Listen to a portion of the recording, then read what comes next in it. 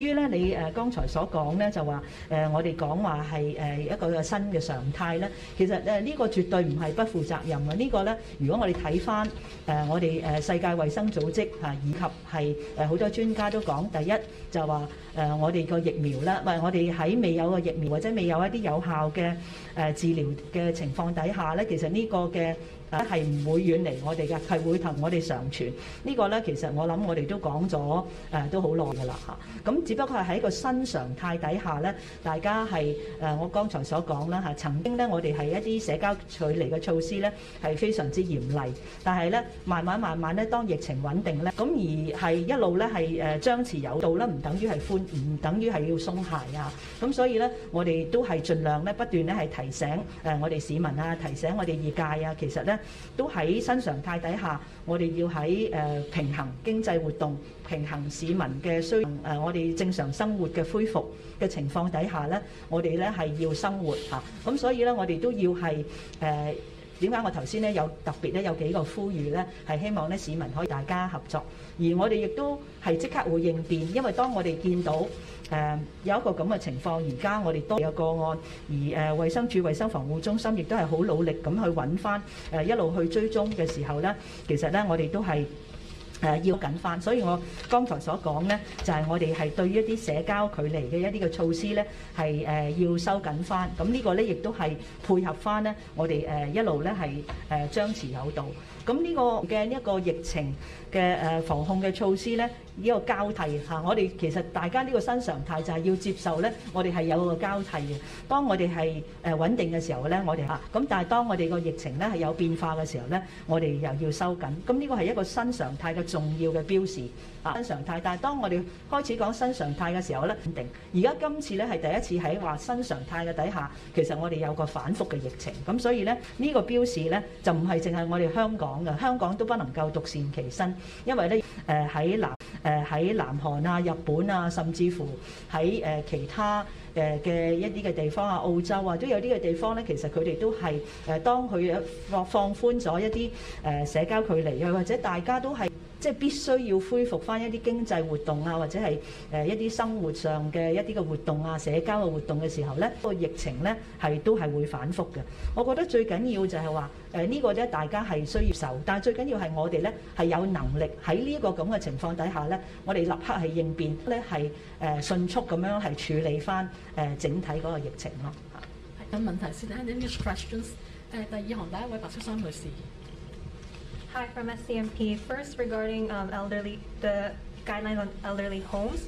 So, did the involved elderly homes violate any current rules by the CHP, as the rules amended as of 3 said that staff should not be shared among different elderly homes? Should this regulation be tightened, or will it be tightened in the future? And then second of all is about the taxi clusters.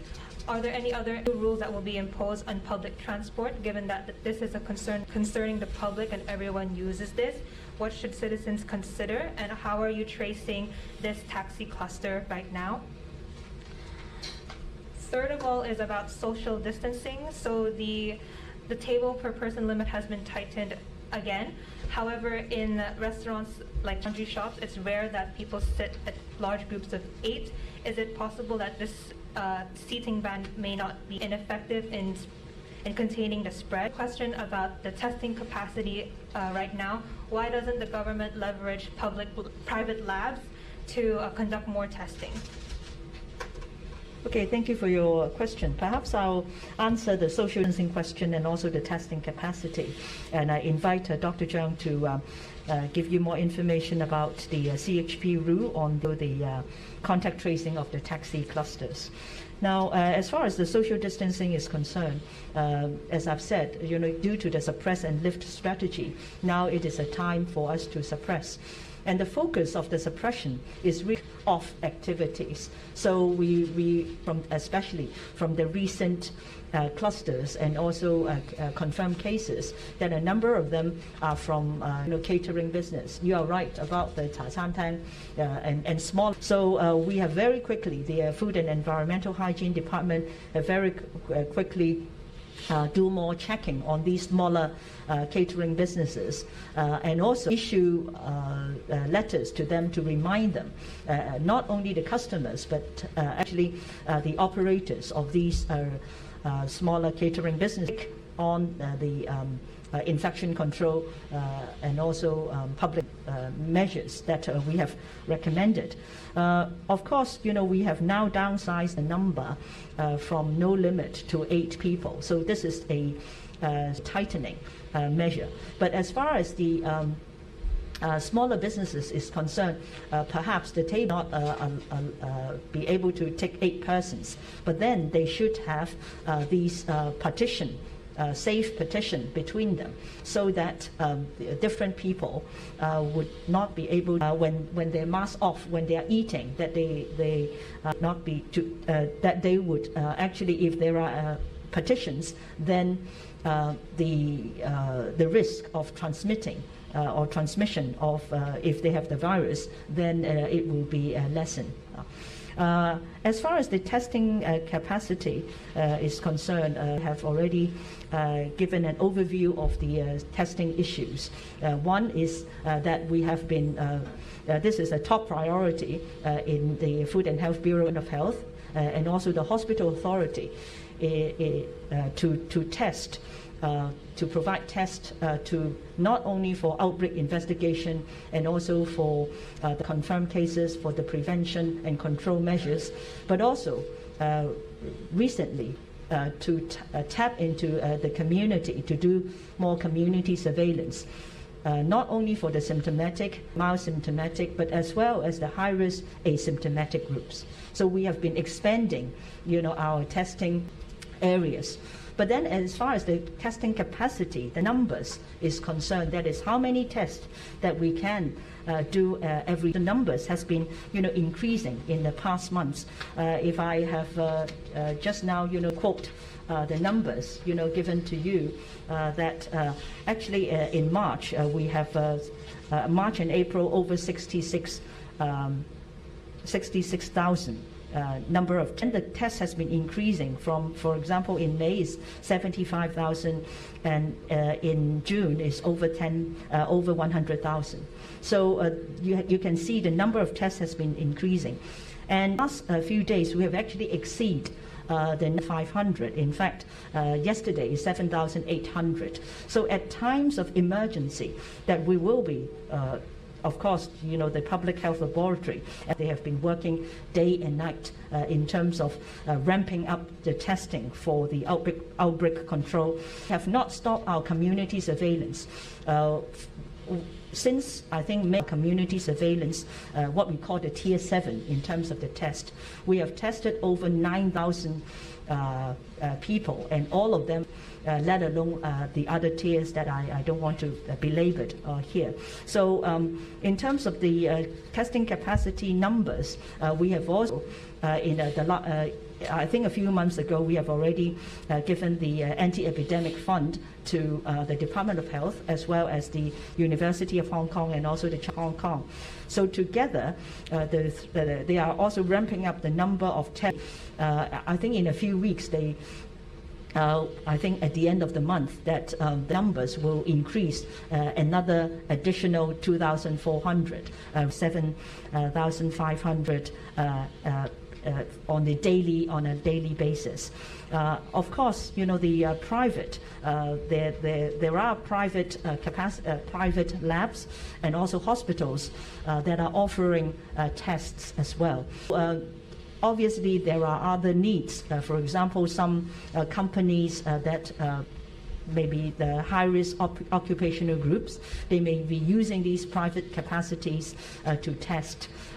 We do not, of course, preclude the possibility of using more of the private labs. But of course, that there are many demand, coming, for the private laboratory testing capacity as well. So the Department of Health Bureau have been working very hard in encouraging them and also facilitating, for example, accreditation, and also encouraging them to ramp up the capacity in preparation for all the needs of testing, both in the prevention and control, as well as, for example, if the situation is stable, then people are already talking about travel bubble, health code, and all that. So those would be in need of the testing as well. So are you asking the private sector to help? Sorry? Are you asking the private sector to help right now? Of course, right now we have been working with them very closely in terms of all the different testing, different testing for different. Yeah, for the taxi driver, we are aware that there are so far taxi drivers are affected, and we will publish their taxi number in our website. But I understand most of the customers of the taxi will not remember what the taxi they take. We are exploring with the telecommunication company to see whether we can search or find out those passengers who had took the taxi during a certain period of time. And also for those taxi drivers who are working in certain companies, a few selected companies, we are, we'll contact trace all the other taxi drivers and distribute them bottles to some other asymptomatic infections. So we call upon the taxi drivers who had visited Sunfat Cha Chan Tang and also the Bungay. If they have visited the restaurants or they knew some have been in contact with some of the confirmed cases, do go to hospital if they have any symptoms, or they can, if they are asymptomatic, and they can write an email to us at bottle@dh.gov.hk, and we'll send the bottles to test. So the testing is not mandatory for all taxi drivers, it's voluntary stuff? Yes, because you have to come forward. We won't know who are the taxi drivers. And also, I would like to take this opportunity to remind for those we are distributing bottles to them, either in the housing estate or we are sending out to them, do write your telephone number so that we can contact you in case if they are positive, if they are tested positive. Otherwise, we'll to contact them. 好，下一條，嗰邊第四行，sorry。In our guidelines for elderly homes, we advise avoid deploying staff to work in different RCHEs, but this is not regulations. I'm not sure if there are regulations by the Social Welfare Department. Yeah. So will you take the rules?第四行中間位着白色支出女士。係嘅，香港01嘅陳善庭，幾條問題有關新政策嘅。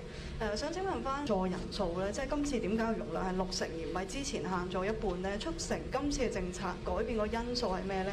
咁而啲限聚令啊、食肆嘅規管，其實即係由前晚開始話收緊啦，咁而家公佈凌晨實行。其實我哋嗰張持有日啦，其實當中嘅考慮係啲咩？點解唔可以即刻做咧？同埋即係專家都有估算到隔一個禮拜嗰啲個案嗰啲數目咧，就可能會翻倍嘅。點樣評估今次即係政府手腳慢咗嘅風險啊？第二題問翻書展同埋主題公園，其實而家係咪會維持淨係做翻個即係入場人數嗰個容量嘅限制，而唔係停辦又或者係關閉個樂園咧？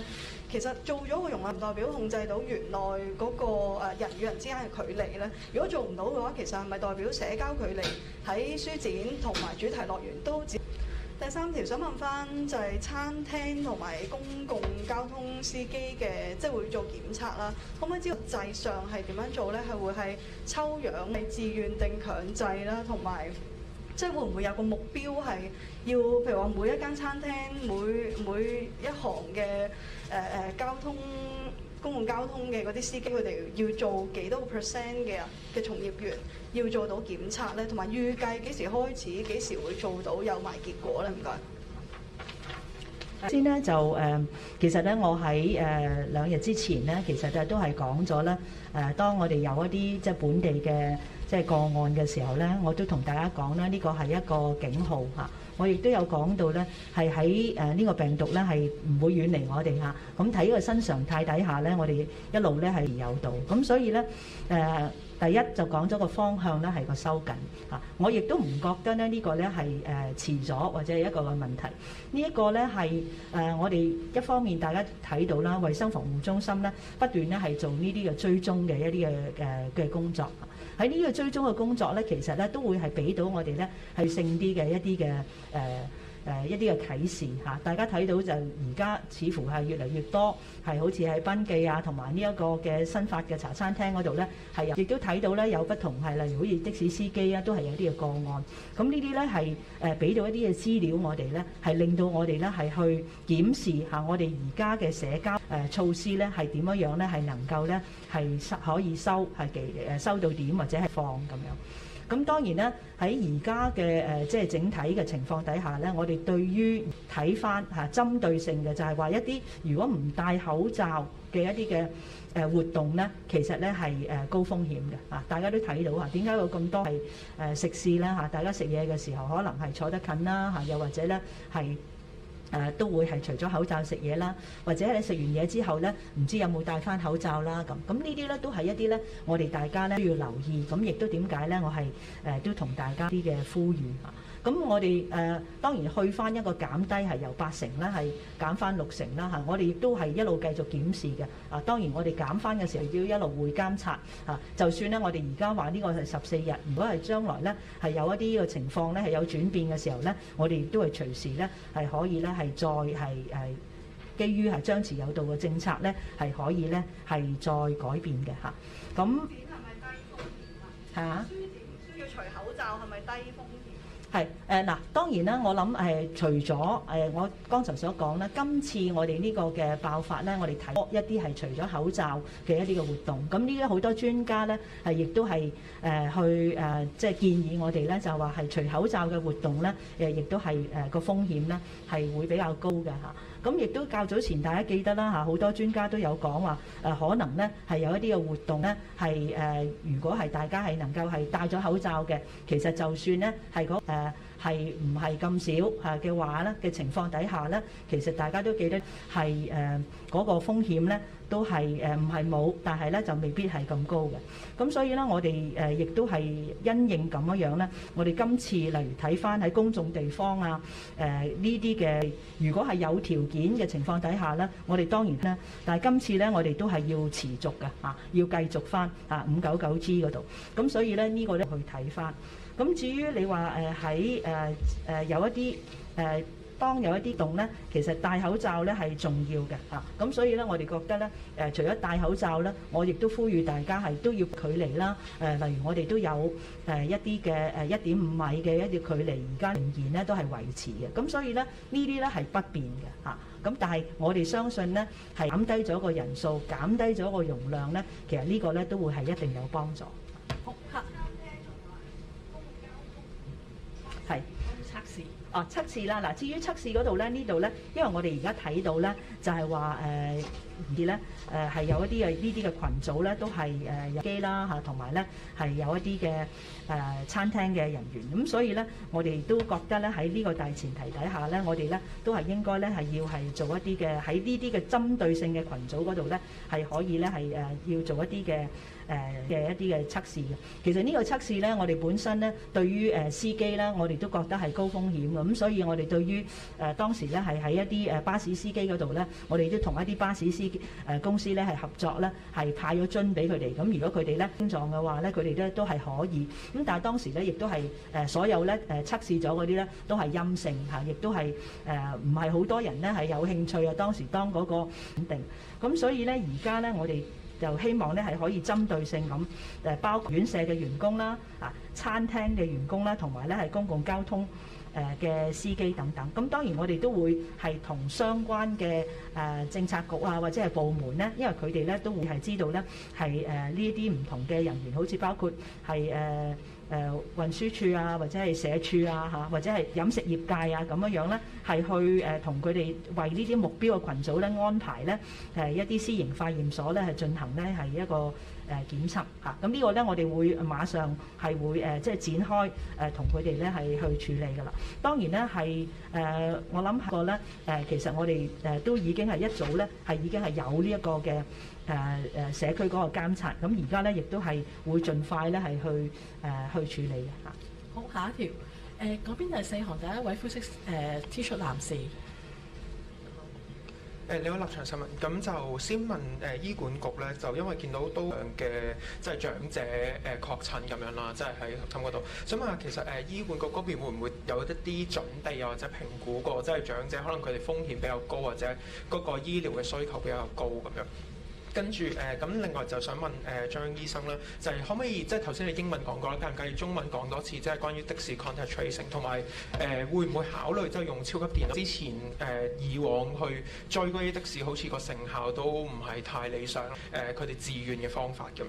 跟住同埋就想問翻局長啦，咁第一就係關於限聚令啦。咁今日其實冇講限聚，局長可唔可以講下即係其實會唔會都有一個方向，關於嚟緊可能會再有一啲即係延長或者收緊限聚令啦。跟住同埋咧，你又提到即係勸喻唔好搭台啦，咁就即係出面現實情況見到其實食肆就多數而家都即係要求搭台啦。咁除咗勸喻之外，會唔會有啲其他嘅方法去令佢哋真係去做到咧，或者即係佢咁樣咁同埋頭先可唔可以 clarify 一次嗰個即係生效嗰個日期10號定係11號啊？咁樣嗰個唔該。11號、10號、11號。的士我講先係請阿張醫生答先係。就我哋都有而家大概5-6位的士司機都係確診個案啦，可能嚟緊仲係有初步陽性個案，咁所以我哋都係有啲擔心嘅，因為的士可能佢都會接載好多乘客啦，咁啲乘客就未必會知道自己搭咗邊個的士，咁我哋都揾咗警察咧，就係幫手嘅 ，Midas 幫手嘅嚇，前2日都開始揾咗佢哋，咁當然都需要啲時間啦。咁另外都呼籲啲的士司機，如果係去過沙或者賓記啊，或者係知道佢識得一啲同事或者係點樣，佢係有啲確診個案啦，佢哋真係要留意自己身體情況啦，少少唔舒服就要去睇醫生啦。如果佢唔係唔舒服，不過佢去過啲茶餐廳或者接觸過嗰啲確診人士咧，就係啦嚇。咁我哋就會寄翻個樽俾佢啦。當然就即係嗰個就會需要啲突然間嗰個需求都好大。咁所以佢哋如果真係唔舒服嘅時候咧，就盡快睇醫生咯嚇，就唔好等我哋。咁另外我哋都喺度研究緊，會唔會可以揾啲電信公司，即係睇翻究竟會唔會即係接載咗，即係同的士接載嗰啲乘客咧，可唔可以揾得翻一啲乘客啦？咁但係呢個都係喺度同佢哋研究緊啦嚇。咁另外有啲的士就係的士司機咧，就係佢係即係隸屬一啲公司嘅，即係佢可能平日唔係揸一架的士，可能揸幾架嘅輪流咁樣嘅。嗰啲我哋都會揾翻嗰個老闆啦，就揾翻其他啲的士咁另外都有1-2個係即係佢一個大公司咁樣，可能有啲租的士嗰啲，我哋都會揾翻，都係希望即係大家提高警覺啦嚇。咁另外咧都想趁呢個機會講講，就係嗰啲即係因為都我哋突然間多咗好多個案，咁本來每個個案咧佢嗰個即係住嘅地方咧，我哋都會盡派嗰個樽嘅，咁但係因為我哋即係派樽嘅時間都可能會有啲慢咗，即係唔係話即刻嗰日就可以派到，或者假日有時都會隔幾日咯。咁係即係耐心少少啦嚇。咁如果自己係住嗰個大廈係有人有病，即係有個案嘅，或者甚至其他居民啦，即係全港居民啦嚇，就唔係話真係住嗰個大廈。如果佢哋係有唔舒服嘅，即係而家嘅情況下咧，都係要盡早睇醫生。咁如果佢冇唔舒服嘅情況咧，就等一等我哋即係耐心啲我哋會盡快派個樽落去啦。不過就需要少少時間。醫生明白到咧，大家都見到今日好多老人院嘅咗。咁啊頭先阿張醫生都講過啦，咁有23個喺檢疫中心俾嗰個老人家個檢疫中心嗰度咧就確診咗咧，就要去我哋唔同嘅醫管局嘅醫院嗰度。咁我哋重大事故控制中心咧就會根據住每一間醫院佢嗰個病人嗰個能力咧去分配嗰個病人去唔同嘅醫院嘅。咁目的咧就希望咧每間醫院佢個人手咧係足夠咁樣應付佢能夠接收到嘅病人。嚇。咁亦都知道，病人如果老人家多嘅時候咧，可能嗰個對於嗰個醫療嘅需求咧就會多啲嘅嚇。即係包括係嗰個醫生啊，或甚至乎係深切治療部啊咁樣。咁亦都會睇翻住每一間醫院咧，佢嗰個深切治療部嗰個數目啦，同埋醫生嘅佢有嘅負壓病數目咧，去作出安排嘅。另外咧，我哋亦都會喺各方面咧，希望增加翻咧，我哋而家喺醫院裏邊嗰個人手去照顧我哋而家新確診嘅病人嘅。第一咧就包括頭先我講過啦，我哋一啲非緊急嘅服務啦，譬如聽日開始咧，一啲老人科嘅日間醫院咧就會暫停服務。咁啊，希望第一減少老人家去我哋公立醫院嗰個人咧都可以提供翻一啲醫護嘅人員咧去翻我哋前線去到照顧一啲新確診嘅病人啦。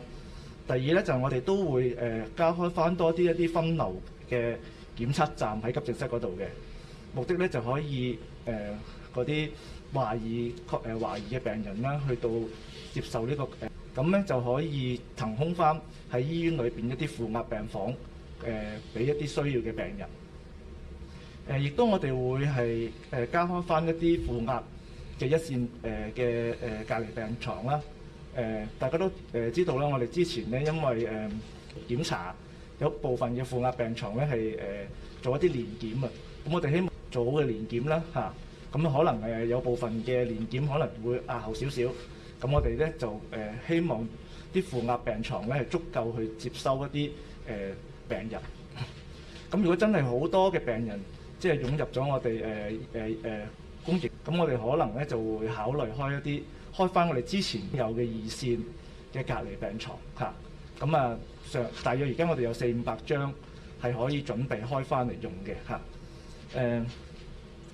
最後咧，我哋都會考慮一啲社區嘅隔離設施啦。咁而家我哋仲喺度研究緊啦，同埋作出一啲準備嘅，建立定一啲進駐醫護人員嘅備用名單啦、編更啦嚇。測試一啲臨床嘅電腦系統啦。採購一啲醫療儀器啦，直嘅供應啦、交通運輸啊等等。咁啊，當然啦，整個過程咧都要去配合一啲感染控制嘅準備啦，包括一啲保護裝備嘅採購啦、獨立抽風機啦、即棄床單被鋪啦，亦都要有啲安排嘅。傳染病專家亦都會根據疫情嘅發展咧，同埋最新科學訂立一啲邊啲人係可以去呢啲社區設施去嘅準則，同埋點樣安排，同埋嗰個流程。目的都係希望做一啲前期嘅準備工作，當有需要嘅時候咧，可以啟動去照顧相關嘅病人啦。咁呢啲措施咧，全部都係希望我哋增加我哋嗰個容量啦。當病人多嘅時候咧，我哋都能夠提供一個合適同埋適切嘅治療俾佢哋。好，咁我講599G 嗰度啦。我哋當然咧會繼續檢視咧而家嗰個整體嗰個況下，繼續會觀察。所以咧現階段咧係會維持咧599G 章下就住群組聚集人數嗰個限制嘅嚇。咁至於你頭先所講嘅就係話搭台嗰度啦嚇，咁當然啦，我哋頭先我嗰個幾個嘅強烈嘅呼籲咧，就第一係話大家咧都係必須要佩戴口罩。如果係要食嘢嗰陣時候咧，唔食完咧就係都係口罩啦嚇。咁其餘咧就係話唔好搭台，同埋咧係咁呢個咧都係希望咧大家去減少嗰個感染嗰個嘅風險嘅嚇。咁當然啦搭台嘅話咧，其實都係主要都係呢個我相信都係通常去到餐廳嘅時候啊，大家都即係會係搭台咁樣。咁但係咧，你如果都係太過逼啦，咁其實咧可能咧不如咧係買外賣。咁呢個咧都係一個好嘅選擇。當然咧亦都係好難話係將嗰個搭台變成一個法例咁樣樣。咁所以呢一個咧就希望咧大家市民咧係明白而家咧係喺嗰個傳播咧係有風險嘅。如果太逼嘅地方啊，或者係一張台咧係坐太多人啊等等呢啲咧，都係希望咧可以大家自律咯。關於生效日期，生效日期咧其實係11號嚇，11號係7月11號。好，最後兩條呢邊第2行白色黑色3秒。四位你好，東方日報嘅實單呢，就係局方預計今個月幾多號咧會交還駿洋邨啊，同埋其實咧扣除駿洋邨嘅單位之後咧，其實檢疫中心空置嘅單位其實係唔夠150間嘅。咁但係其實而家本地感染個案都持續增加啦，而竹篙灣亦都可能要等到本月底先至可以啟用。咁其實中間時間局方可以點樣確保檢疫中心係可以足夠容納到未來幾個星期嘅確診個同埋佢嘅密切接觸者呢？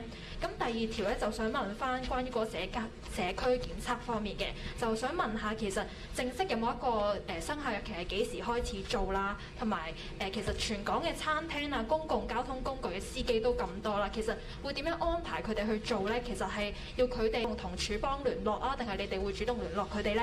同埋係咪強制性啦？估計涉及工。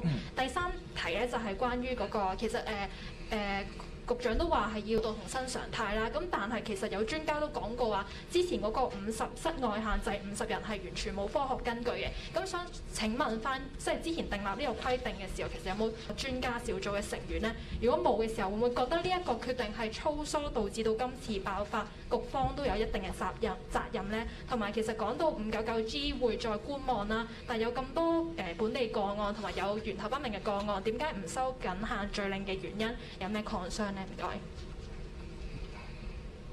好首先咧就講一講嗰個檢疫中心。其實咧，我哋而家咧就駿洋邨咧係已經係收一啲嘅即係個案入去檢疫啦嚇。咁我哋咧就都係有另外有啲嘅中心嘅包括咧就係鯉魚門啦、八鄉啦嚇，同埋咧係西貢戶外康樂營啦咁樣。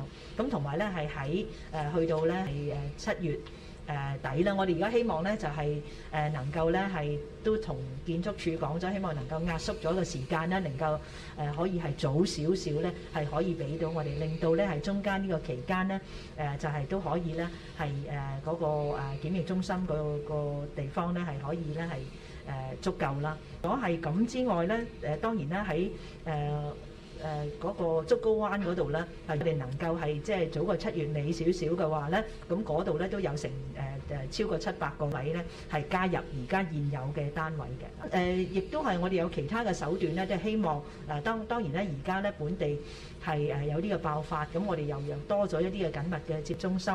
咁但係我哋較早之前咧，其實要去檢疫中心咧，都係一啲嚟啲高風險嘅地方嘅人士啦嚇咁所以咧，我喺2日前咧，我都已經係講咗啦，係我哋喺個嗰個嘅即係管制嗰度咧，其實咧我哋都係有一啲嘅措施咧，係希望咧佢哋能夠咧係有序咁樣係翻嚟㗎嚇。咁咧如果係要一下子咧係全部翻晒嚟嘅話咧，咁呢個咧就令到我哋咧嗰個檢疫中心咧，亦都係可能咧係不咁，所以咧我哋亦都係喺嗰度咧係將會係同一啲領事啊同佢哋或者本地嘅一啲嘅佢哋一啲嘅會啊，係去大家去傾希望咧喺咁嘅情況底可以咧係佢哋係有序翻嚟，咁令到咧我哋喺嗰個即係檢疫嗰個壓力咧係可以咧係減低令到咧而家尤其是而家個疫情咧係咁樣嘅反覆嘅時候咧係亦都係留多啲位置咧係可以咧係我哋有啲緊密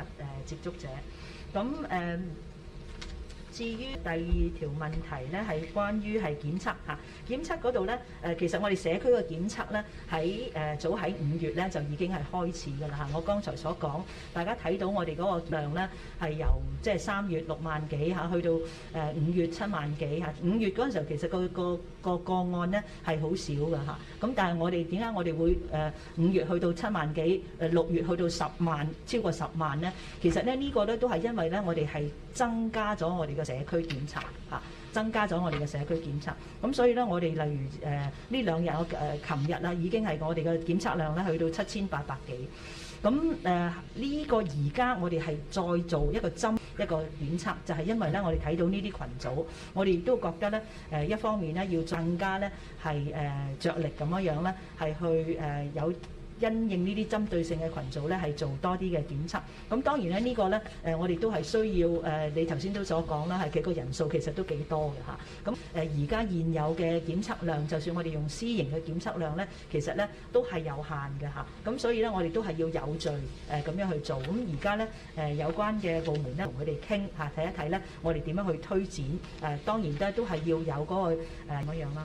咁至於599G 嗰度咧，其實我剛才都一路咧都係要係繼續去檢視咧嗰個整體嗰個疫情個情況嘅，亦都係要睇翻多啲咧衞生防護中心做咗追蹤發出嚟嘅俾嘅一啲嘅資料嚇。咁而咧我哋亦都喺而家咁嘅情況底下咧，現階段咧我哋係個限制咧係保留嚇，現有嘅限制係保留。當然我哋喺唔同嘅時間同嘅人士咧都係會覺得呢個限聚令咧嗰個數目咧係有唔同嘅意見嘅。當我哋去放寬嗰陣時候咧，亦都係有意見咧係覺得係放寬得唔夠啊，要放寬得多啲。咁而家咧亦都係大家覺得，咦咁係咪又多得滯咧？我哋係咪需要又要減咧咁樣？咁當然我哋而家喺整體嗰個風險評估咧，我哋睇到而家現階段咧，我哋係維持嚇，咁但係咧亦都係唔代表咧，我哋係永遠維持嘅，咁或者係永遠唔放寬嘅，咁所以咧呢個喺張弛有道嘅情況底下咧，我哋咧都會繼續檢視，然之後咧係如果有進一步有需要嘅時候咧，我哋一定係會係作出一啲嘅即係改變嚇。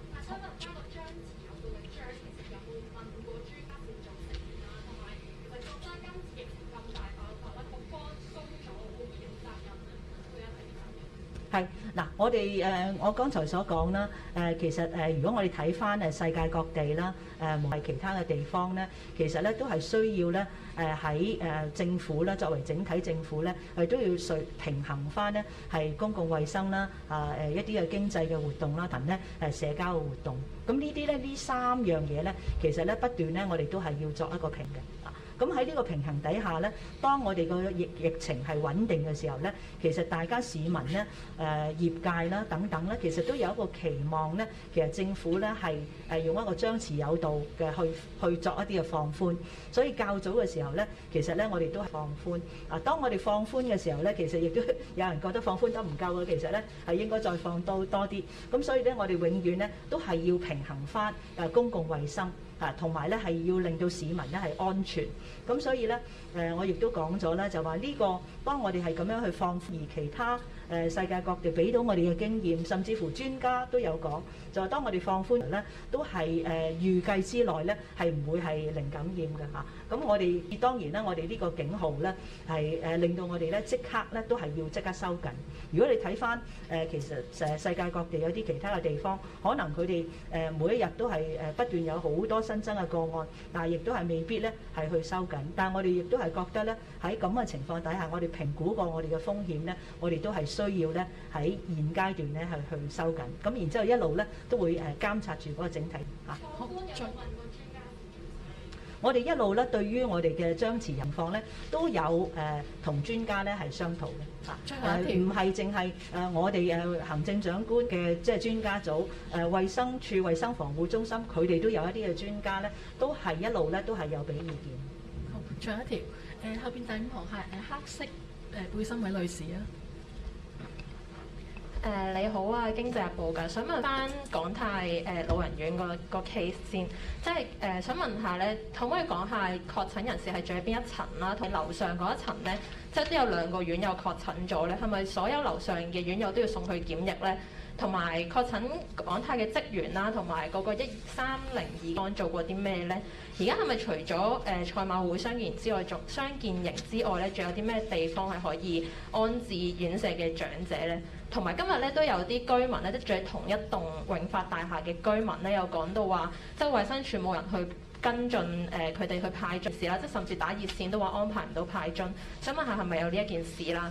同埋想問翻局長關於限聚令嘅，即係新一輪嘅限聚令咧，亦都冇禁止一啲嘅處所關閉啦，同埋都冇要求停課嘅。想問下，即係情況去到幾嚴峻先會宣布停課啦，或者去要求啲處所關閉咧？同埋最後想問下，今日有冇啲乜初步確診嘅個案？有冇啲確診者係學生家長呢？同埋都管局嘅承載量嘅，即係頭先劉醫生都提到話會開翻啲1、2線嘅隔離病床啦。即係而家，但係本港都有新一輪嘅大爆發啦。其實越覺得醫管局嘅承載量係即係負唔負荷到咧隔離病床嗰方面？唔該。我答先。首先嗰個老人院，據我所知就係全部都係下邊嘅確診個案，樓上就暫時未有確診個案嘅嚇。咁只係琴日就應該有一個其中一個職員咧，佢都有喺樓上就做清潔嚇，咁但係暫時就未見到樓上有確診個案。咁另外就係初步確個案咧，都有一啲其中有一位係佢係呢個女喺德望嗰度返學嘅，咁佢就應該係冇病徵嘅。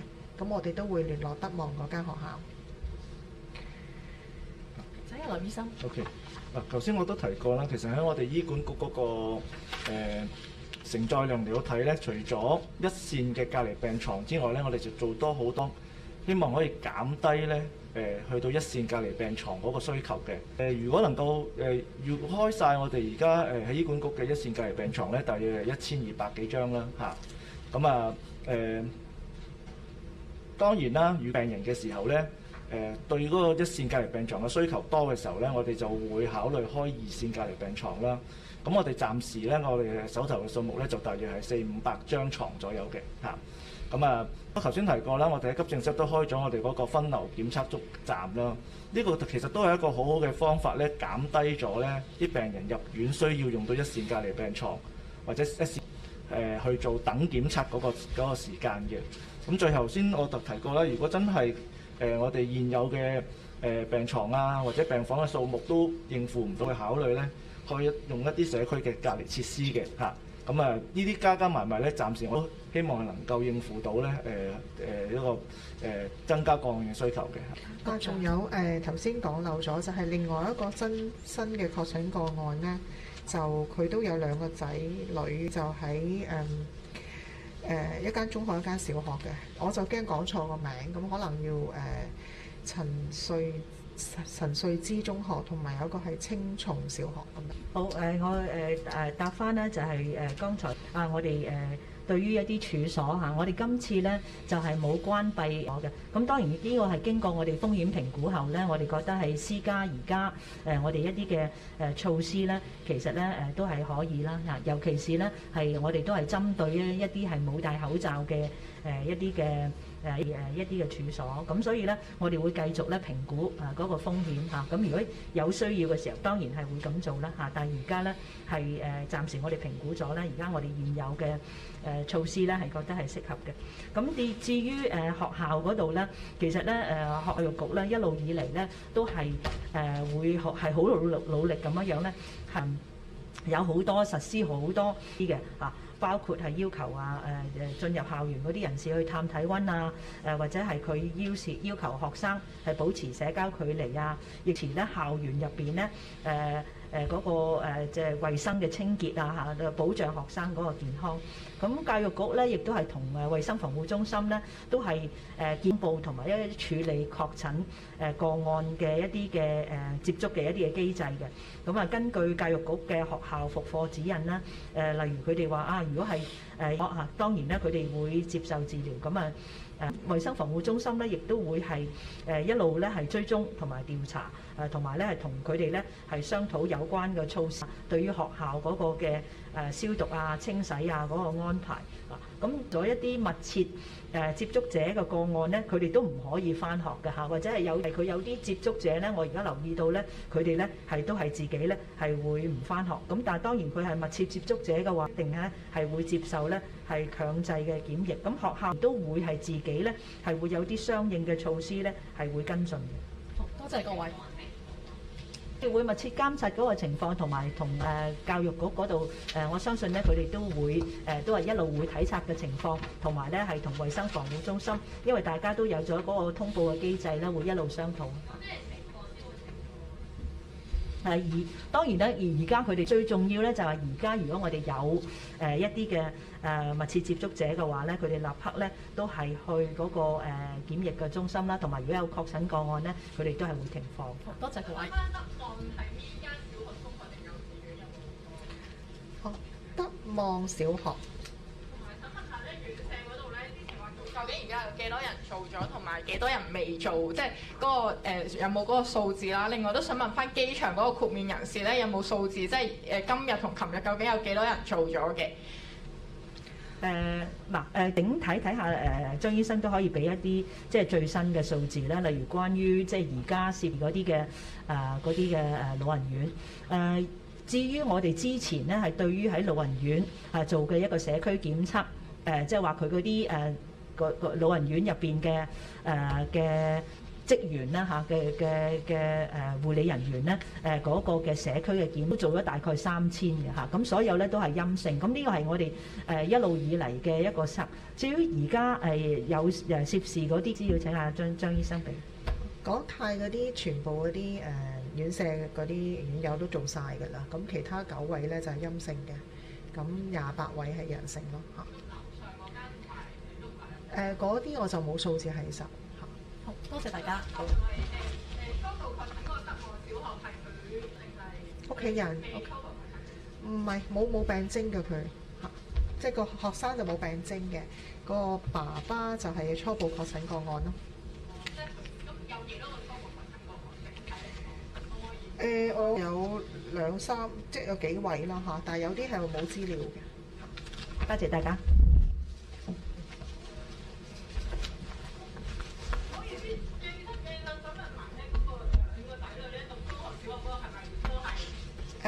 都唔係嗰個學生嘅，係個樣係確診，係啦。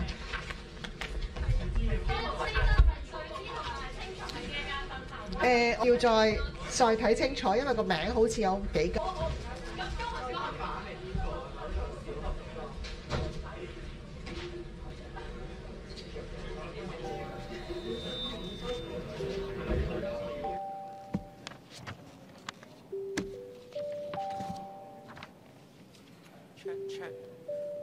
咁就咁啱啱就完咗呢個衛生署嘅例行記者會啦。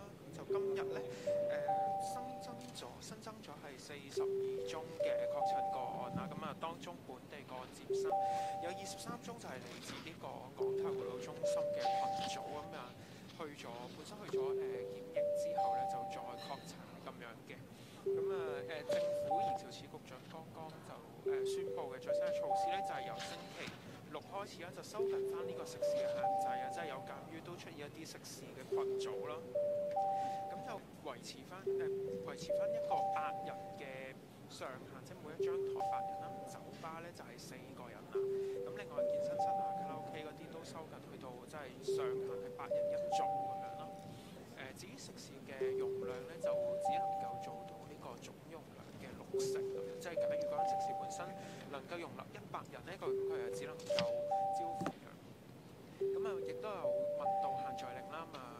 局長佢哋咧今日就冇特別提到限聚令啦。咁亦都話即係只係檢視緊啦。限聚令就會喺7月16號去之前都講過話就會喺7月16號之前就有一個新嘅公佈嘅安排咁樣。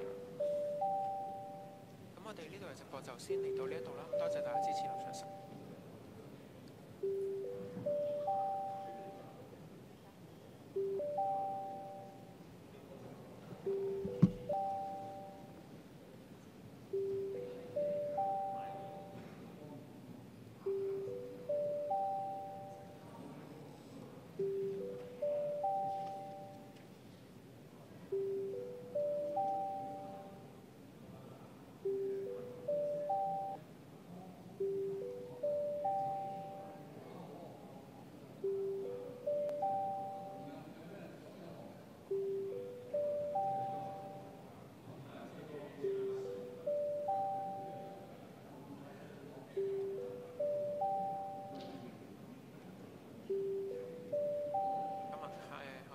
直播再見。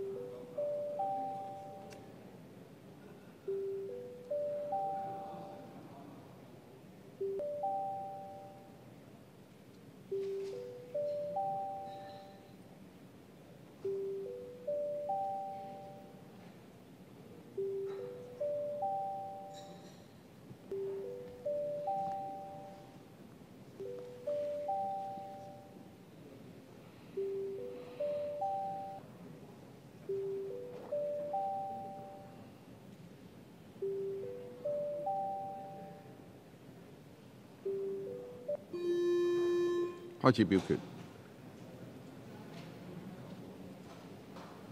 請核對所作嘅表決。如果冇問題，現在停止表決，顯示結果。出席嘅35位，有27位贊成，6位反對，1位棄權。議題係獲得在席委員以過半數贊成，我宣布議案獲得通過。即我動議若稍後就有限草案嘅條文或者修正案再進行點名表決，表決須在鐘聲響口一響。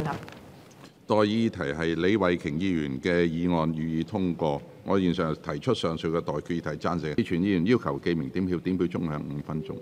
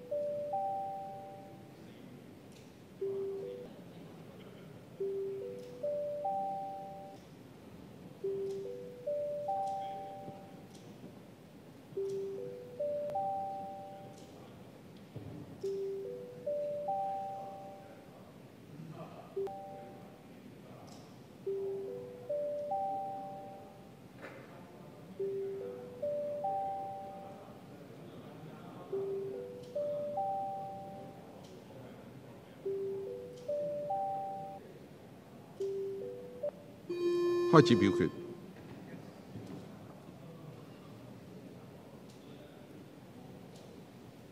請核對所作表決。如果冇問題，現在停止表決，顯示講。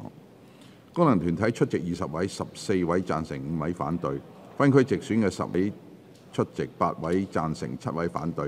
議題係獲得兩部分在席委員以過半數贊成，我宣布議案獲得通過。我就呢項條例草案嘅條文或修正案再進行點票表決，表決須在鐘聲響起1分鐘後進行。現在表決局長嘅修正案，局長請你動議你嘅修正案。主席，我動議講稿附錄嘅修正案。待議議題係局長嘅修正案，予以通過。現在提出上述嘅待決議題。陳志全議員要求記名點票，點票鐘響1分鐘。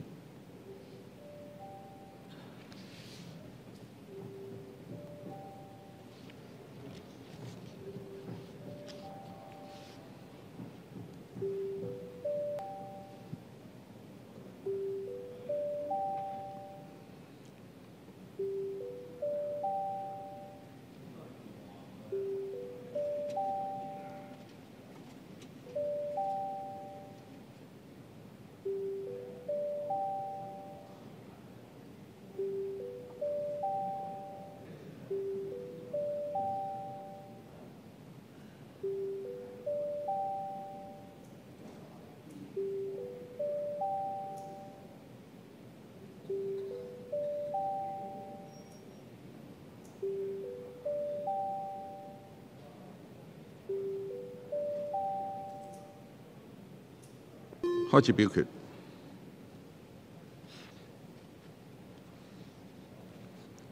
請各位核對決。如果冇問題，現在停止表決，顯示結果。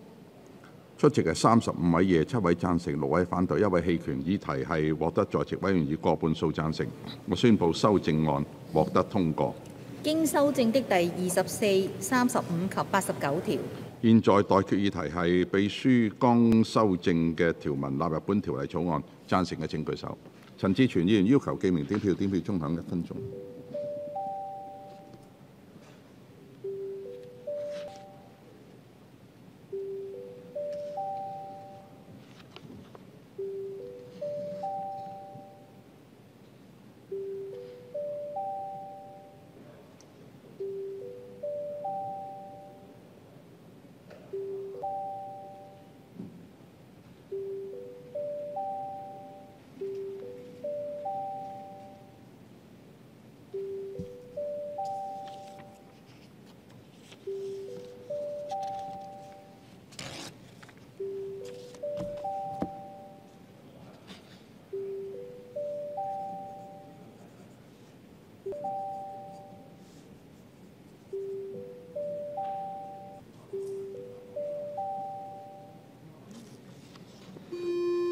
開始表決。對所作表決。如果冇問題，就停止表決，顯示結果。出席係35位，7位贊成，6權。議題係獲得在席委員以過半數贊成。我宣布議案獲得通過。全體委員會已經完成審議有限合夥基金條例草案所有嘅程序，現在回復為立法會財經事務及庫務局局長。主席，我而家向立法會作出報告，有限合夥基金條例草案經修正後已獲全體委員會通過。我動議本會採納此報告嘅議案。現在嘅待議議題係局長嘅議案予以通過。陳志點票，點票鐘響5分鐘。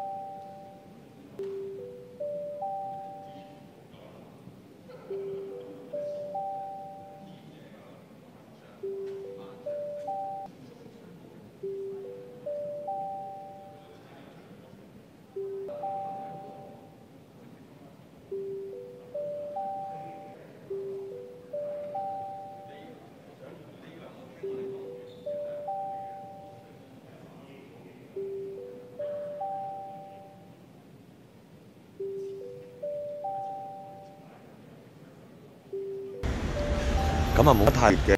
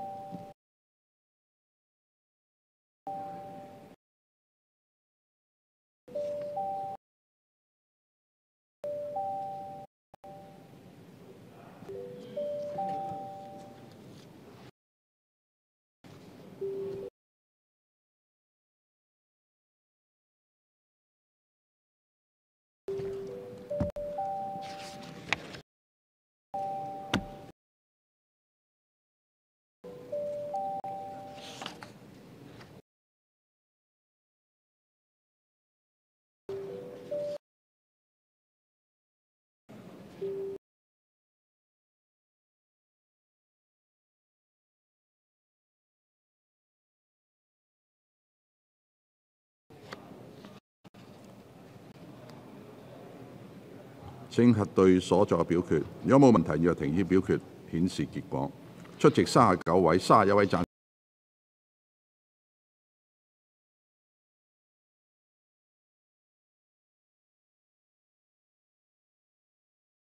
伙基金條例草案。主席，我動議有限合夥基金案予以三讀並通過。現在嘅待議議題係有限合夥基金條例草案三讀並通過。有冇議員想發言？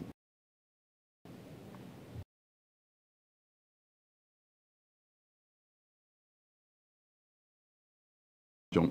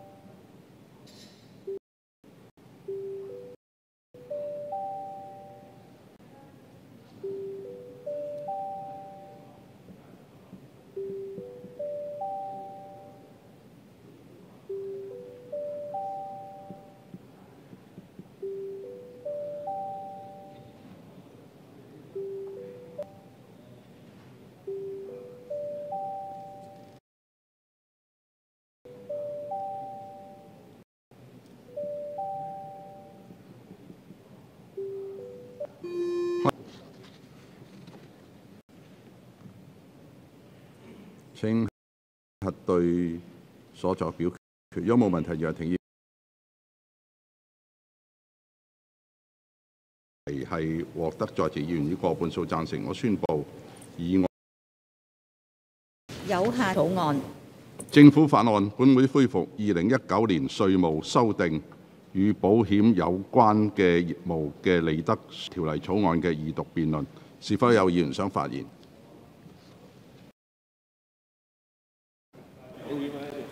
我發言呢係支持2019年稅務嘅利得稅寬減條例草案。條例草案喺舊年嘅12月18日已經喺立法會進行首讀，但係因為內務委員會遲遲未能夠選出主席，審議程序受阻，致令草案今日先能夠再上立法會恢復二讀。條例草案同上個月初喺立法會通過嘅2020年稅務修訂船舶租賃稅務寬減條例草案，都係為咗落實行政長官喺2018年施政報告裏面住稅務寬減、支持同埋提升高增值海運服務嘅發展。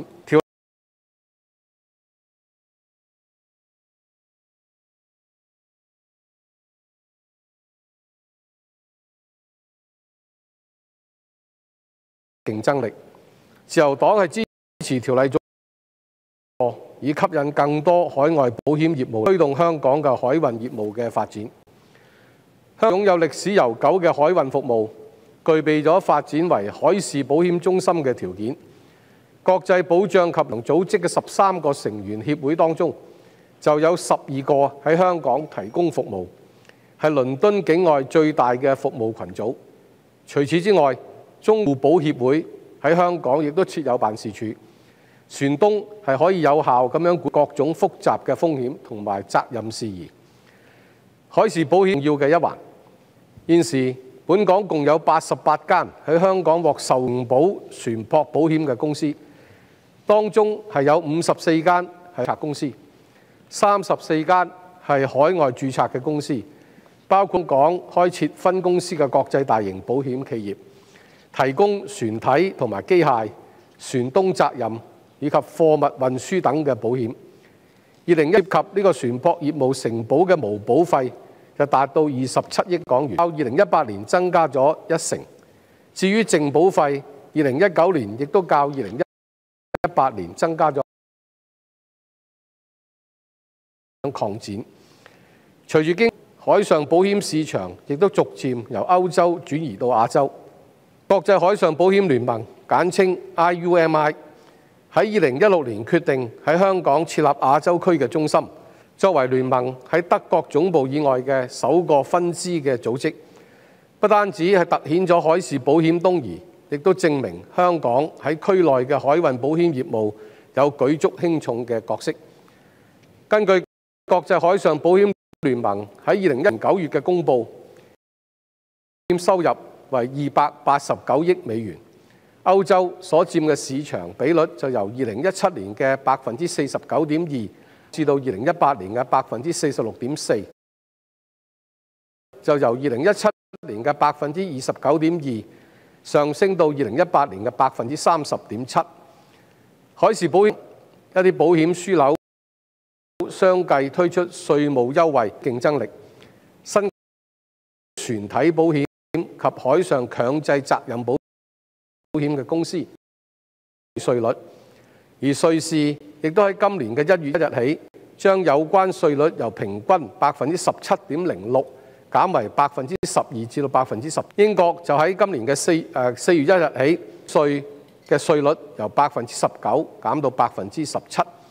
可見透過稅務優惠，藉以在海事保險業務方面分一杯羹，係大勢所。香港係全球第4大嘅船舶註冊處，截至到2019年嘅1月1號，香港註冊嘅船目達到2701艘，佔全球船舶總噸位9%。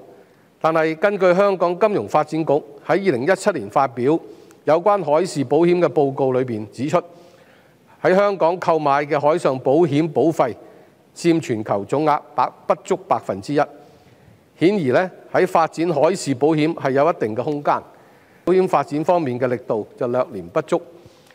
咁為咗促進海事保險嘅發展，政府係需要推出措施，締造有利嘅海事保險發展嘅營運環境。因此，特區政府提出今日嘅條例，當中係包括將寬減利得稅50%，即係8.25% 嘅利得稅稅率嘅措施，係香港嘅專屬自保保險業務同埋專業再保險人嘅再保險業務擴展到去其他3個範疇，包括一、特定嘅保險經2、直接保險人嘅所有一般再保險業務。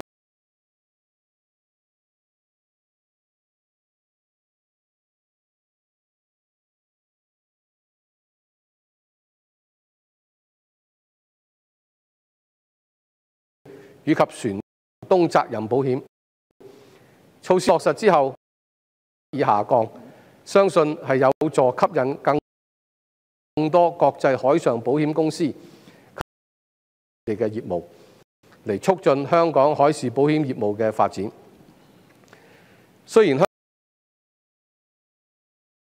港及空界從業員接受準嘅培訓以及考試，但係如果要做大海事保險，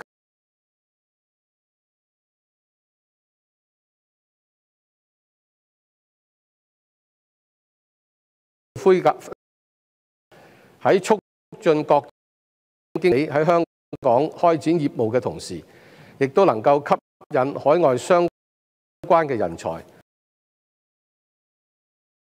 例如我喺上次就稅務提及，香港喺一國兩制之下，法律制度係以普通法為依歸，用於香港。喺香港出嘅仲裁裁決，更加可以喺超過150個締約國去執行，係有利發展為區內主要嘅爭議解決中心。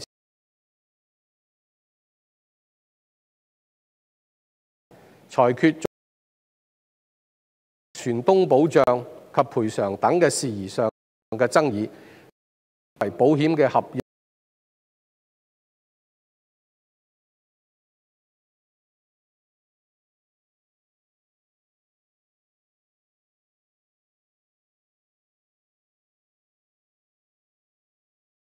海事保險嘅發展，政府應該向內地爭取設專案投資、商業爭議以及海事保險糾紛等嘅指定仲裁中心。先嘅海運中心公司提供一系列優質嘅海運服務，除咗船舶保險之外，仲有船舶管理、船舶融資、海運仲裁等等。倘若本港嘅海事群能夠做大做強，自然能夠吸引國際航運業高增值海運動香港嘅。根據政府統計處嘅資料，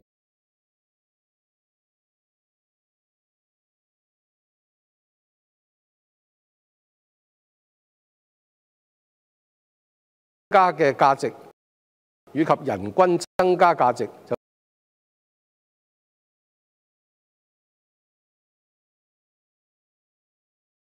必須推提升香港作為海運嘅地位。最後，全球貨運係有大力兵家必爭之地，咁樣吸納船公司以及國際貨主落戶。雖然特區政府現時嘅目的係推廣香港，港口局始終係政府當局嘅一個諮詢機構，係難以主動推動有利海運及港口業務發展嘅政策。長遠嚟講呢，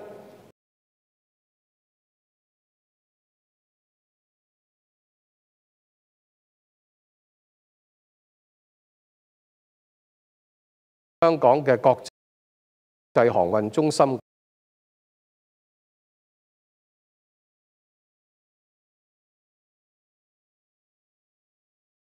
of the Inland Revenue Amendment, Profits Tax Concessions for Insurance-Related Business Bill 2019.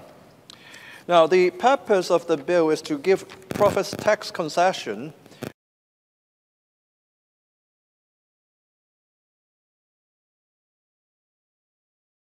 including insurance, also direct insurers. The proposal of this bill is to increase our competitiveness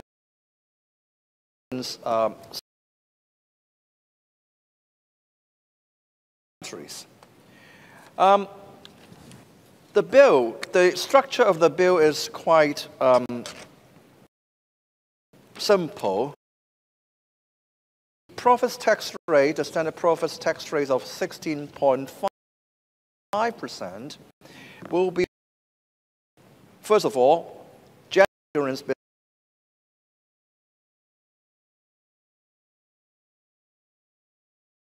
Select insurance business. Currently, there are 17 classes of general insurance businesses. Extends the concessionary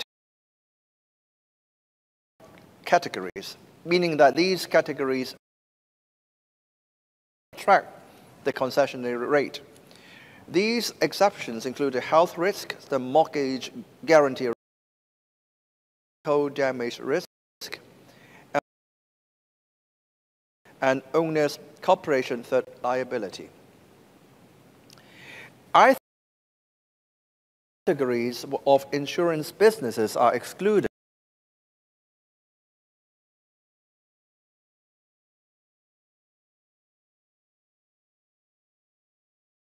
Domestically, they are on boundary. They have no international dimension.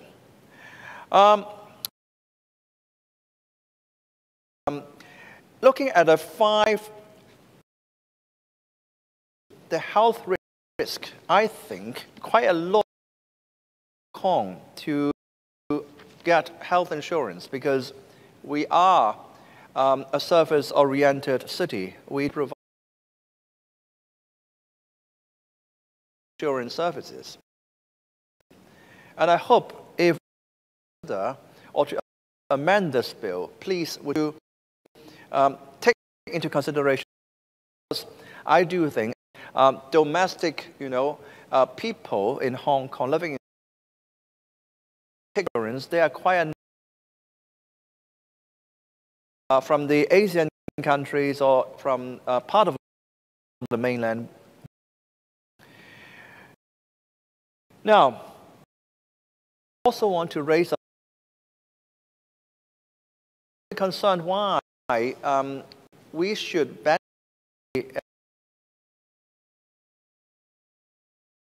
the professional reinsurance business has already. Now, of course, the main reason why we are giving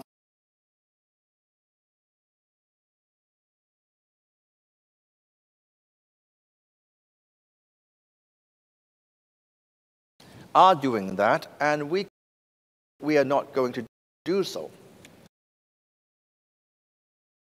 To assess the effectiveness and the economic impact of this concession, well, we have to take a snapshot, say 2 or 3 years later, to look generated by this sector, and also the tax revenue generated by these sectors. And I often and always would ask the Secretary to give an economic, say, 3 years down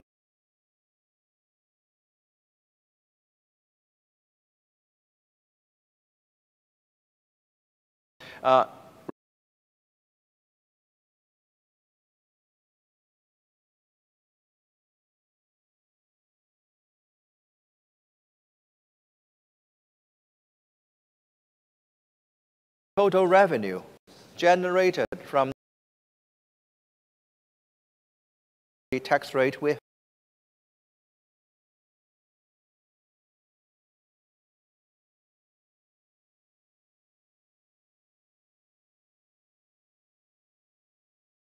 we would like, to consider this bill favorably. But as a responsible legislator, and I hope I can continue to monitor the government, and I would like the government to undertake that they would come back an economic account.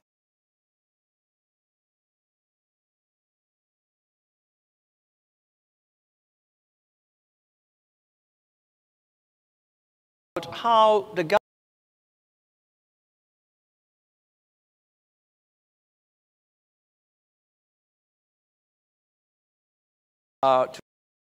to insurance sector,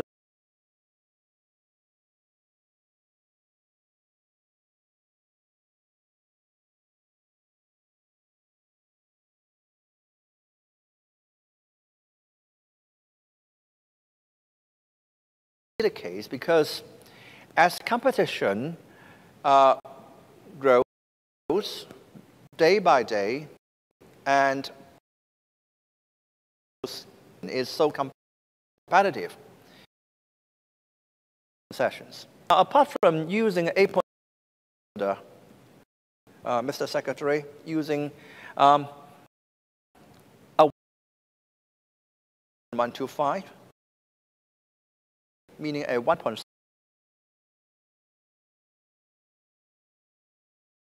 Mention is that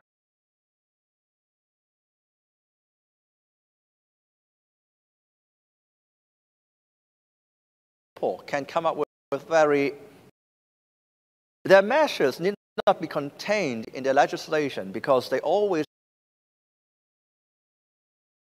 by case basis.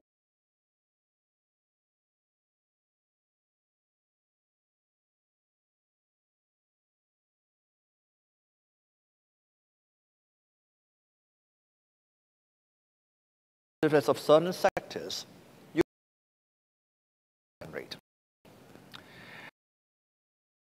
As of course for the government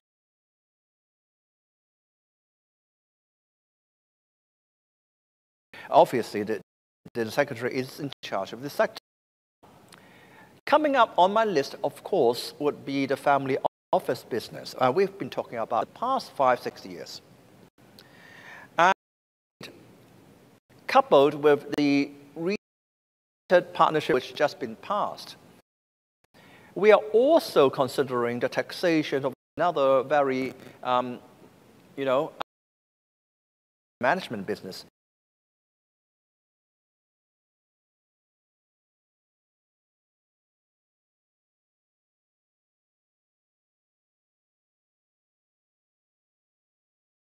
Integrate, segregate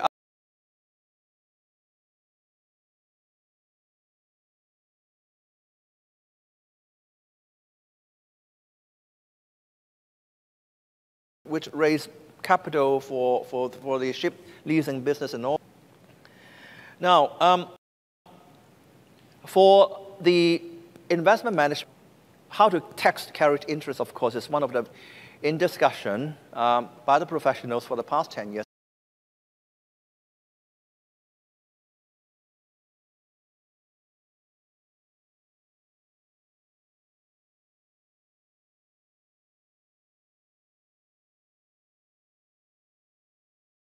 Direction of the consultation, but of course there are people we do not want, but as a need to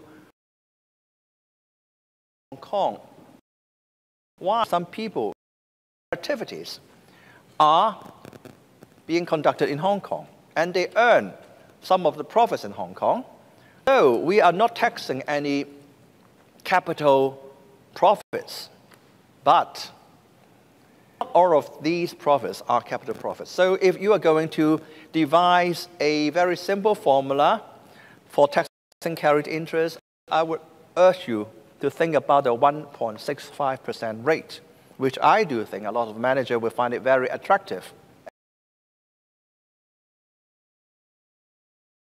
Transport sector, or how Hong Kong is going to evolve, because the general insurance business and generally going hand in hand. I do feel that Hong Kong would be in very developing towards the model of London because, of course, we do have a very sizable container port, but the ranking of this is dropping because our cost is high. And there are a lot of better and automated ports in the mainland, which are our competitors. And also we have container port facilities in Japan and in Singapore. Now, the first foremost about the shipping hub or the shipping business is that land is very scarce. If we are going to develop into a shipping center, I would think we are going to provide a first-class, not to continue to struggle with the port facilities, because I do think in the long run, no matter how we are going to innovate, in 20 years' time, we will be losing out if we are going still concentrating on the port facilities. And I think it would be better to make bigger sense if no matter it is leasing, insurance, and other types of financing.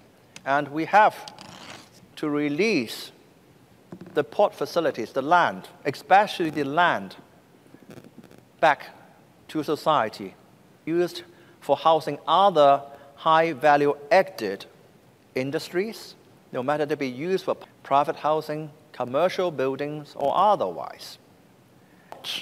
As an international city, work without port facility of some sort, but we are not going to squeeze it onto the league table. We do not need to. We do not need to be even a top 10. We need to have some port facilities, and that's all what we need to contend about in the next 2 decades. I think the government should have vision, because we simply cannot compete with the cost structure and the size of other big container port cities in facilities. I do appreciate that this is the secretary, but I do hope that the secretary can bring to the financial secretary and also to the chief executive for Hong Kong in the next 2 or 3 decades. President, I think I will give a support to the resumption of the second reading and also the third reading of this bill if the Secretary can undertake to report back to the Financial Affairs Panel economic impact of this bill in a couple of years' time. Thank you. 周浩鼎議員。主席，今次呢一個嘅條例咧，係主要就係集中喺呢一個嘅利得稅嘅寬減嘅業務。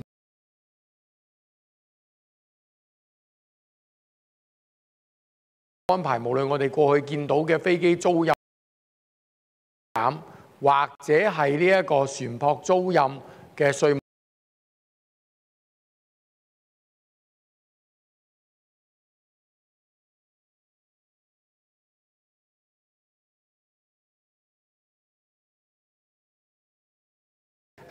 我都係有一啲嘅意見想表達嘅。第一咧就係話，我哋留意到今次嗰個稅務嘅寬減咧。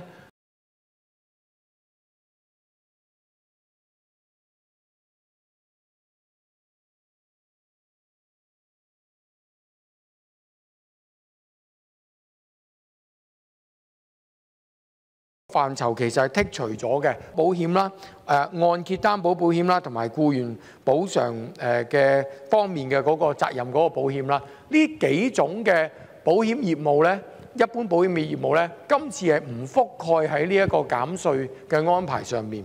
咁其實咧呢樣嘢咧就令我覺得有少少奇怪，因為以健康保險為例啦，都係一個比較市場。咁但係點解又唔能夠將嗰個減稅嘅優惠咧係覆蓋埋落去咧？幫助嗰啲業界嘅從業員相信都會對佢哋有幫助一樣事情。個產品更加有吸引力，咁做大塊餅，何樂而不為呢？咁點解又唔要將特別係健康保險呢啲咁普遍嘅能夠納入埋去，咁啊可以令到我哋嘅保險從業員呢又有個多啲嘅得益同埋幫助。另外一個問題呢，我都想指出呢，就係今次嘅嗰個優惠裏面嚟講呢，係又並冇去覆蓋人壽保險嘅。知道人籌啦，咁其實如果你能夠做到一啲嘅優惠俾呢一個嘅產業減稅，咁當然又係一個更加好嘅優惠嘅產品，咁又係可以幫到啲從業員。主席，喺最近呢段時間呢，我哋需知道呢，其實保險業嘅從業員我亦都有去接洽，我亦都知道佢哋其實呢係已經承受緊行業嘅寒冬。過去呢有好多嘅內地嘅朋友 The COVID-19 pandemic has left no country untouched. It has humbled all of us. It's often said that disease knows no borders. It does not care about our political differences, and it disregards the distinctions we draw between health and economy, lives and livelihoods. The pandemic has disrupted them all. It has exploited the inequalities in our health systems and the schisms in our societies. It has exposed existing inequities, widening and deepening the cracks between us. This once-in-a-century pandemic has hammered home a critical lesson. When it comes to health, our destinies are intertwined. The virus has upended health systems in some of the world's wealthiest nations, while some countries that have mounted a successful response have been of modest means. We know that when countries take a comprehensive approach based on mental public health measures, such as isolate, test, and treat cases and trace and quarantine contacts, the outbreak can be brought under control. But in most of the world, the virus is not under control. It's getting worse. More than 11.8 million cases of COVID-19 to WHO. More than 544,000 lives have been lost. And the pandemic is still accelerating. The total number of cases has doubled in the last 6 weeks. Since this outbreak began, led by our hero health workers, countries have worked around the clock to save lives, day and night.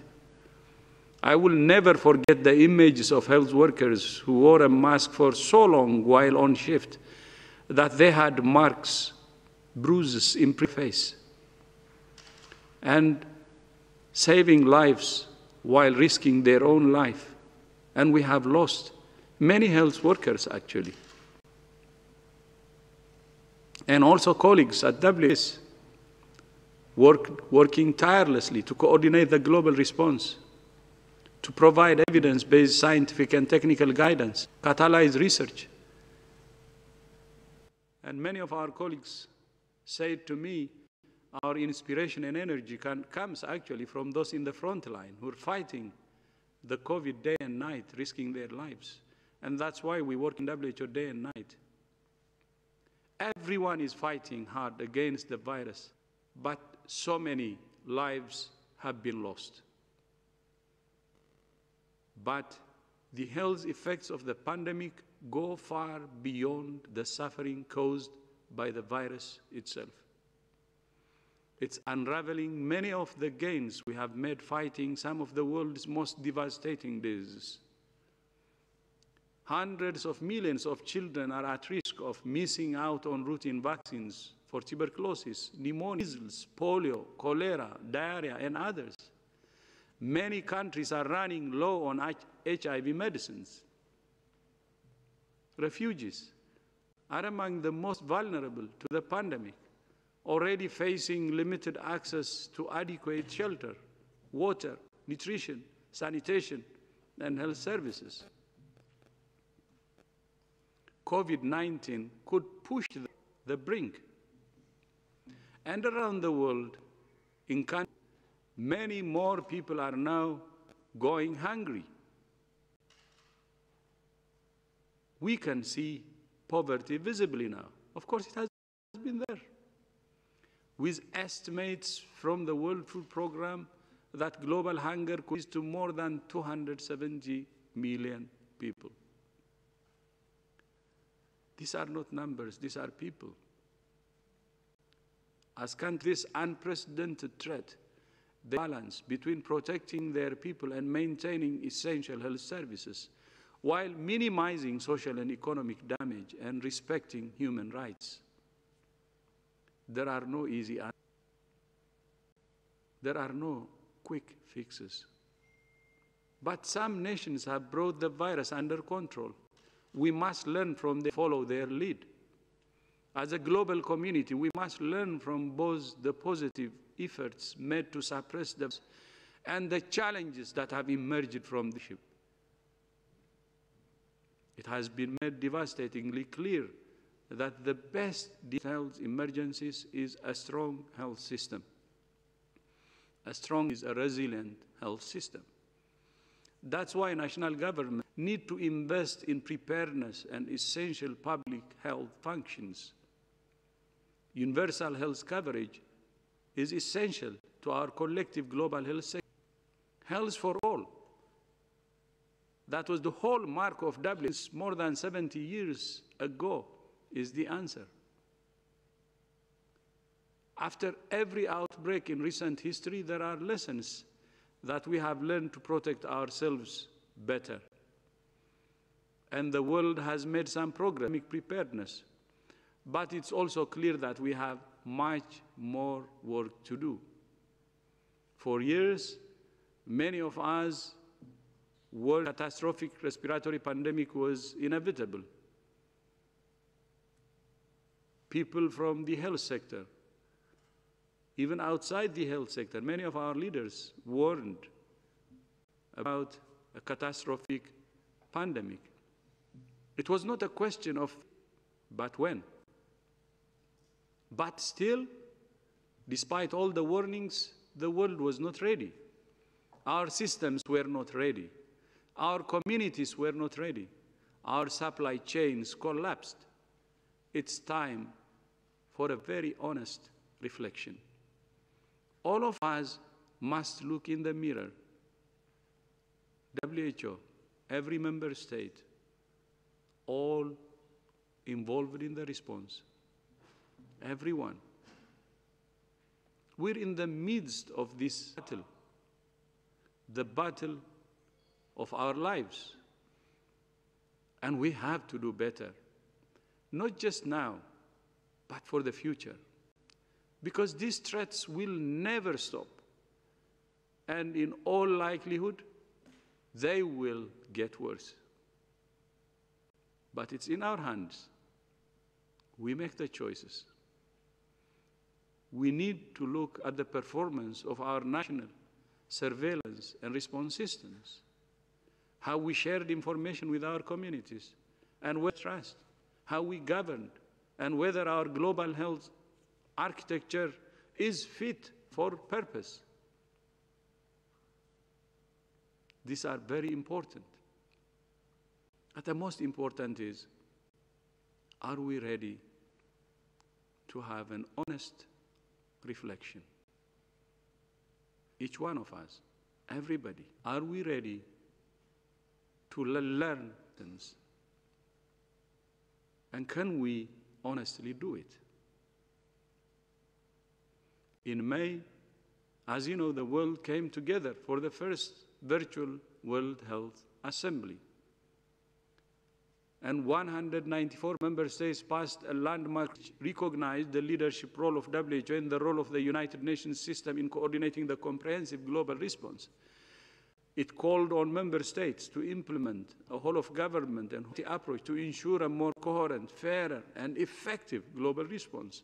It called for the fair distribution of vaccines, diagnostics, and therapeutics. In line with our call for after-action review, Member States also agreed that WHO should initiate an independent and comprehensive evaluation of the lessons learned from the international health response to COVID-19. This is a time for self-reflection, to look at the world we live and to find ways to strengthen our collaboration as we work together lives and bring this pandemic under control. Together, we have an opportunity to prove to each other that we are greater than the sum of our parts. The magnitude of this pandemic, which has touched virtually everyone in the world, clearly deserves a commensurate evaluation, an honest evaluation. This is not a standard report that ticks a box and is then put on a shelf to gather dust. This is something we take seriously, learn honestly, and we follow through too. Honestment and honest to the follow-through and implementation. That's what's required.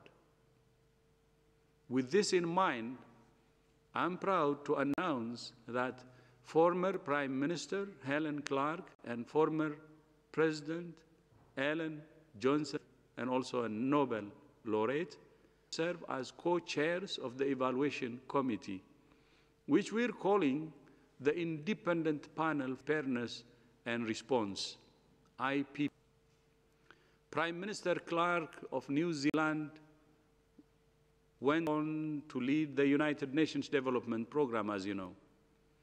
And President Sirleaf of Liberia, as I said earlier, is a recipient of the Nobel Peace Prize. Of course, we will be hearing from them shortly. But I was so proud that these two distinguished ladies have accepted the challenge to lead the panel. Prime Minister Clark and President Sirleaf were selected through a process of broad consultation with member states and world experts. I cannot imagine two more strong-minded, independent leaders to help guide us through this critical learning process.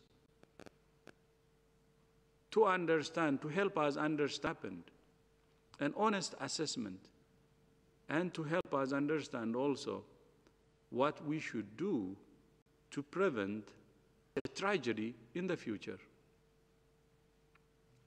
So collectively, the will to say never again to such kind of tragedy. And I thank you both, Prime Minister and President, for accepting to lead this very important panel. And I look forward to working with you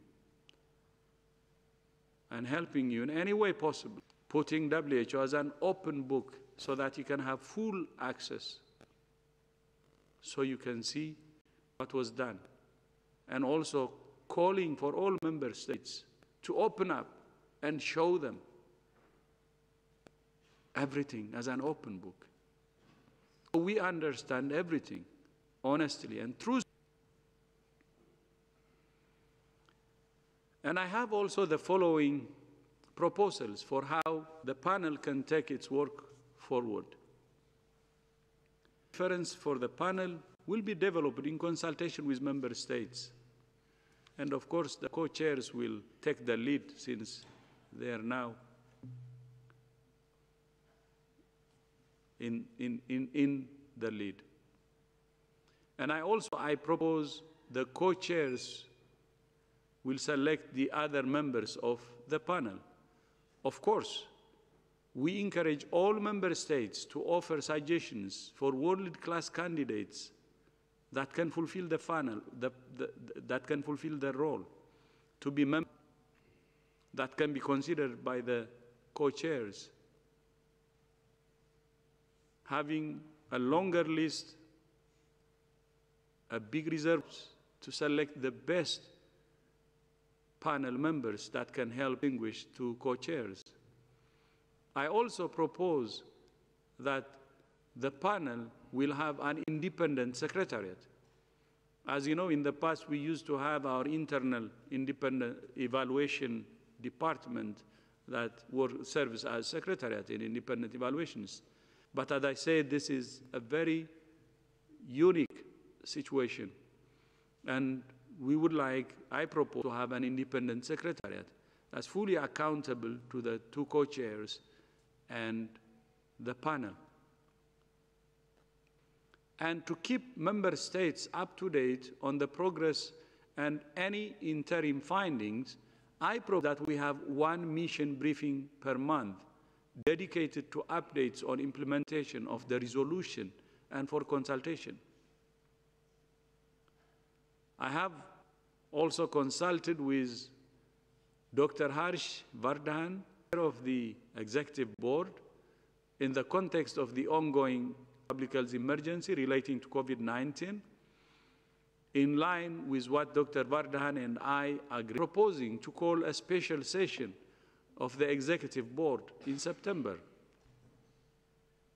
to discuss progress and to give guidance. And in November, we will resume the World Health, and the independent panel will present an interim report. In January, the Executive Board will hold its regular session where we will further discuss the panel's work. In May, the World Health Assembly, the panel will present its substantive report to the health findings. Of course, it is a broad milestone until next year, May, but the panel co-chairs will decide on the details and even on the need beyond May. While the independent evaluation panel performs its work, obvious low-hanging fruits that can be acted on, such as universal review and the binary for the international health regulations, which we have already started working on. Member states are discussing on this issue, and we need to really move on. The Oversight and Advisory Committee for the WHO Health Emergencies Program will also continue its existing work. As you remember, it has already reported its work from January to April. Even as we fight this pandemic, we must be readying ourselves for future global outbreaks and the many other challenges of our time, such as antimicrobial resistance and the climate crisis. COVID-19 has taken so much from us as an opportunity to break with the past and build back.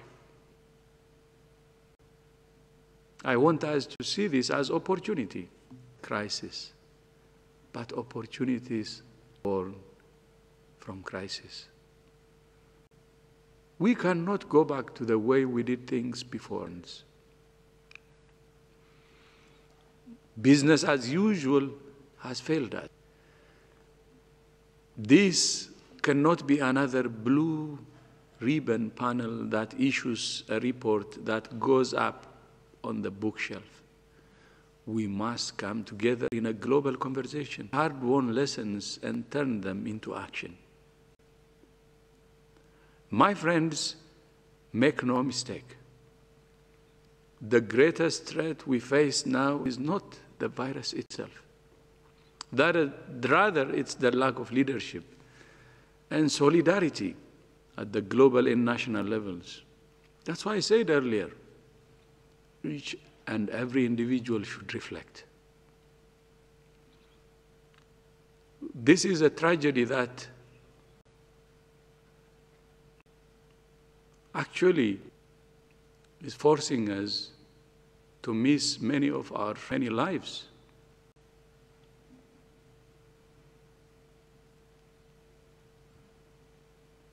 And we cannot defeat this pandemic as a divided world. The COVID-19 pandemic is a test of global solidarity and leadership. The virus thrives on this thwarted when we unite. How is it difficult for humans to unite to fight a common enemy that's killing people indiscriminately? Are we unable to distinguish or identify the common enemy? Can't we understand that the divisions or the cracks between us actually are the advantage for the virus? I think I don't need to remind you, because you all know that that's the basics. My hope is that the defining crisis of our age will likewise remind all people that the best way forward and the only way forward is together. It's the basics. But a time-tested truth. Together is the solution, unless we want to give the advantage to the enemy, the virus that has taken the world hostage. And this has to stop. I thank you. And now we will hear from our co-chairs, former Prime Minister Helen Clark and former President and Nobel laureate President Ellen Johnson Sirleaf. And again, my gratitude for accepting this challenge. I know through you, the world will understand the truth. What happened, and also the solutions to build our future better as one humanity. Thank you. Thank you very much, DG, for those very important and powerful words this morning. It is now my honour to invite Her Excellency Helen Clark to take the floor. Excellency, you have the floor. Well, thank you, Director General, for the trust that you and those you've consulted have in me and my co-chair, President Ellen Johnson Sirleaf. It's an assignment which could only be described as exceptionally challenging. And that's because, as you have outlined so eloquently just now, our world is challenged by what is happening. Challenged in ways none of us can.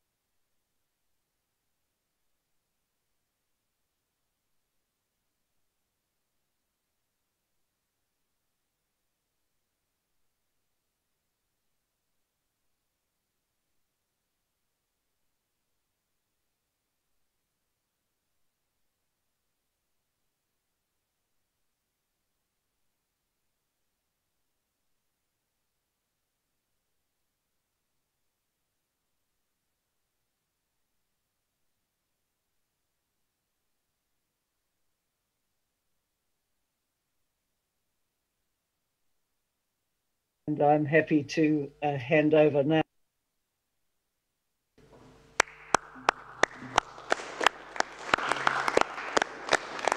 Thank you very much, Excellency Helen Clark. It is now my honour to introduce Her Excellency Ellen Johnson Sirleaf, Your Excellency, you have the floor.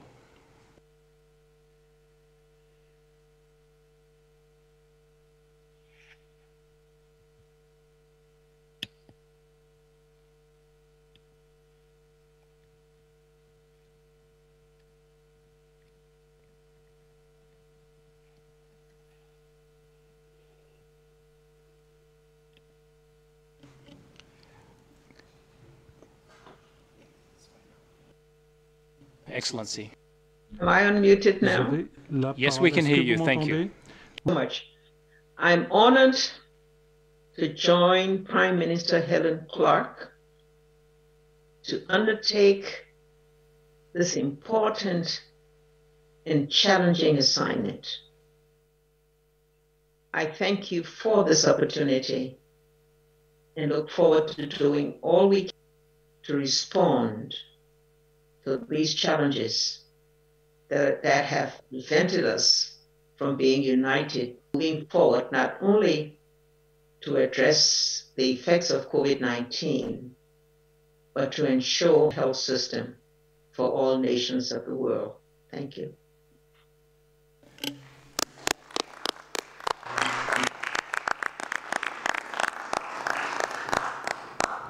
Excellency, it is now time where we have an opportunity for questions from you, the member states. So I think as Jude will be here to assist with the moderation, and we open the floor now for any questions that you may have.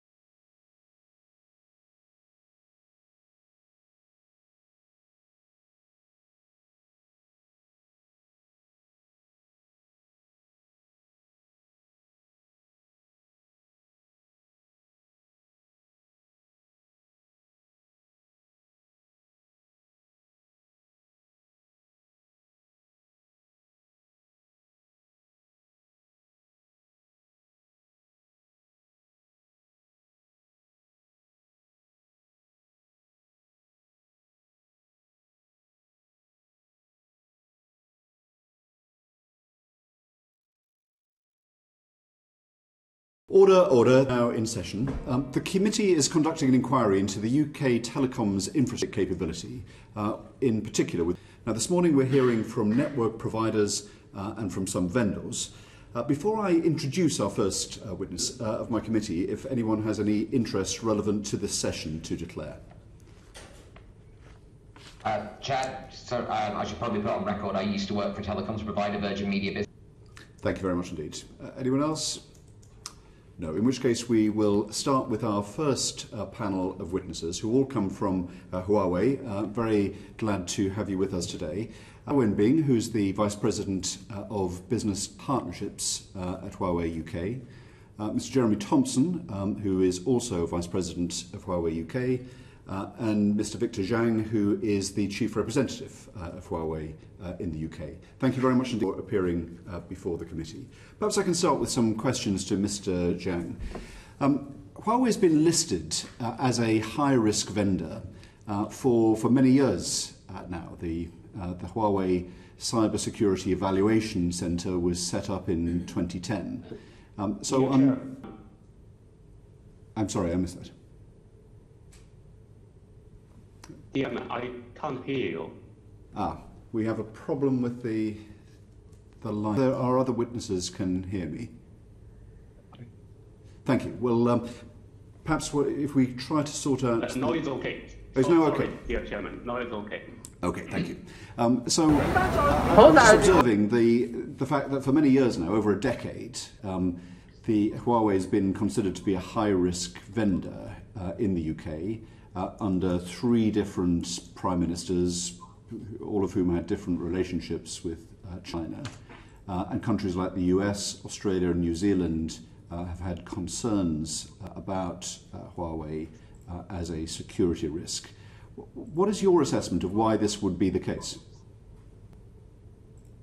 Thank you very much, Chairman. First of all, I would like to be very quick about introduce myself. My name is Victor Zhang. Is Global Vice President and Chief Representative in Huawei's London office. And I used to work in UK for more than 10 years between 2004 and 2014 to overview all the broadband journey in the UK from early stage until 4G and 5G. And thank you very much for your question. And actually, Huawei had been working with the UK government in the very early stage to be very open for addressing the security issue. That was, I was a CEO in 2010. We worked closely with NCIC to establish the cybersecurity in Banbury. That is a very big step move forward to show you Huawei's transparency. So we don't hide anything. We can provide all of software and hardware to this center to be evaluated by the highest security people, the British, the TV level security experts to evaluate Huawei's center. During the last 10 years, we can see the trust has been built between Huawei, our operators, and as well as with our customers. This is a very good practice. Even last year, the NCIC still see this model still working very well, and is a good system to guarantee the security. Why was it necessary to set up a specific evaluation centre? We don't have this for other countries. Why was it necessary to set up a cybersecurity evaluation centre? This definitely one I was CEO that time, 2010. The opportunity to discuss with the UK government, and because government said, "Oh, the cybersecurity is a very big challenge at this moment." At that time, we understand this challenge. We said, "Okay, if there is a good measure with this challenge, then we come up with a solution to set up the cybersecurity center in Banbury." Okay. So it was set up uniquely, but other countries have concerns about the cybersecurity of having Huawei as a vendor. New Zealand has recently said that it's regarded as a significant network security risk. There is now the obvious, very prominent example of US sanctions. So let me just understand, in terms of the US sanctions, what will be the effect on Huawei's ability to operate? Thank you, Chairman. I would like to say all the security from American and some countries actually that are totally not true. Huawei actually, we comply with the highest security. During the past 30 years, there was no any cybersecurity incident. We kept a very strong track record globally since we operate in more than 10 countries. Regarding the new American sanction, what I would like to say that this is definitely unjustified, changed by the American about the foreign product rules. This impact, I think, is not clear because it takes time. As I told the media yesterday, it still takes quite a long time to evaluate the impact because it is a complicated situation. This will be related to the semiconductor industry, and we need to work with customers and partners to evaluate the full impact here to draw any conclusion. But what I can say is Huawei has the capability to support UK's gigabit broadband fiber solution because we are ready to support, and we are here more than 20 years with the UK for the broadband deployment. But the sanctions are in force already, and obviously this has implications for countries and companies that rely on Huawei for their systems. So you must have I would have thought, some advice or assurance to your customers as to what the implications are, because they will need to know now, surely. Yes, you're right, Mr. Chairman. And have already submitted our initial assessment to our customers and to NCIC. And the initial solution is within short term, there are no impact on Huawei's supply capability to the UK's 5G and fiber solution. And we have already prepared 5 years spare pair for making sure the UK's current existing network will be not impacted by the sector. That's the short-term and current situation. Closely with our customers and partners for evaluating the long-term impact. It takes time, and currently we need to wait the full details be confirmed by the section, then we can come out with a solution with our suppliers and partners. Can you explain why you don't think that there will be any short-term impact? I'll just give you an example. So it's business, and we serve top telecom operators globally, and we provide a solution which we can serve more than 30 billion population globally. It's 1/3 of the population globally. And with this volume, for example, in China this year, 500,000 base stations for the 5G, and in the UK, because of the volume, the UK with the government decision on January, 35% for Huawei's 5G in the UK, it will be maximum 20,000 base stations deployed.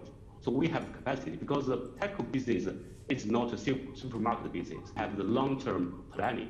So before we sign the contract, we need to make sure we can manufacture the equipment for our customer to make sure we can provide the solution. It's not we need to store just for 1 week like a supermarket.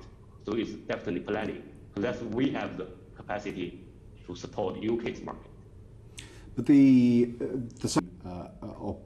operational in operation, the question in many ways is whether they're tightened further. So in that event, even if you have a short-term ability to cope, what will you do in the next few weeks and months? You are right. You mentioned a very important point. As I said, so we are working very hard with our partners and to evaluate the full impact and the story for the long-term impact. So definitely, because Huawei as a business, we have the business continuity metric that was started from BT business. So what does it mean, the business continuity management? So all the components in Huawei solution, we don't allow there is only one source from supplier, even internal supplier. For example, one chip globally, there's only one solution, one source of supply. We must choose the second one. Or if there are no second one, we need to develop the second one. So that's why we have very resilient supply chain because of the strong business continuity management system. And we need to continue to enhance our business continuity management. We have the more resilient capability to support our global customers, which include the UK customers. It seems surprising that a company as well resourced as Huawei, and knowing that these sanctions and the prospect of them have been known for considerable time, that you wouldn't have more developed plans. Do you have that? Don't want to disclose them as to what the resilience of the company would be with respect to suppliers in the medium term. Do you have those plans, or are you saying that you've yet to work them up? Dear Chairman, as we were a complex situation, and we are evaluating the whole impact on, because the Americans are going to confirm the detailed rules by the middle of this month, and this is why we are watching closely.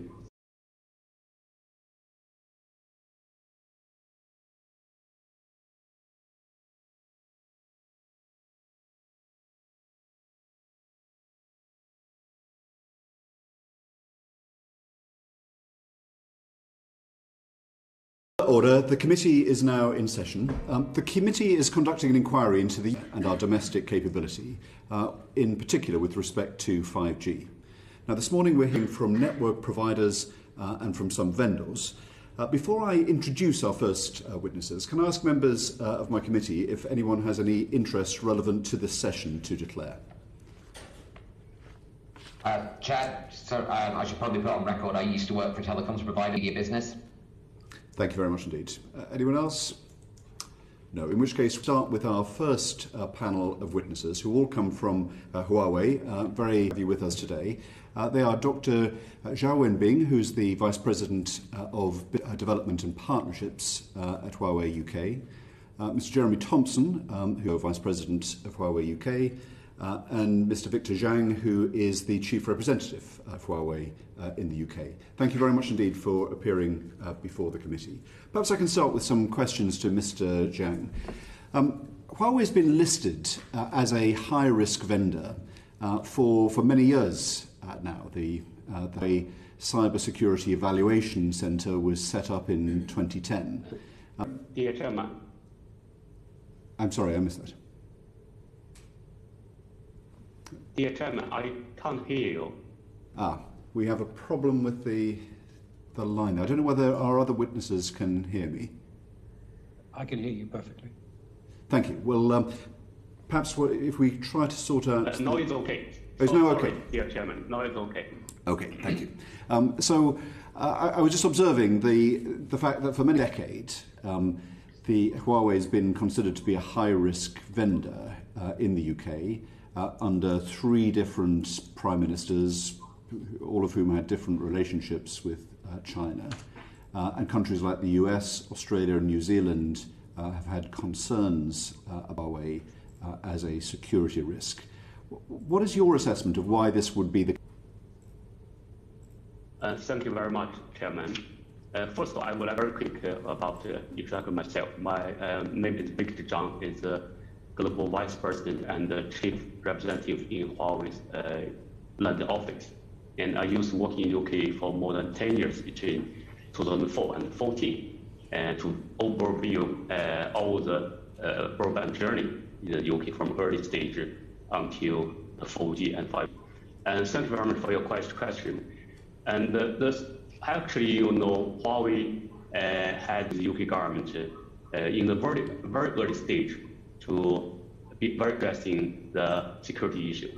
That was I was the CEO in 2000. We worked closely with NCIC to establish the Cybersecurity Evaluation Center in Banbury. That is a very big step more forward to show you Huawei's transparency. So we don't hide anything. We can provide all our software and hardware to this center to be evaluated by the highest security people. They're British, they're DV level security experts to evaluate Huawei's center. During the last we can see the trust has been built between Huawei and and as well as with our customers. This is a very good practice. Even last year, the NCIC still see this model still working very well. It's a good system to guarantee the security. Why was it necessary to set up a specific evaluation center? We don't have this for other vendors. We don't have this for other countries. Why was it necessary to set a Huawei cybersecurity evaluation center? This when I was CEO that time, 2010, we had an opportunity to discuss with the UK government, and because government say, oh, the cybersecurity is a very big challenge at this moment. At that time, we understand this challenge. We said, okay, if there is a good, we can address this challenge. Then we come up with a solution to set up the cybersecurity center in Banbury. Okay. So we set up uniquely. Have concerns about the cybersecurity of having Huawei as a vendor. New Zealand has recently said that it's regarded as a significant network security risk. There is now the obvious, very prominent example of US sanctions. So let me just understand, in terms of the US sanctions, what will be the effect of the US sanctions on Huawei's ability to operate? Thank you, Chairman. First of all, I would like to say all the security allegations from American and actually that are totally not true. Huawei actually, we comply with the highest security standards. And during the past 30 years, there was no any cybersecurity incident from Huawei's network. We kept a very strong track record globally since we operate in more than 170 countries. Regarding the new, what I would like to say, this is definitely unjustified, changed by the American about the foreign product rules. This impact, I think, is not clear because it takes time. As I told the media yesterday, it still takes quite a long time to evaluate is a complicated situation. This will be related to the semiconductor, and we need to work with our customers and partners to evaluate the full impact. It's still too early any conclusion. But what I can say is Huawei has the capability to support UK's gigabit broadband with the 5G and the fiber solution because we are ready to support, and we are here more than 20 years with the UK for the broadband deployment. But the sanctions are in force already, and obviously this has implications for countries and companies that rely on Huawei for their systems. So an assessment, you must be able to provide, I would have thought, some advice or assurance to your customers as to what the implications are, because they will need to know now, surely. Yes, you're right, Mr. Chairman. And we have already submitted our initial assessment to our customers and to NCIC. And the initial solution is within short term, there are no impact on Huawei's supply capability to the UK's 5G and fiber solution. And we have already prepared for the 5-year spare pair for making sure the UK's current will be not impacted by the sanction. That's the short-term and current situation. We are working closely with our customers and partners for evaluating the long. It takes time, and currently we need to wait the full details be confirmed by the section, then we can come out with a solution with our suppliers. Why you don't think that there will be any short-term impact? I'll just give you an example. So it depends on because we serve all the top telecom operators globally, and we provide a solution which we can serve more than 30 billion population globally. It's 1/3 of the population globally. And with this volume, in China, this year we are going to deliver 500,000 base stations for 5G. And in the US, because of the volume, the UK, with the government decision on January, 35% market share for Huawei's 5G in the UK, it will be maximum 20,000 base stations deployed. So we have capacity because the telco business is not a supermarket business. So we need to have the long-term planning. So before we sign the contract, we need to make sure we can manufacture the equipment for our customer, to make sure we provide the solution. It's not we need to store just for 1 week like a supermarket. So it's definitely we have the capacity to support UK's market. But the sanctions already operational in operation. The question, in many ways, is whether they're going to be tightened further. So, in that event, even if you have a short-term ability to cope, what will you do in the next few weeks and months? You are right. You mentioned a very important point. As I said, working very hard with our partners and to evaluate the full impact and the story for the long-term impact. Definitely, because Huawei as a business, we have already set up the business continuity management since 10 years ago. That was started from BT business. So what does it mean, the business continuity management? So all the components in Huawei solution, we don't allow there is only one source from supplier, even internal supplier.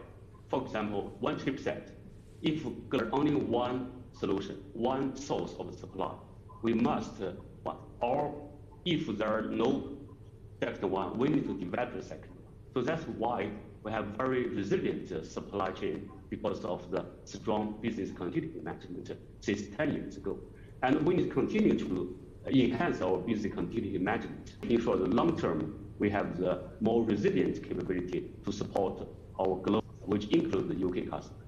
It seems surprising that a company as well resourced as Huawei, and knowing that these sanctions and the prospect of them have been known for quite considerable time, that you wouldn't have more developed plans. Do you have those plans, but don't want to disclose them as to what the resilience of the company would be with respect to suppliers in the medium term? Do you have those plans, or are you saying that you've yet to work them up? Dear Chairman, as I mentioned, it's a very complex situation, and we are evaluating the whole impact and working on, because the Americans are going to confirm the detailed rules by the middle of this month, and this is why we are working closely to see the details. And if we have the plan, we definitely, because we are very transparent, we are very collaborative, we would like to show that to the UK government and our customers. Do you expect the US policy, if the administration in the US were to change? As I said, the US change any rules definitely is unjustified. We don't know what is good for America. As a company, what we need to do is to make sure we have the resilient system to serve our best possible technologies. Have you made an assessment as to the sanctions regime to be permanent, or do you think it is contingent on the current in office? As a company, we are not in a position to judge what to do from there on. I see. Okay, let me turn to my...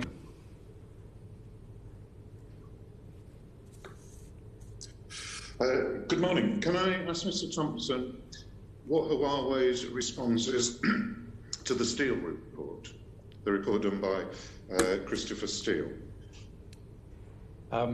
First of all, we have not seen the report. We've seen the press coverage. We refute the content of what we have seen. We have projected the content of that report. You've not seen it, but you reject the content. I mean, we rejected what we've seen in the press. The basic thrust of the report. I would like to add one sentence about this, your question.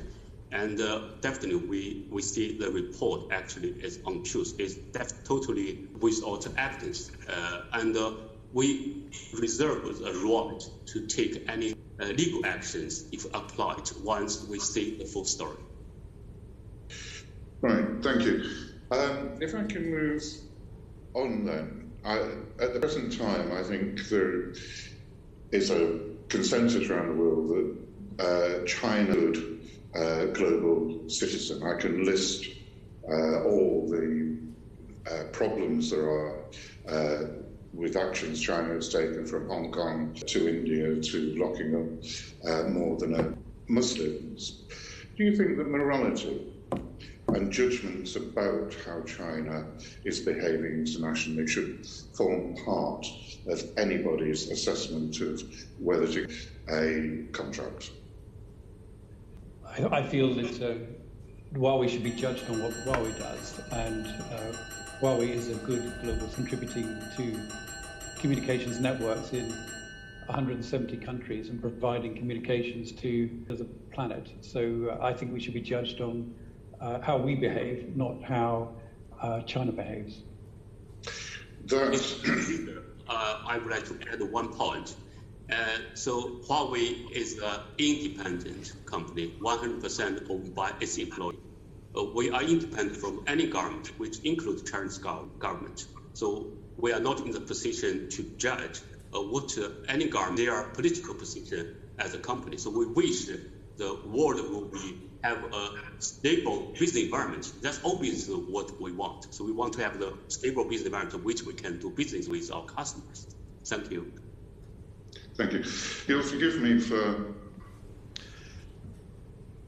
not accepting that. China is not a state like other states. It's very centrally controlled.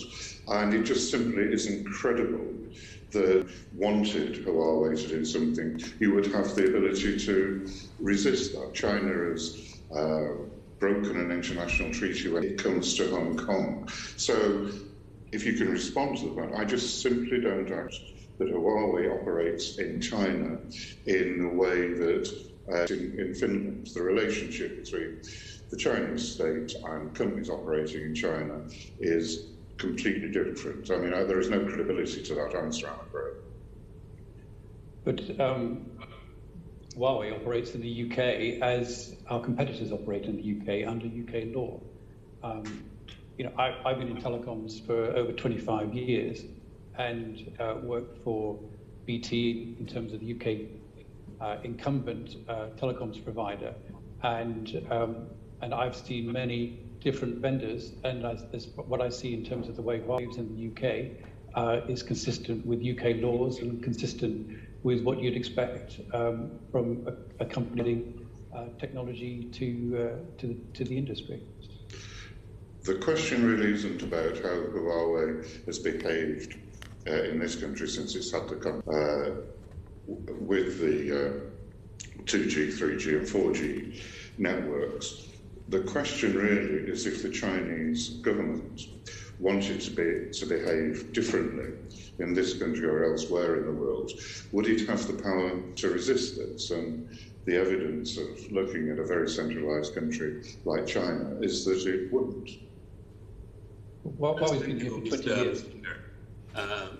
Yes, you made the point about standing on China. So as a company, as I said, we are independent company, so independent from any government, which includes our operation in China. So what I would like to say is we cannot judge and manage our control perspective. And what we can do is to comply with the laws and regulations in the countries we operate. And in that case, if there are any government want to force Huawei to do which harm our customers' benefit, and we will say no, or either. So we should rather shut down company. As our founder said, we don't compromise the...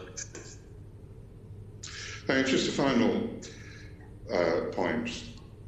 Again, I don't think this is controversial. The Chinese state has had a history of stealing into property. Do you believe that if we allow Huawei 5G, that this country will be more vulnerable to a cyber attack? Mrs. Zhang? If I may Dr. Zhang, answer yes. this question. Dr. Obviously, there is no evidence to support that if Huawei build the 5G in this country, attract more cyber attack, and that's absolutely not possible. It has been leading in the intellectual property in 5G area. And by the end of 2019, Huawei has held more than 85%, of which 13,000 were granted in the US, and over 88,000 patent families were granted in Europe. So we are leading in the technology in 5G, and the cyber attack and intellectual property theft, we don't really see how it's linked together. Have the country's best and interest in our heart, and we have possibly linked these two together. Thank you. Thank you. Thank you, Graham. I'll come to Mark Logan, my colleague, next. But just to pick up on something that Mr. Thompson said to Graham Stringer.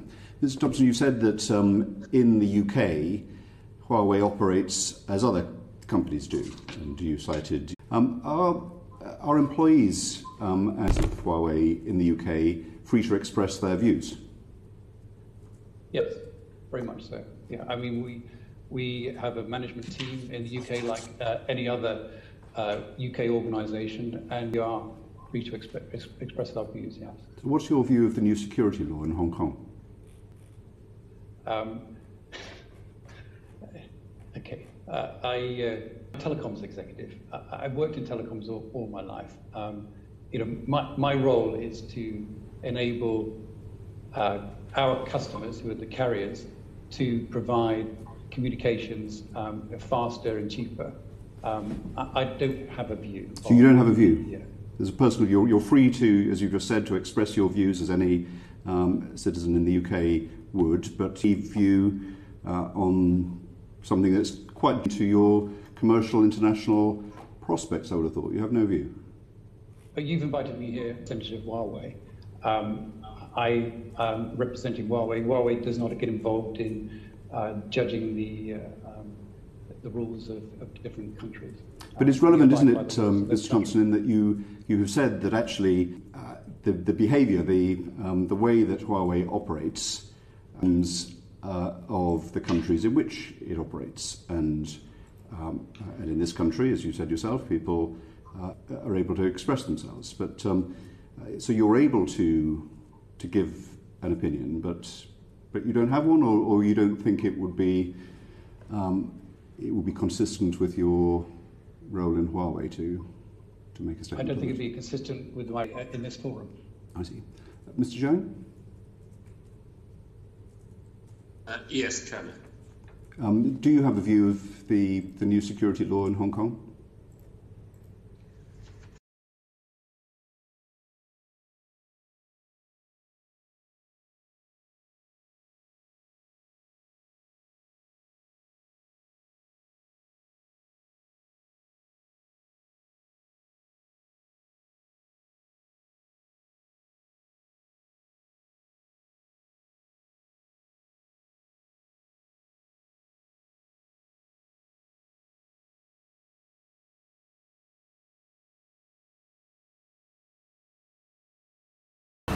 但係咗要實踐我嘅公民責任同埋投呢一票，我會因為我知道一定要投呢一票。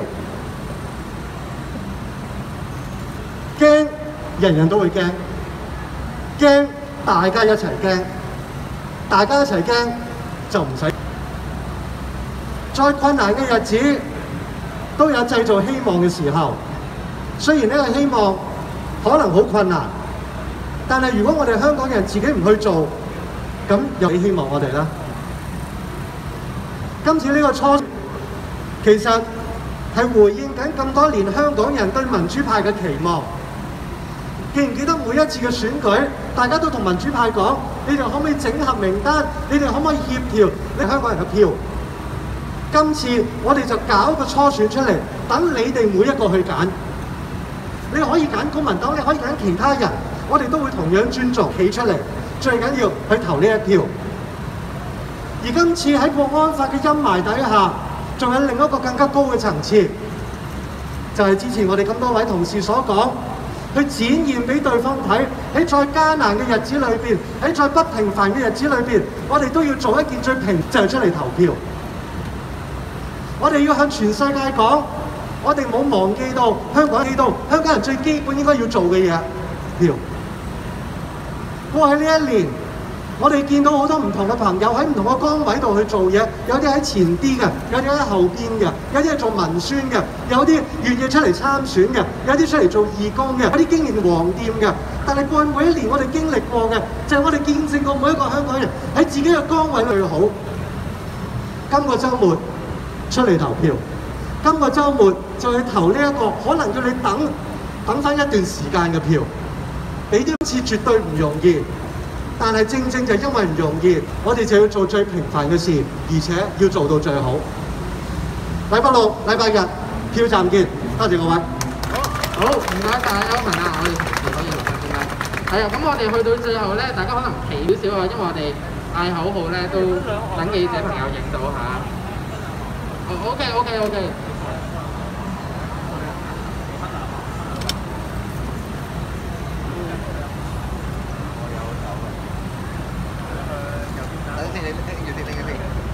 咁我哋咧當然第一個咧就係講我哋公民黨今年選舉嘅口號啦，係嘛？OK 好，越打壓，越頑強，越打壓，越頑強，越打壓，越頑強。好啊，跟住下一個咧，我哋就呼籲香港市民咧喺711、712度初選投票嘅。咁我講711、712咧，初選投票啊。711、712，初選711、712，初選投票，711、712，初選投票。咁多位，唔該晒咁多位。咁啊使唔使再補多張相？唔使。OK， 好，夠晒。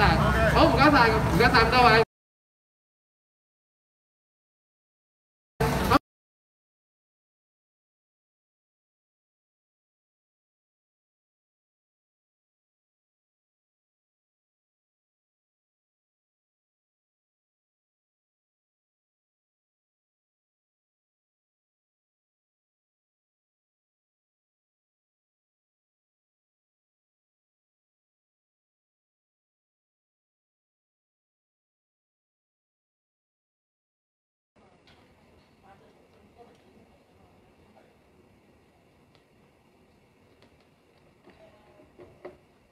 有請主席多謝主席多謝議員。我唔知我有冇理解錯誤，因為頭先喺嗰個在席間咧，就應該係提出咗一個臨時動議，然之後有1/3嘅議員就同意去商討。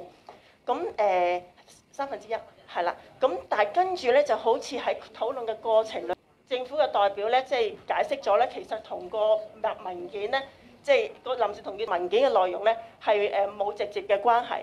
咁其實因為我係因住呢個嘅時序，令到主席佢有一個裁決就因為攞到多一啲嘅資料，令到主席覺得既然係冇直接嘅關係嘅話咧，就不如喺呢個 AOB 度處理。我係咁理解。咁因為其實常規講話你過咗1/3嘅同意，呢個動議就要處理。但係其實主席係有處理嘅，不過佢喺 AOB 嗰度處理。咁所以我係咁理解件事嘅發生咯。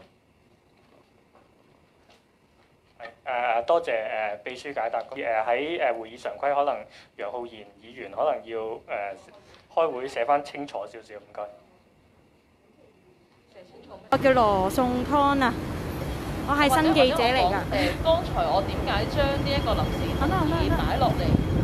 咁啊，暫時未知咩事，我哋依家行緊過去睇啦，咪大量市民聚集咗呢個位置，咁啊見到一部嘅衝鋒車前面係有救護車㗎。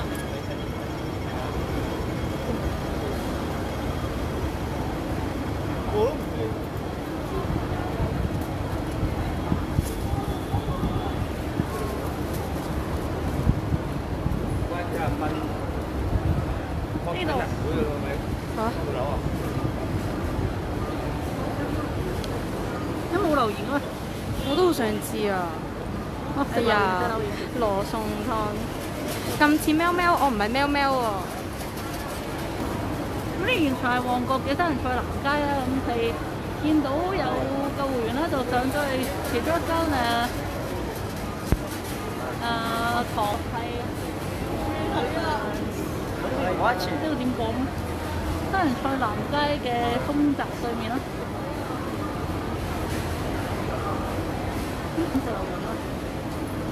係咪自己賴？咦係喎，點解咁嘅？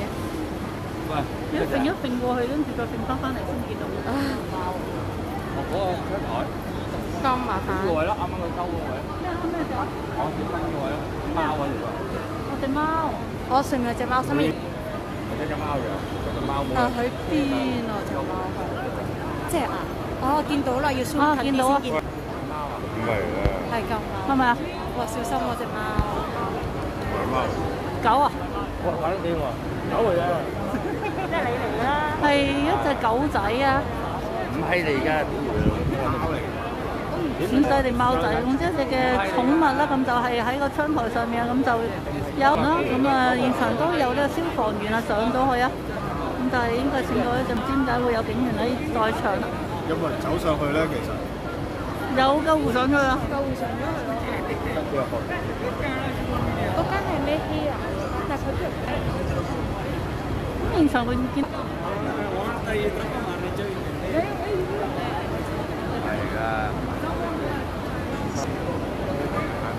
我係羅拉，我隔離嗰個係羅宋。拉啲底嚟㗎，啲底發布嚟嘅，唔係嚟㗎，發布嚟嘅啫。發布嚟。嚇？咁即係咩啊？唔係喎，流料喎，唔係救護寵物喎。係收到流料。我哋流料，流料咁啊！暫時唔知咩事，唔知會唔會確診啊？咁因為有救護員啦，有救護車啦，但係現場係見到消防，咁嗰邊有部衝鋒車喺度㗎。打咗場。係咪現場見到好多市民圍觀嘅？翻俾阿羅宋湯。交緊咩羅宋湯？羅宋湯。點解咁嘅？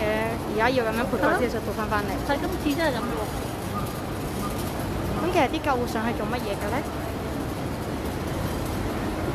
我轉頭問下佢。係啊。幾時有去探靈啊？啊，羅宋湯係咪去先？可以，唔怕嘅。唔知有咩睇喎？嗱。前面有1個消防，嗱呢600幾人，如果呢度過1000人啦，我哋就今晚去探龍啦。過1萬人啊！啊！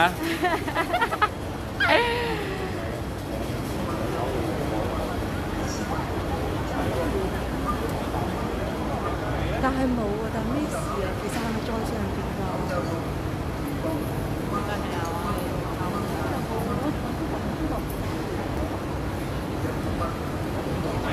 係我至愛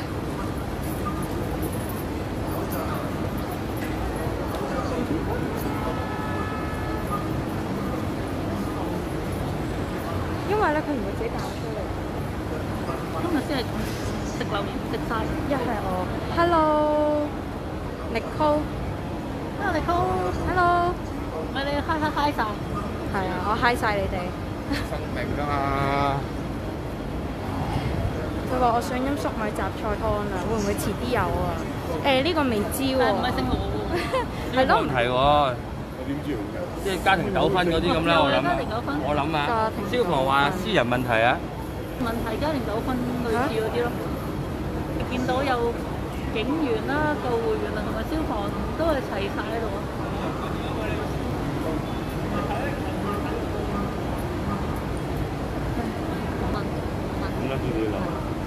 係要咁樣咯，咁樣咯，食雪糕味。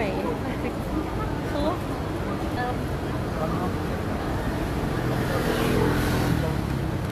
過一羅種裸跑。哦，過1000羅種裸跑啊！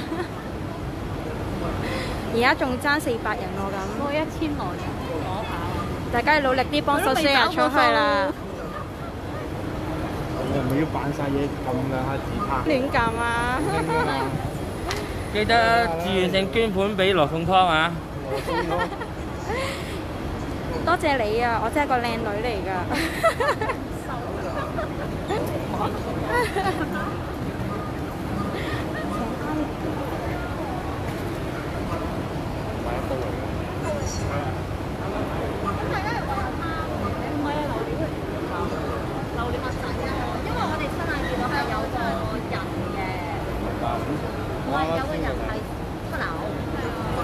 即係天板。喺個數上去倒數，即係最高嗰層都計嘅，倒數落嚟黑色框嗰層啦，就有個女人俾人推咗出嚟啦，推咗出嚟半個身。係啊，頭先都問消防都話。係啊係啊。私人嘢嚟嘅，即係家庭糾紛啦，係。係因為我哋第一眼見到都係報警咁樣等佢哋嚟。邊一層啊？邊一層？呢度咧，希人對上兩層，希人對上兩層，一二黑色呢個呢個。你遠睇會見到咧4個圓圈燈嘅。黑色窗花。係啦，黑色窗花。跟住咧就下面有個，即係佢有好多窗仔噶嘛。右下個仔就有一個女人，中年女人。俾人推咗半個身嘅。跟住佢就自己好，佢嘅頭身意識咁。呢度係啦。唔係呢度係啦。呢個位置就係啊呢個。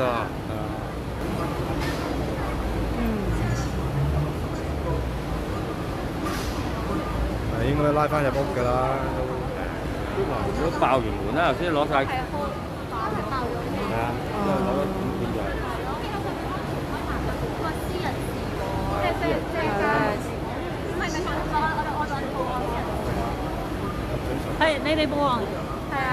哦。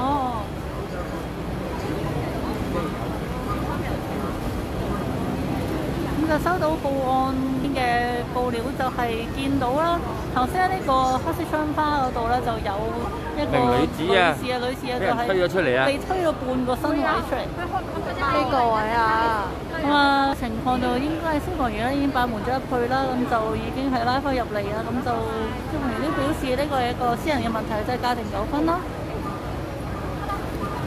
報嚟㗎嘛？我冇留意啲，我淨係真係留意個人。你睇到啊？因為我親人。開氣節。呢個位置5蚊㗎喎。5蚊。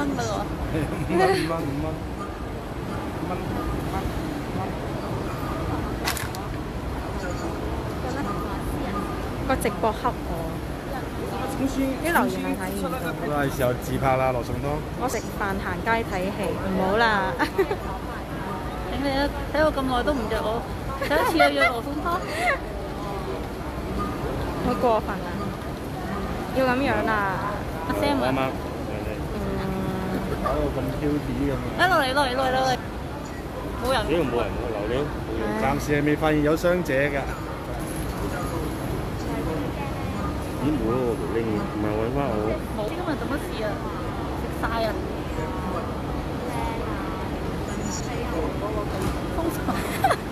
笑你阿媽賴屎啊！邊兩個仆街笑啊？屌你老母！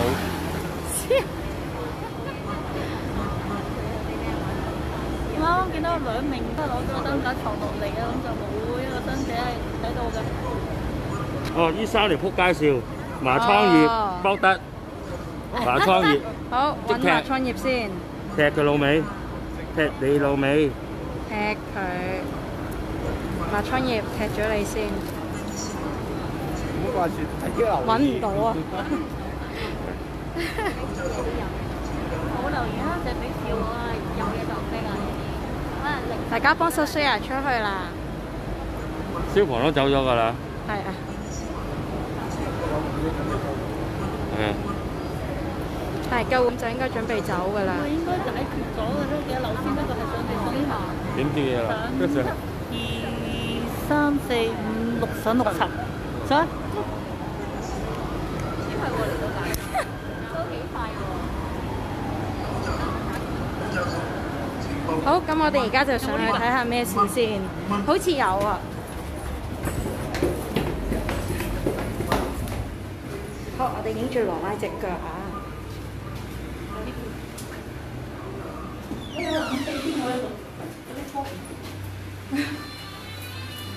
應該係啦，啱嘅數。但係可能特別大嘅。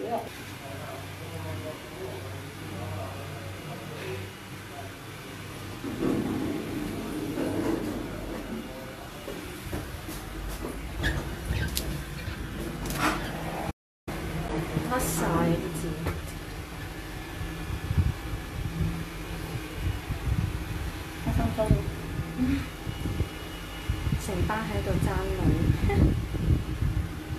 Hello。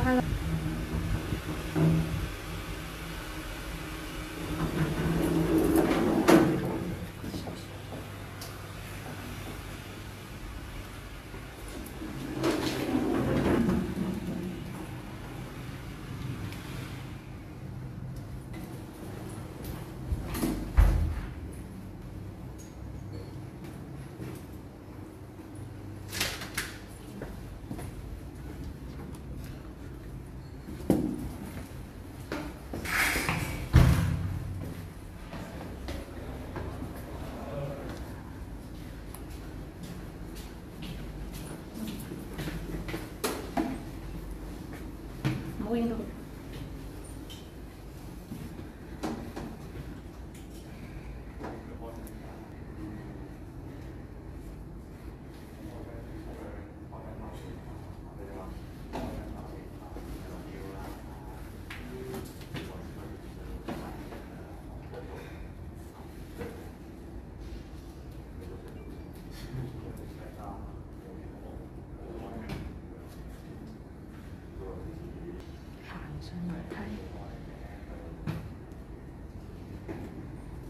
你唔係行上樓梯㗎。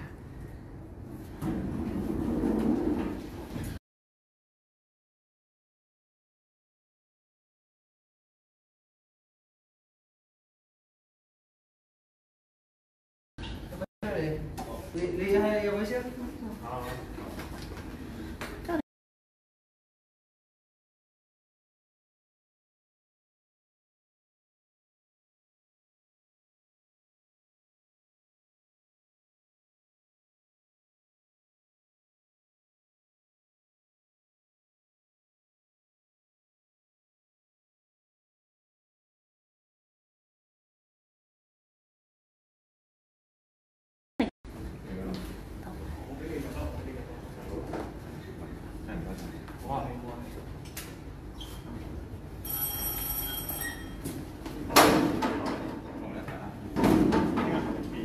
咁現場都有2名嘅，就應該係普通嘅家庭糾紛啦，冇乜特別㗎啦嘛。傳聞。你係記者？係。你都係同事。都係嘅。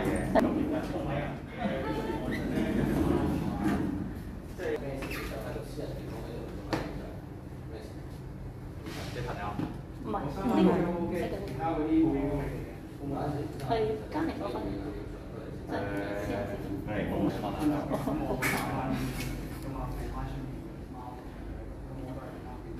如果你覺得唔 OK 嘅話，我可以刪翻，冇問題。呢張啦，我刪呢張之後嗰啲我係咯，唔好話。好啊，你拉過去啊！我到時 background 好冇？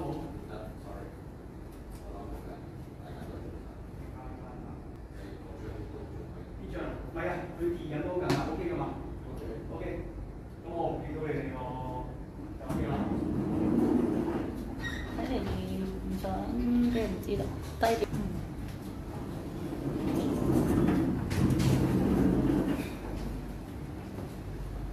喂，你幾個唔好留喺度啦，好嘛？係咯。好，我哋有冇登記㗎？我想問你先。你入嚟㗎？你入嚟呢度啦。冇叫我登記。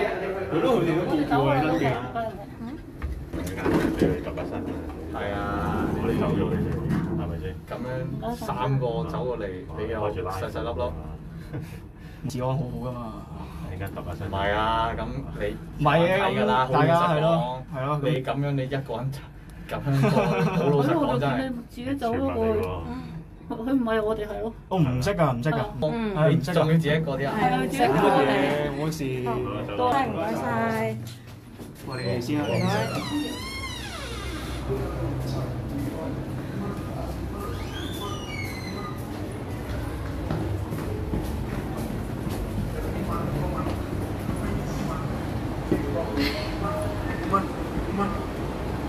口就口，口就口。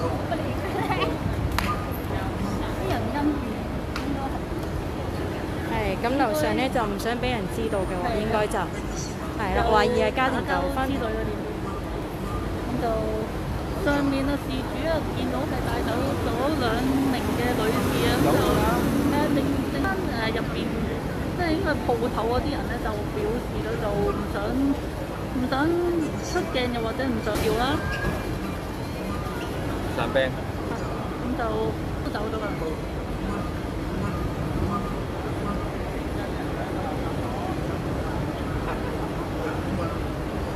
咁咧影地下頭先，因為私人地方涉及一啲嘅私人啦，都佢哋都走埋啦，咁即係可以。費事影到人樣啊！係。見到警方離場㗎啦，咁就其實都已經處理咗事件啦。頭先就有一啲應該係爭執啊，咁就解決咗啦。呢度冇人啦，都平靜，啲人都散。係。收台啦。咩事咧？就警方都冇講嘅，咁就低調處理啦。係啦，兩邊都用低調處理，咁就唔講啦。咁就如果有料再報翻俾佢啦。係啦，直播到呢度啦。好啦，咁啊，羅宋香港人。拜拜，再見。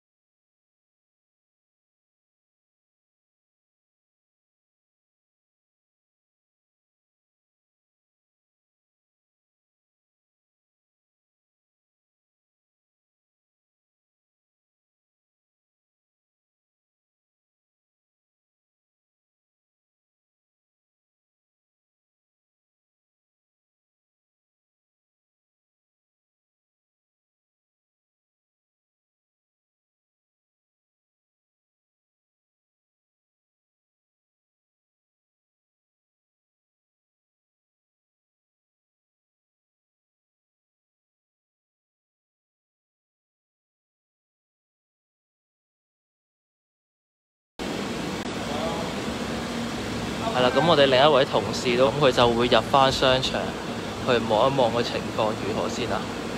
影相嗰度影咗，係 OK， 影咗 OK 啦。咁我睇先，揾一揾先，有冇張更加比較清少少嘅相？係啊，咁而家位置我哋依然都係等緊啦，等緊佢究竟係會開車走定係點樣啦？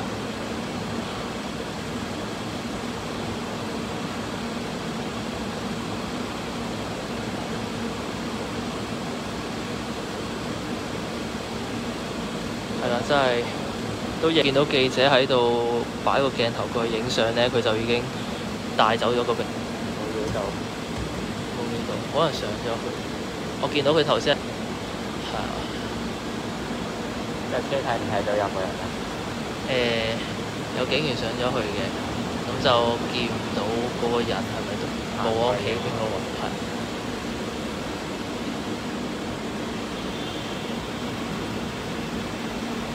係啊，我係 YR，見到入面係暗晒啦，未有啦。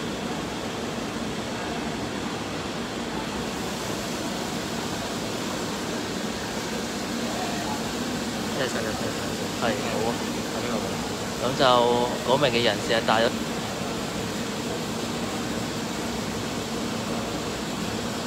係啦，同埋上咗手扣啊嘅。係啦，呢張相就撳落去，見到係好清晰嘅，係有手扣上咗去。係啦，同埋暫時都未清楚係咩案件啊，因為佢都唔肯透露啦，就問都係問叫我問 PBLB 嘅啦，我估都係。係啦，咁就 stay 喺度啦。咁大家有咩消息就 share 出去啊！咁呢度嘅位置就全新天地一期啊嘅停車場位置啊。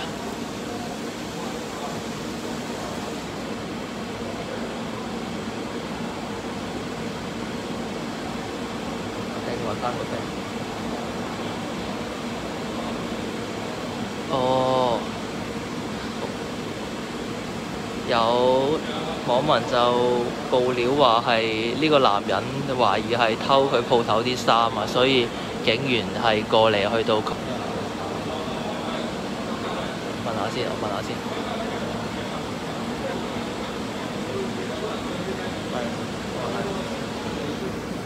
好，你好啊！依家接受 live 嘅係 JGM 啊，初次見面。咁啱啱啦，都收到網民嘅消息啦。咁有人就話佢係喺嗰度咧，就偷咗衫之後就俾人捉咗嘅。咁都係網上消息，暫時都未核實嘅啫。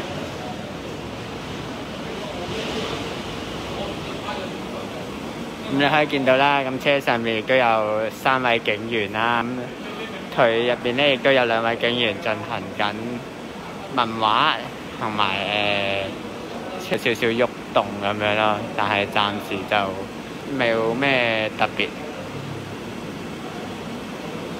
你知啊？係個老闆同我哋疑似老闆同我哋講話偷佢鋪頭入面嘅衫，之後就報咗警去拉佢。哦，啱啱網民就講啦，就係疑似有一個鋪頭老闆就因為有民就偷咗啲衫，所以就報咗警去拉佢咁樣嘅，咁我交翻俾阿 YR 先。係啦，一手資料啊！有個男人同我講係話呢條個人士就偷咗佢鋪頭啲衫，所以咧佢就報咗警去，係啦，交俾安處理啊。咁就應該就睇落就應該係唔關社會運動事㗎啦，係啦。咁大家就可以放心啦，係啦，呢個男仔就因為疑似偷嘢，所以被拘捕啊！疑似偷嘢被拘捕嘅男人就上咗警車啊，但係就未見到有開走啊，咁就係啦，我哋開走先啦。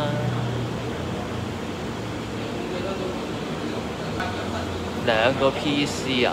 咁又唔同講法啊！對付啲偷嘢嘅人，我諗一架 EU 過嚟處理嘅話，出車嘅話都係一架 EU 過嚟㗎啦，最少。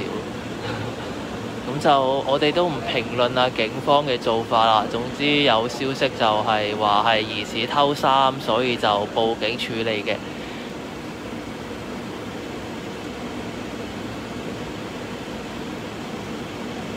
因為警方點樣處理我哋呢啲外部人士係唔會知道佢內部點樣去溝通㗎，所以就都 stay 喺度，等一會開走定係點樣啦。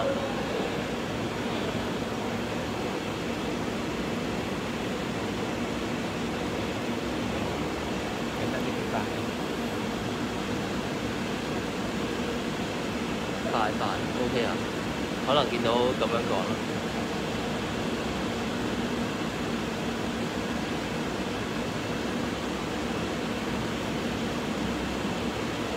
問下答我問咗啦，佢啱啱擋住我電話。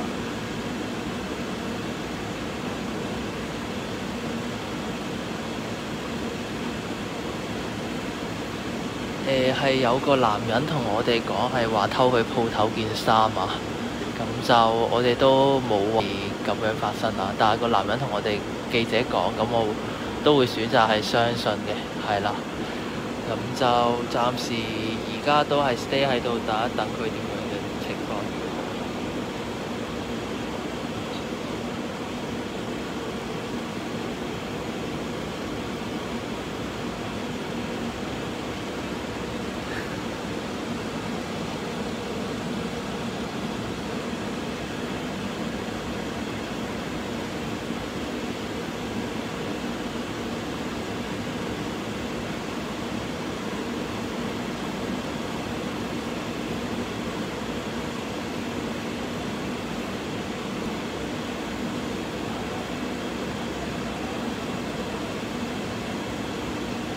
大飛車，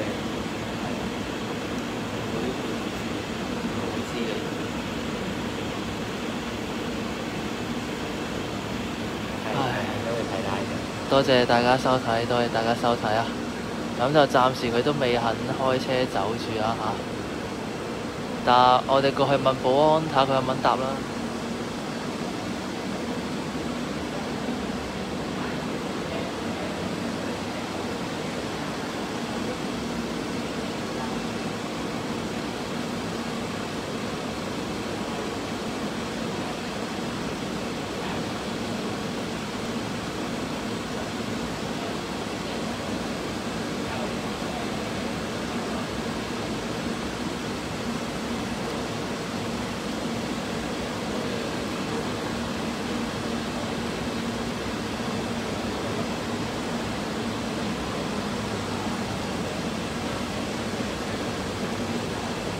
係啊，我係晏晝訪問銀腳寶寶嗰位 YR， 係啊，多多指教，咩唔滿意或者有啲咩意見都可以向我哋娛賓提出啊，等我哋可以講得更好啊！多謝大家，多謝大家。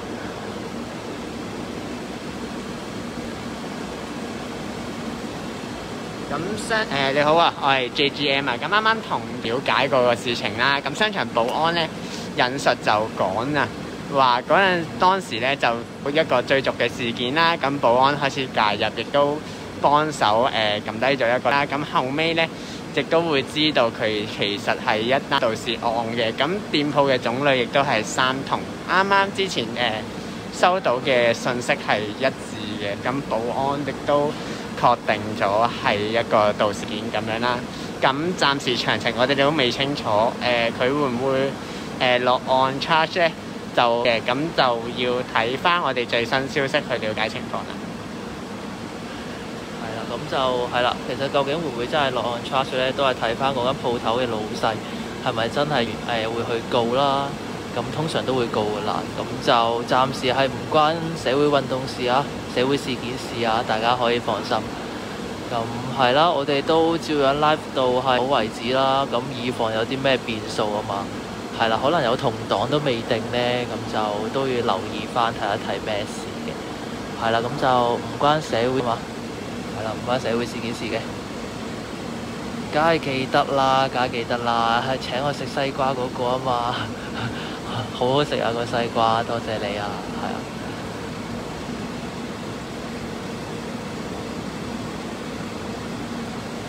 係。多謝你嘅支持，多謝。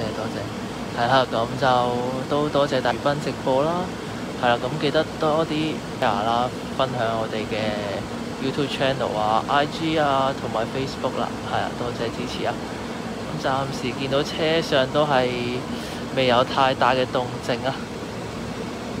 係啦，咁就呢次嘅應該係一個偷竊事件嚟嘅啫。咁大家係啦，唔需要過於擔心啊，都冇出現任何嘅重大傷亡啊。係。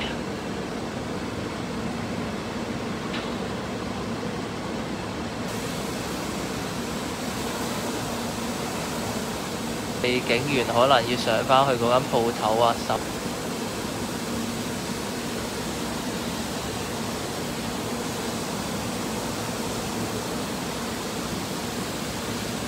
咗去搜證，但係我唔知佢哦，再睇下，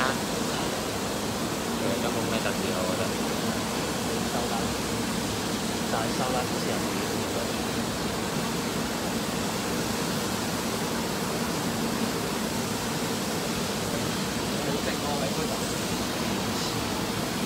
係啊，大家應該係偷視我，係啦，咁就我哋識拉嘅係到戶走晒啊嘛。有2個警，我估係走晒。都入邊跟住之後走咯。都入邊跟住之後走。咁我哋上去兜個圈望一望嘅情況係啊。係啊，仲未走啊，唔知喺入面講緊乜啊。咁我哋上去兜翻個圈先，我驚入啲收唔到。應該 OK 嘅。係啊。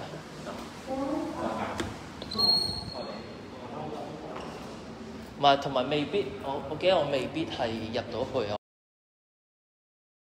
阿拉向。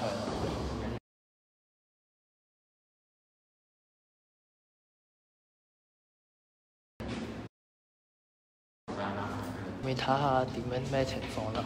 咁暫時都係知道唔關社會事件事嘅，咁就係啦，兜個圈冇咩特別，我哋都收 live 㗎啦。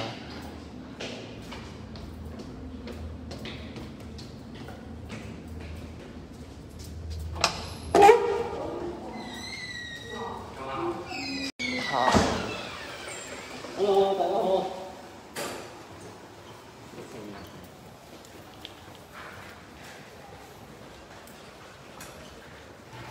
咁我哋睇下我哋揾到係邊間鋪頭嘅，咁就會更加好。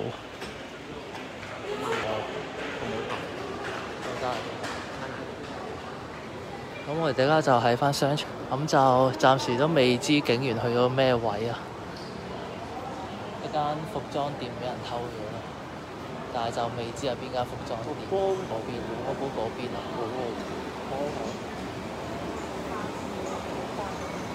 係啊，影緊地板啊！大家睇住地板先啦。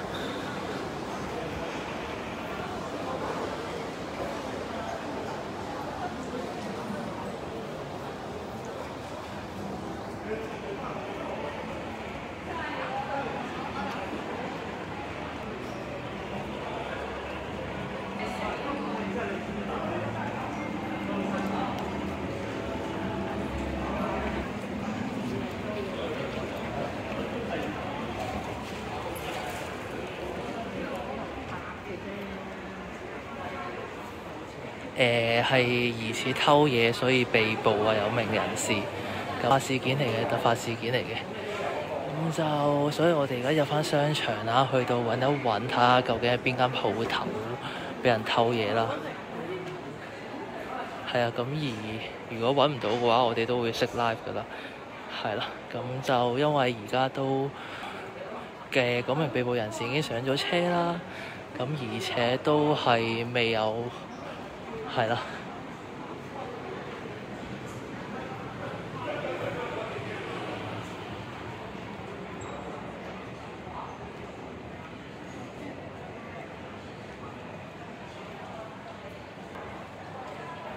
個老闆係咩樣啊？有冇印象？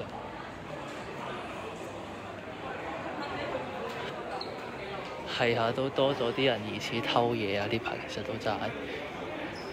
咁就係啦，鋪頭服裝店就行過，係啦，UG 層就行過啦，咁就暫時警員啊或者便衣啊喺鋪頭入面咁樣啦。呢啲行過嘅鋪頭啊，都唔似係俾人偷咗嘢啊！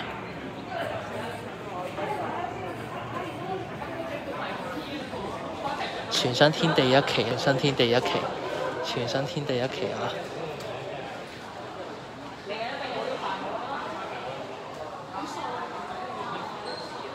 員工飯盒啊，真定假啊？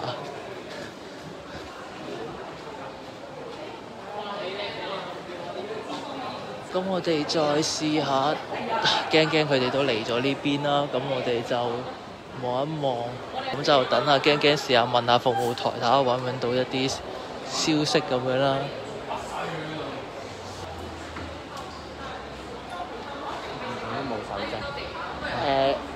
好啊，大家好啊，又係我 JGM 啊。啱啱咧就同呢一個全新天地一期嘅服務台嗰邊查詢啦。咁嗰陣時咧，其實件事件咧就係據嗰個服務員就講翻啦，係喺呢一個一樓嘅呢一個，呢個係一樓啊，唔係上面係啦，喺一樓嘅 Uniqlo 就有一名女子大嗌搶嘢，咁就沿住一條樓梯跑到落中庭啦。咁之後咧就有途人見到，佢哋亦都追逐至呢一個如心廣場同埋全新天地一期之間嘅天橋嗰度咧，咁發生咩事啦？咁之後咧嘅情況就好似呢一個 live 一開頭嘅情況一樣啦，就有警員入嚟啦，之後就有發生啦。咁相信都係一單搶劫案，但係咧就未必係偷衫咯。係啦，咁個情況就嚟到呢度先啦。咁就暫時係一個我哋可以定義為係一個或者係搶劫案件嚟嘅啫。係啦，咁都多謝大家收睇娛賓直播。係啦，咁事件就到呢度為止啦。咁被捕人士已經上咗警車㗎，應該冇幾耐都會送到去荃灣警署啊。收睇啊，我哋 YR 啦、驚啦，同埋 JGM 佢哋嘅聯手直播啦。咁冇咩特別嘢，我哋都識 live 㗎啦。大家收睇，拜拜。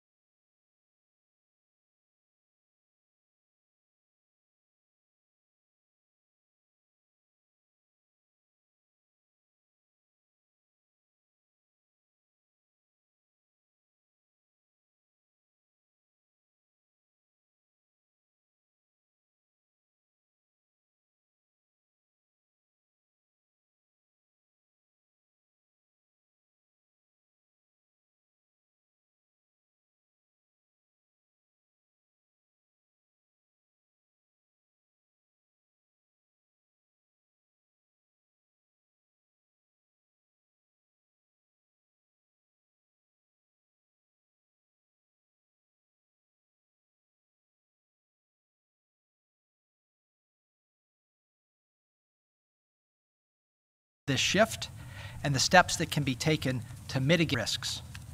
As we discuss these issues, my focus and the focus of the SEC staff has been on our core mission, including ensuring continuous and appropriate investor protections. As I mentioned, this roundtable series of efforts on these important issues. The SEC staff and I, along with the chairman of the Public Company Accounting Oversight Board, the PCOB, Bill Dunkey, have issued several joint statements highlighting risks for investors in emerging markets. In addition, we we have engaged with our fellow regulators and congressional leaders to highlight and address barriers to information that currently impede access to audit work practices of PCAOB registered accounting firms. We also have continued to engage with U.S. audit firms to discuss audit quality and certain of the challenges faced in auditing public company operations in emerging markets, including in China. We have emphasized the need for effective and consistent global oversight of member firms. Let me say that again. Effective and consistent global oversight of member firms, including the need to supplement internal audit quality control procedures when regulatory oversight is more limited. More recently, the President issued a memorandum to the President's Working Group on Financial Markets to make recommendations to address the investor protection arising from the inability of U.S. regulators to inspect for compliance with and enforce U.S. laws with respect to certain Chinese issuers. I look forward to hearing from all the participants today. I expect your contribution work and our work with our fellow regulators, including the President's Working Group. Thank you to the staff across multiple divisions and offices, many of whom you'll hear from today. Start at 9:30. Thank you to the staff across multiple divisions and offices for their work organizing today's roundtable. You'll hear from many of them today. And thank you to all of the panelists who will be sharing their insight. Now, before I turn it over to my fellow commissioners, I want to make 3 points. Thank you to our entire IT staff, James, Dave Bottom, Nancy Sumption, Andrew Krug. We have had a number of virtual webinars, and they have gone off very well. I hope that this one goes off just as well. We would not be able to operate in this virtual environment without them, and they have my profound thanks. Speaking of those virtual roundtables, that's the second item I want to add.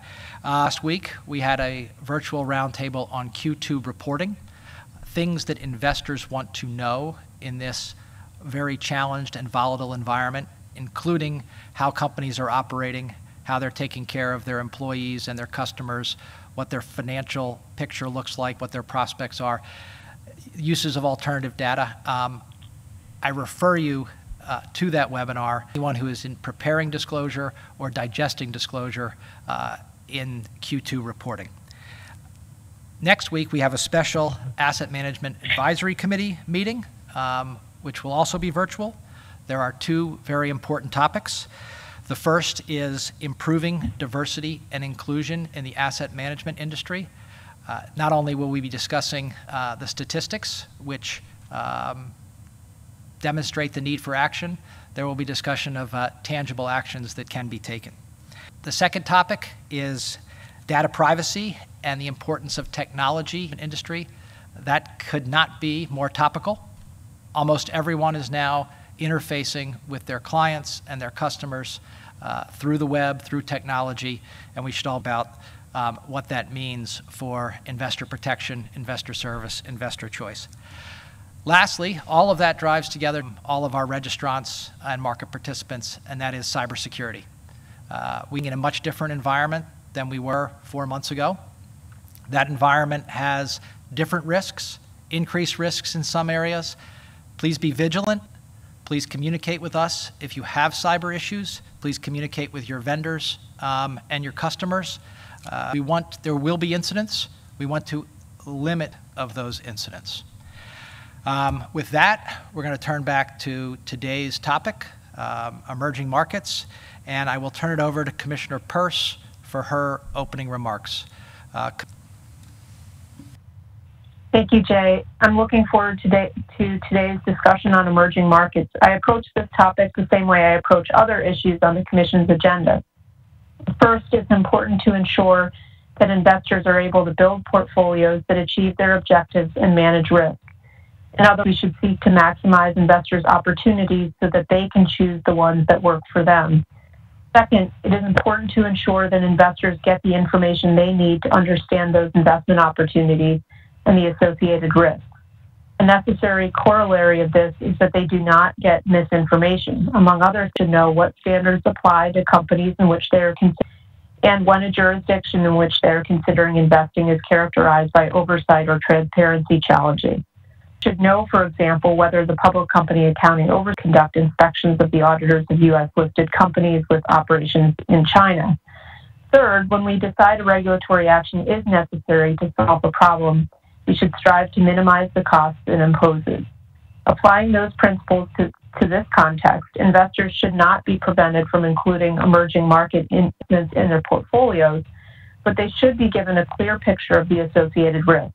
If we decide that a change in our rules is necessary, strive to understand how the change will affect investors, market participants, and to minimize any adverse consequences of such a change. The discussion will touch on these themes and help us to develop a clear understanding of the problems, potential solutions, and the costs embedded with those solutions. Thank you to all the panelists for joining us today to help us think through these issues. Thank you, Commissioner Peirce. Let's now go to Commissioner Roisman, please. Good morning, and welcome to everyone who is joining us today. Thank you to the panelists who are participating, and a very big thank you to the SEC staff for organizing and hosting this event. A wide array of issues that affect the work of many SEC divisions and offices, as well as different parts of our markets. The issues we will discuss but have arisen in separate contexts for many years. I'm happy that we have a forum to focus on these topics, convening experts from different areas of our markets to share their perspectives. The world economy is growing, ever more interconnected, a development which bodes well for wealth creation for investors around the world, including for U.S. investors. However, promoting investor access to potentially lucrative investments is something I advocate for regularly. However, I never suggest that such investment opportunities should be provided without regard to investor protection, and it is clear that these growth prospects come with certain risks. Different jurisdictions implement different regulatory rates, making for a complicated and constantly shifting landscape in which investor protections may be uneven. We at the SEC must continually consider how this agency can best protect U.S. investors as they encounter these new opportunities. A question that comes up in several of these areas is, how can we protect investors from false and misleading financial data? U.S. regulatory requirements surrounding accounting and audits provide essential safeguards, but issuers base their operations in many countries, including those with emerging markets. This extraterritoriality affects effective due diligence and enforcement efforts. U.S. investors should be aware of the risks that these oversights create. I'll be interested to hear panelists' thoughts on how the SEC can best ensure compliance with both the financial reporting requirements and the audit regime, inform and protect U.S. investors, especially retail investors, who are interested in these securities. Relatedly, the SEC directly regulates other entities who play important roles in keeping investors in our markets informed. For example, our national securities exchange gatekeepers to companies entering our public markets. Exchanges that list security companies or funds containing securities of emerging market companies must ensure that listing standards recognize the unique risks posed by these companies. Our retail investors have come to expect that a company that has received listed status has been subject to a consistent level of due diligence, not only upon initial listing, but also on a continuing basis. I hope to hear from our panelists what further efforts our listing markets can take to better meet these expectations and thereby provide investors with a consistent experience when transacting in listed securities, irrespective of home country. Similarly, investment advisors to funds that have economic exposure to companies based in emerging markets also have responsibilities to inform their investors. Extraterritoriality can make it more difficult for such advisors to conduct the same level of due diligence for emerging market companies as for domestic. Yet, do investors in these advisors' products, active and passive, understand that risk? I want to conclude with a strong belief it is a privilege to be a public company listed in the United States. Benefits of this privilege include not only access to our retail investors and their hard-earned money, but also the association with our rigorous regulatory regime. Where this regime confronts challenges from companies that operate in emerging markets, I'm interested to hear ideas about how we can address those risks. Can we find market solutions? Or will further regulatory or even congressional action be necessary? Thank you again for convening to discuss these important topics. I look forward to today's discussion and your ideas. Thank you very much, Commissioner Roisman. We'll now go to Commissioner Lee, please. Thank you, Jay, and welcome to the panelists and the participants. all for your time today. I'm really pleased to see increased attention from makers and market participants to the issues that arise in emerging markets. This is a very timely topic for discussion. As our markets have become increasingly global and electronic, U.S. investors have greater access than ever before to both the risks and the rewards that investing in emerging companies can bring. The rewards of investing in these markets are quantifiable and they can be high. The risk, on the other hand, a necessary component of accurate pricing, may be less clear. They include challenges in investigating and enforcing legal violations by issuers in these markets, and also notably challenges with regulatory oversight of the audit function. An audited financial statement cornerstone of U.S. public markets, driving investor confidence in a company's reported results. And that confidence is critically supported by the PCAOB, which examines audit work at PCAOB registered firms. In order for the PCAOB to meaningfully conduct its exams, it must have access to all relevant documentation kept by these audit firms, including audit work papers. As we know, however, it's difficult or impossible for the PCAOB to obtain access to the work papers created by audit firms in the world's largest emerging China. And Chinese laws governing the protection of state secrets and national vote to limit access to the audit work papers of China-based auditors registered with the PCAOB. We and the SEC have together issued thoughtful and direct statements over the past couple of years with respect to this challenge, which generally and understandably, given the current constraints, reflect a kind of buyer beware approach. I hope, though, to hear today some discussion regarding whether and how we may move beyond that approach and consider what steps regulators might take now to incrementally address some of these risks. For example, while the challenges associated with the sight of Chinese companies using Chinese audit firms may be fairly well understood and relatively intractable, it's less clear that the same is true with respect to global firms domiciled that have material operations in China. There are a number of that have significant operations in China, and the audits of these issuers are conducted by large U.S. auditors, but those U.S. auditors use Chinese affiliates to handle the portions of the audits over Chinese operations. And that means that the PCAOB's inspection limitations apply to, in some cases, material portions of the audits of large U.S. issuers. This raises a number of questions.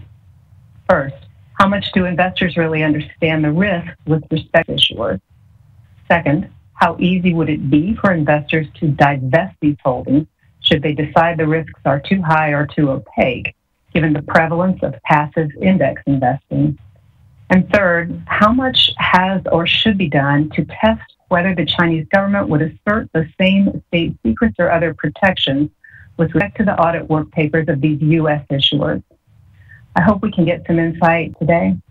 And finally, in terms of additional steps that regulators might take currently, I note that the PCAOB has the authority to deregister audit firms that fail to provide work papers and other materials or otherwise cooperate with an inspection or enforcement. This may be viewed as a potentially extreme measure across the board for all registered audit firms within a jurisdiction, but there may be specific instances where deregistration is implicated. For example, when the PCAOB uncovers violations of its reporting requirements in jurisdictions where it cannot inspect, as it did recently with 2 firms in Hong Kong, should consideration be given to greater penalties be the case, including, for example, deregistration? Is it the case that these reporting requirements have heightened significance for firms in jurisdictions where the PCAOB has less visibility? And would that warrant heightened scrutiny for compliance in these jurisdictions, potentially heightened sanctions? I express no opinion one way or the other on all of these questions, but I do think they're worthy of consideration. And in short, as we discuss the very real limitations on regulatory oversight in this space, I hope we can also touch on some of the potential areas where we may currently have the ability to take steps now. So thank you. Thank you, Commissioner Lee, and thank you to Commissioner Peirce and Commissioner Roisman. As is often the case, your contributions have individually raised important issues and collectively a of issues that well represents the day's agenda. What I'll say now is that one of the benefits of operating virtually is that people stick to the timetable. Our next panel is scheduled for, there will be people who will be tuning in then, so we should stick to that time frame. So we will take a short break and resume promptly at 10 a.m. Thanks again to my fellow commissioners for their opening remarks, and a very informative and substantive day. See you at 10.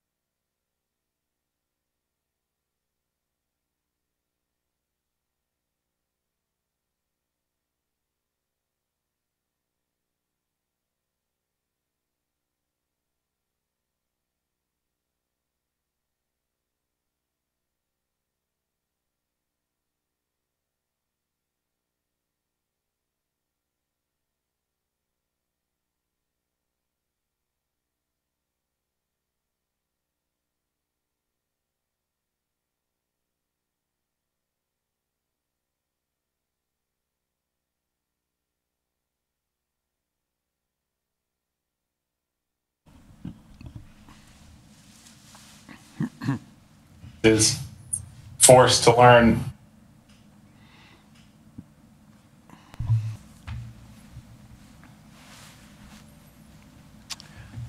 Good morning. Emerging markets, investing in emerging markets by U.S. retail investors. I want to begin by thanking Chairman Clayton for organizing the roundtable, and all the three commissioners. Thank you for supporting this roundtable. Listening to your comments as well. To everyone who is in the audience, thank you for joining us. I'm pleased to introduce my fellow moderator, Pete Driscoll. Pete is Director of the Office of Compliance Inspections and Examinations. Great colleague to have. And we have three distinguished panelists, Carson Block, Ryan LaFond, and Roger Robinson. Let me brief you about each of them. Carson Block is founder and chief investment officer of Muddy Waters Capital, LLC, much in the press these days. Carson Block manages private funds focused on activist investing. Ryan LaFond is deputy chief investment officer of Algert Global, an investment firm focused on managing global absolute return and active long-only strategies, institutional and private investors. And finally, Robinson, he is president and CEO of RWR Advisory Research, Analysis, and Advisory firm that specializes in tracking and assessing the risk and threat implications of foreign state-owned or state-controlled enterprises. I'm delighted that the panelists are able to join, and I'm going to now turn it over to Pete to get started by asking some questions to the moderators. I'm sorry, to the panelists. Good morning, everyone, and again, thank you for being here. With our standard disclaimer that will cover SP&I in terms of the views that we are our views and do not reflect the views of the Commission, the commissioners, or any of the employees and staff of the SEC besides our own. So we're going to do a quick tune-up, speed round. So we're going to start with, I'll ask a question of Roger. What do we mean when we say the term emerging markets? Well, we need to, generally speaking, developed countries and emerging market countries. In the developed world, you'd have the Germany, UK, Japan, of course, the United States. Emerging market front, it's more of India, China, Russia, Brazil. Those types of states are the biggest player in the emerging market space by far. Let me turn to Carson. Carson, how are emerging markets different from developed markets? Maybe you can shed a little bit light on that issue. Carson, can you hear me? Okay, well, I know I was going to be asked a question, and I know what the question, so I can't hear, but I'll just jump in. I think I'm going to be asked, what are the characteristics of an emerging market? And look, I'm not going to belabor the bull thesis, which is EMs grow faster than developed markets, so more potential upside. I've spent a lot of life living in an emerging market, China, and traveling to many others. So to me, the defining difference that I think investors really need to focus on is that many emerging markets lack what we think of as a rule. And this becomes a problem because if you are invested in an emerging market investment, even if it's listed in the US, the ability to enforce a US court judgment in an emerging market is usually limited because we don't recognize their court system judgments and they don't recognize ours. The final comment I'll make in a general sense on this, and I have submitted an open letter to the chairman regarding two recommendations that my firm is making around improving audit practices, particularly of China-based issuers. Corruption. And I noted that generally, whether you're talking about an organization like a company or an entire corruption can cascade down from the top.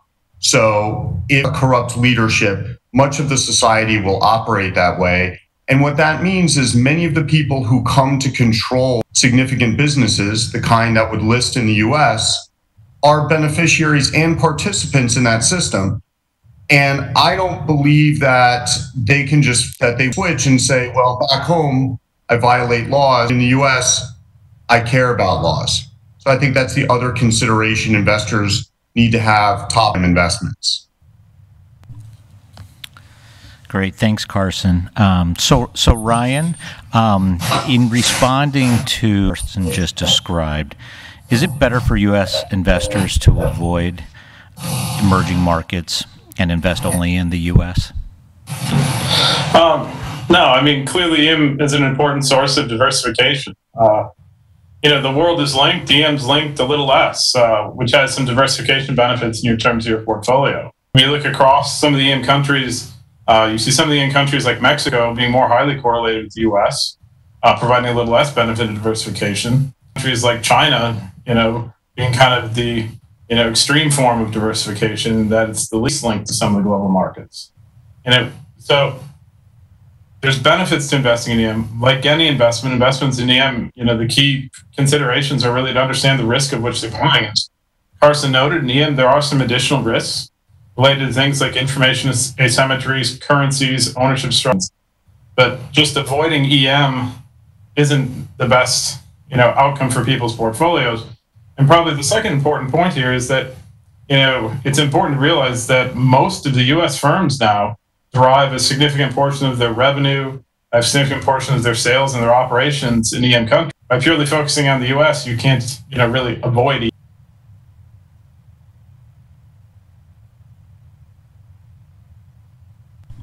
I appreciate that.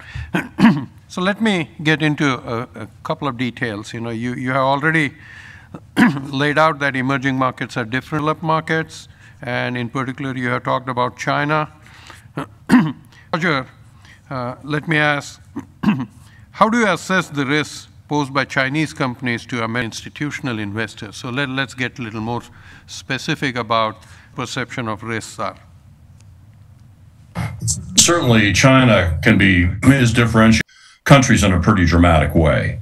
I mean, for example, to varying degrees, the Chinese Communist Party does control all Chinese businesses, even those allegedly private sector, through Article 7 of the National Intelligence Law, which enables the state to call upon them for various services, strategic intelligence and otherwise. Those Communist Party cells that are implanted, if you will, in the senior management structures of virtually all Chinese companies. So right there is amazing. The second is this business about Chinese enterprises often being, if you will, weaponized by the state. That is, being used as power projection vehicles, if you will. They can be strategic, they can even be military, advanced weapons manufacturers.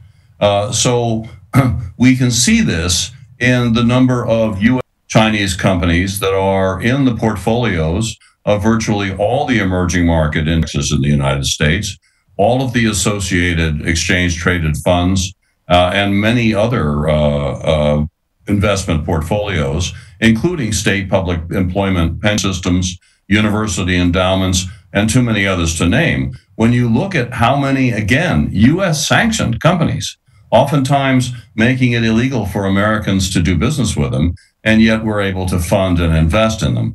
The third issue that I would say now is its non-compliance with federal securities laws. As this group, they're not subject to PCAOB audits, public company auditing oversight attention, and covered audits.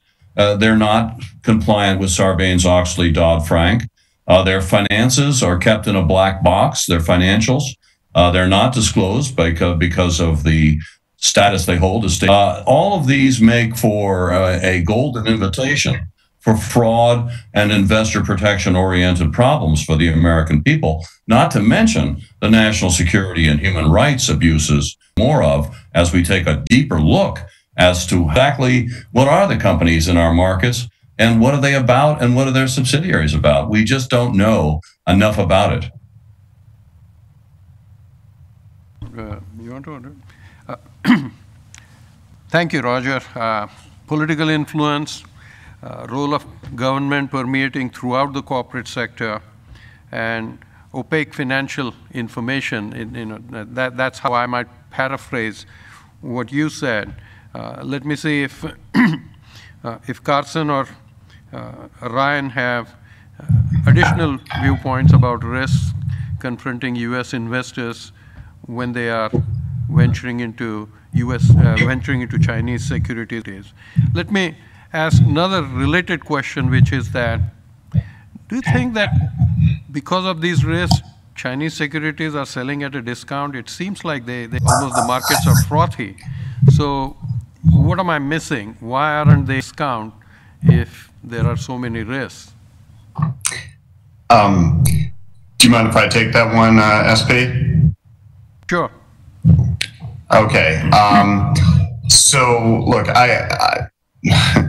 the problem, and I think this is really what also emerging market investments from a U.S. investor's perspective, is that, you know, we're post implosion of the internet in the U.S., we were so desperate to find growth stories that at the same time, China joined the WTO. So from businesses that were service businesses that were thinking of, you know, where do we replace this growth, to investment banks who are looking to source the next high growth idea, looked to China. And, you know, there was a problem where, as widely acknowledged, I mean, China's GDP growth has never been accurately reported.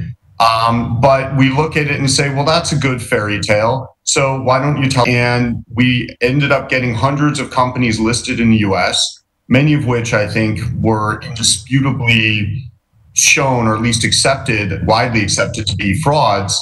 And, you know, but we still have this growth mindset whereby we attach these premium valuations to, I mean, often just don't pass. And I'd like to make one more point before you move on here. And this gets to the issue of our ability to regulate these companies and ensure integrity of their financial statements. As Roger noted, auditors in China are unable to cooperate with U.S. investigations. And they've learned that if an audit failure and they won't cooperate because of Chinese law, they're going to get sanctioned. Next time it happens, they'll probably get sanctioned pretty significantly. So they really do a job, and everything is really a rubber stamp, even more so than it is elsewhere in the globe. So the proposal that we're making, and you have to understand that audit firms are set up so that they can claim the China entities are independent and that liability should be ring-fenced there. We propose that the U.S. parents of these global auditing firms effectively provide collateral for audit failures of their PRC affiliates in the form of financial guarantees. And this is analogous to a parent who often would bear financial responsibility for wrongdoing of their minor children. First proposal, and the most important proposal that we have, that we think can help rectify this situation and give investors assurance, but without delisting en masse. I'd just like to add maybe a couple things on, you know, SP's questions about why aren't they trading at a discount. I think, you know, one of the things going on, particularly with the H shares in China, is in most of the major indices. And given that there's only a limited quantity of stocks, you include those in an indice, there's a demand and a flow story. So you've definitely seen an uptick as that inclusion has come for just the demand for Chinese assets. I think the other side of it too, with the risk, is just like this panel is acknowledging, many of these risks are acknowledged by various investors. And so there is something, you know, we could look, you know, historically at some of the different pricing of risk in the Chinese market, and at least some degree of, you know, risk associated with the opacity is priced. But I think to a large extent right now, what you're seeing in the major source of those markets is demand for those assets, particularly coming from things like the inclusion in many passive indices is just creating there's more demand than there is supply, increasing prices. So I'd like to follow up with a couple comments. My role here at the SEC is run a program that supervises and executes out on exams of registered entities, investment advisors, brokers, mutual funds. And, I've heard today that, there's a lot of troubling investments that potentially are flowing through things that retail and vehicles that retail investors are invested in, mutual funds, pension plans, things like that I think Roger had described. Do you feel that there's enough diligence, a financial community, on these types of investments? And then on the flip side, or in addition to that, there's enough regulatory supervision taking place here to protect the interest of retail investors?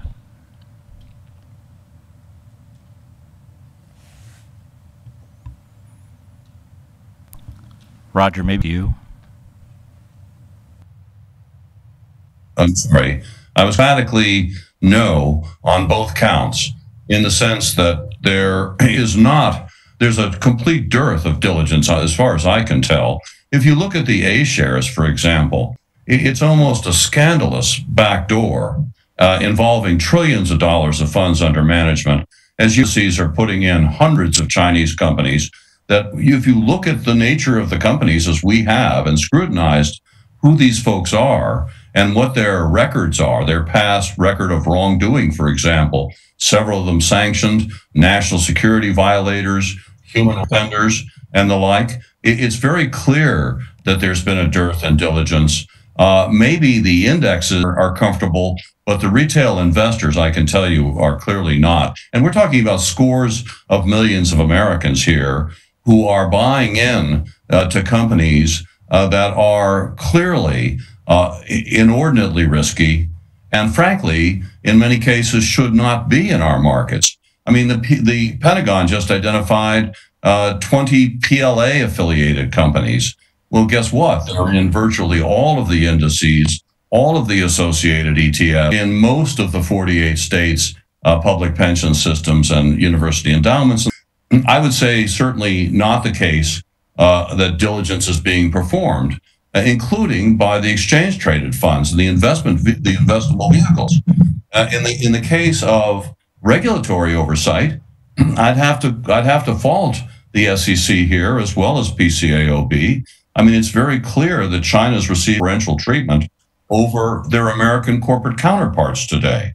And there's something terribly wrong with that picture. That MOU signed in May of 2013 has turned, and every day that it continues is a shock to me, frankly.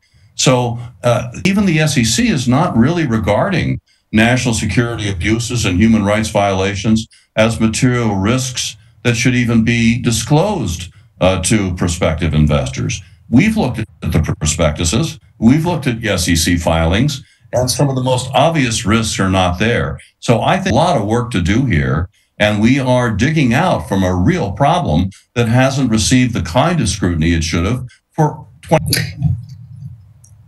I'd like to add to that. I mean, first of all, if the proper diligence were being done, I don't think anybody on this panel or in the audience would have ever heard my name, number one.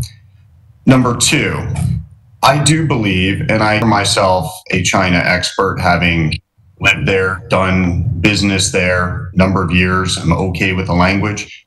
I do believe that China has been waging, in effect, an undeclared economic war to the West and the United States in particular for some years. And system whereby they protect frauds that list in the United States, raise capital from U.S. investors, one leg of a capital market strategy that is one leg of this, they said, undeclared effort. And the basic problem that we have, whether you're talking about industry doing diligence or from a regulatory perspective, is that you just cannot take centric playbook or the developed market playbook for diligencing companies and applying it overseas, because overseas, where, as I mentioned earlier, U.S. courts is, I mean, in a country like China, just effectively it doesn't exist. It's very easy for fraudsters to find co-conspirators to set up sham customers, to set up sham and create the paperwork that auditors and investment banks are going to look at and just assume is okay. I've been fond of saying for many years when I speak to people who visited China looking to do business is that, you know, when you go into a meeting, you're thinking, why would the person opposite me be lying? When you're in a country like China with such a weak rule of law, as the U.S. rule of law is concerned in its reach over there, you have to ask, why would these people? That is really the way that you have to look at it, and not geared for that sort of scrutiny. Provide that kind of. But I guess to chime in here a little bit, I think we need to be careful in terms of making blanket statements about, you know, China versus some of the companies and investments in China. I mean, clearly China has a series of, you know, great companies. If you look at something like Alibaba, for example, whereas, you know, in this issue, when we think about fraud and disclosure, it's really not just a Chinese issue. I mean, look no further than the recent example of Wirecard. You know, to bring it back to the question about kind of, is there a degree of scrutiny being applied? On the active management side, there is a high degree of scrutiny around this, and it's about selecting individual companies versus buying an indice. I think that partially the concern, particularly from the perspective of a retail investor, is that you buy an index or you buy an ETF and you get a group of stocks. And the index is based on things like liquidity, market cap, features like that. They're not going and digging into the details of some of the firms there. And that's more particular. You do have concerns about, do investors understand what they're buying and what they're getting when they buy an emerging market ETF or when they buy into emerging market index. But, you know, there's clearly great variation in terms of both the enforcement and the various mechanisms across EM and the rules of law. Well, China is an issue, you know, I think you just try to have the companies there. Or are we talking about the entire kind of system? So I got to totally, not surprisingly, take the other side there. You brought up Alibaba. I don't have a view on it, but I know a number of very smart investors who've spent lives diving into the financials and who swear that while it's a great company in terms of the services it provides in China, its financial statements are fraudulent. I would put my money on their analyses because I know that nobody in the US really, on the long side, cares that much about this.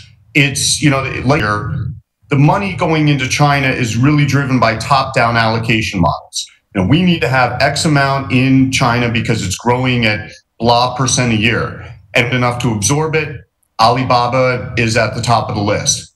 But I think if somebody wanted to have a real debate about the integrity of Alibaba's financial statements, you know, I think that'd be beneficial because my money would be on the side that says they do not have integrity winning that debate.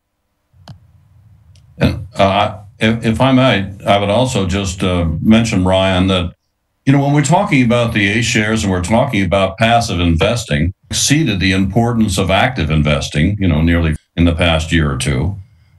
Who is doing the diligence? I mean, we can't blithely say that, well, providers, it's not really their job to care about who these companies are and who their subsidiaries are. Have they been sanctioned in the past? Are they equipping mass detention camps in John, for example, or involved in human rights violations like facial recognition technology, picking up Tibetans at train stations? This is somebody else's job, as I understand it, in their view. And I think Mr. Fernandez, the question is BlackRock going to do it? Is Vanguard? When I looked at the ETF sponsors, they weren't performing the diligence either. So what about the retail investors, hordes of millions of Americans who are unwittingly holding Chinese corporate bad actors, littering their portfolios?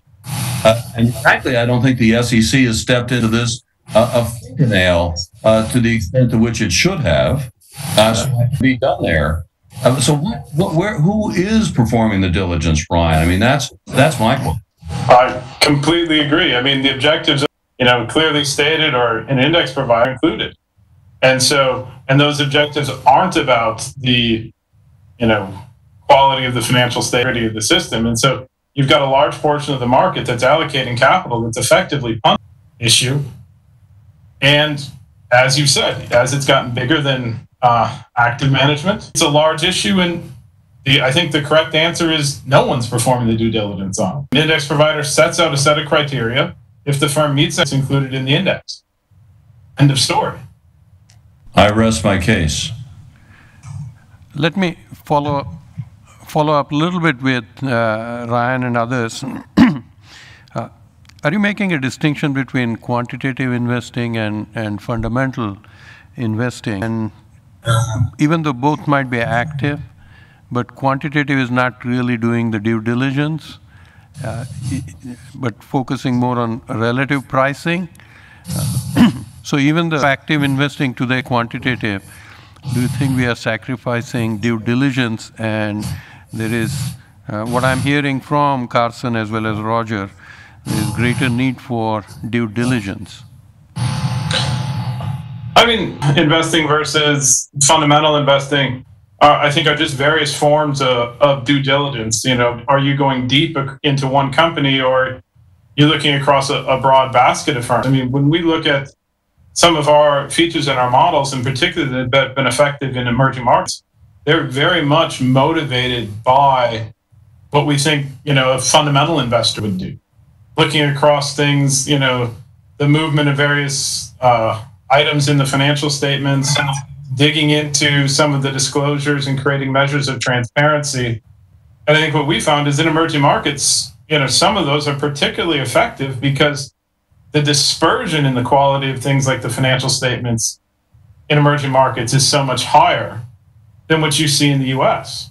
Within the US, for example, because of the work of the SEC and the regulatory environment there, on average, the financial state, there's a much lower dispersion in the quality. Looking at emerging markets, it's much wider. And so I think of both as forms of, due diligence, of course, but is that due diligence geared towards more of a basket of stocks, or is that due diligence geared to more of an individual company? Carson, Roger, any reaction to that? Well, I mean, I'm a big believer in company by company. And we've tried to perform our own diligence as a firm on particularly the national security and human rights related risk involved, and not to mention the universal problems of the lack of investor protection vis-a-vis federal securities laws and the PCAOB, absent from the scene the way we've already laid out. But when you look at these companies and you do a serious risk profile, ABIC, for example, has been sanctioned by the United States on 5 separate occasions. These companies are, you can't not find them in one of our indices or ETFs. It's the kind of thing that it's almost sadly comical when you look over how many egregious national security human rights abusers are, to the point where the White House, as you know, at the presidential level, have had to intervene on the thrift savings plan and the I fund being moved, that $45 billion or so being moved from the MSCI EFA index over to the MSCI All Country World ex-US. Well, what was the problem there? And the problem there is a diligence problem. MSCI didn't do homework on, as certainly is the case of its emerging market index, even more egregiously, US. There were a number of bad actors there, to the point where the president instructed the director of the National Economic Council, Larry Kudlow, and the National Security Advisor, Robert O'Brien, to actually intervene vis-a-vis the Secretary of Labor, Eugene Scalia, chairman of the Federal Retirement Thrift Investment Board, and stop the transition of those funds about 2 weeks before they were to take place. Only last week, the same team, O'Brien, National Security Advisor, NEC Director, wrote a letter to this time to a railroad retirement fund that was federally administered, making the same points. When you read these letters, which should be required reading for your day, you see the alarm with which the White House is viewing this. And there seems to be this extraordinary disconnect between the White House level of concern and PCAOB's level of concern. I mean, there's a disparity. It doesn't quit. And unfortunately for the SEC, it came under some scrutiny. Levitt and Michael Mann in that Wall Street Journal editorial not so long ago entitled SEC's China Evasion. I mean, it wasn't complimentary, and I had to subscribe to it, only being this carefully, and we're trying to unsure of the disconnect here. The American people are being put at inordinate risk, and they're funding that are directly harmful to the national security and our fundamental values from a human rights perspective. Those are the facts of the case, and I don't think that they're in dispute. I'd to, add an anecdote or, just a perspective on how little diligence is actually done, particularly on listings from China. Almost all of these listings from China are structured as interest entities, or VIEs, where the listco does not actually own the company. The chairman and his friends own that, but what the listco owns supposedly has a series of contracts to receive cash flow or profits from the operating companies. Now, the way these used to be structured, these VIE packages, there was a formula, or there were formulae. The operating company would have to pay a percentage of profits or cash flow to the subsidiary of the listco. And every single VIE we had ever looked at, we could tell by doing a tax analysis, not a single dollar had ever been paid the operating company to the company that was owned by the shareholders. In other words, literally every VIE at which we looked was in material breach of the nation that it had that could really make shareholders feel a little bit better from day one. Now, people like us started pointing that out in our fraud exposés. So then the response became, oh, it'll be entirely discretionary when and if any money is paid from the VIEs into the listcos. And nobody talks about that. And I remember having a discussion a couple of years ago with a fund manager who manages a few billion, had just clocked like 40 or 50% positive the year before, mostly on China TMT. I brought up the VIE issue, and he said, but Carson, nobody has ever broken the law there. I said, what are you talking about? Nobody has ever actually transferred a dollar into the shareholder-owned company. Nobody has actually complied with contracts. So, like if this guy has no idea, nobody's doing diligence on this. Obvious and glaring issue, if you were to start by analyzing one of these companies, would be, do they make payments to the shareholders? So one thing I'd like, so the U.S. uses a disclosure information that's accurate to investors, and from everything I'm hearing, there's some of that today, and I will say that thank you all for your candid views. They've been very insightful. So for me, bringing it back to the U.S. retail investor, how can we ensure that investor is getting accurate data, getting correct information, getting the proper disclosures? What sort of, we've identified one of the issues. How can we fix it? Well, in my opinion, there are independent diligence performed by the SEC. I know it's not your job necessarily to have to scrutinize every company, but from China, for example, but I think it's going to have to go there, staff up and do it, because you even need some of the intelligence community's inputs. We're dealing with the most prominent existential threat to American security in the world. We're dealing with a more belligerent China today, and it's one that has engendered a great deal of skepticism, for good reason, on the part of the American people. When you talk to American retail investors, the way the opportunity to do state by state, they are incensed. They are out of their minds over the fact that their money is ballistic missile submarines and building their newest aircraft carrier, advanced weapon systems of the PLA. They're appalled to know that they're fueling the human rights abuses of the surveillance state, for example, and the social credit system. I mean, these are folks with fundamental values. They might not be values-based investors, but that doesn't mean they don't have values. They do. And they don't want their money abused this way. And the SEC to step in and consider in human rights a material risk that has to be disclosed. And guess what? The Chinese have no interest in disclosing them any more than they have any interest in PCAOB audits, because they don't think that they're an island builder in the South China Sea or militarizing those illegal islands. They don't think it's a risk. They don't think it's a problem because it's their territory in their view.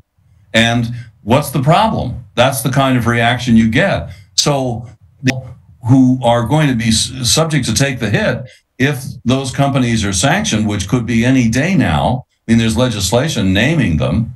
They're going to take it in the neck, and that's the problem with the retail investor space. You see this glaring the masters of the universe on the fund manager side, the folks at BlackRock and Vanguard and elsewhere in the heights of Wall Street, and then the retail investor who's just, fed indices and ETFs, and they have no clue as to what's in the portfolio. When they find out, I'm telling you, they're very unhappy. And that has translated to pressure on the President of the United States, the director of the NEC.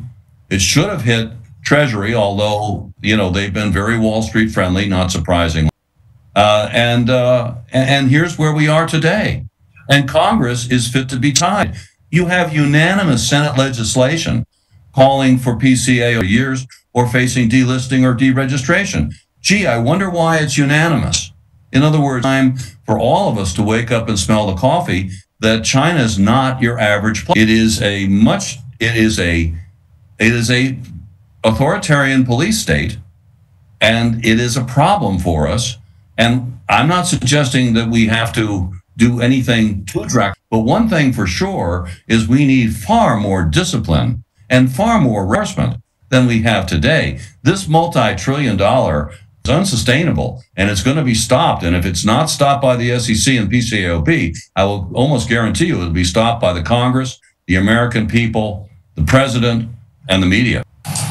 So I think maybe to pull back a little bit on the question, accuracy and data sources, I think we think of, most in emerging markets, it's important for investors to recognize that, unlike the US, where you can just go to Edgar and it's a fantastic source of information, in emerging markets, teams are different. And so much of the information as a result of that is also different. When we look in some place, like, for example, in Korea, when you talk about accuracy of information, well, in Korea, some of the information that you would typically see in an MD&A disclosure of your 10K, that information isn't there. It's in, for example, the information related to shareholder meetings. And so when you think about the accuracy of that of the information, or even just the access to it, it's very important to understand what the actual disclosure regimes are by different countries.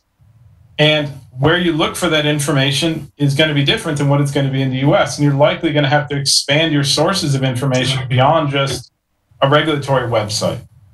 But the other thing which you have in emerging markets too, though, is that much of the information in the US that might be voluntary, if we look at an example of something like corporate guidance in some of the emerging markets.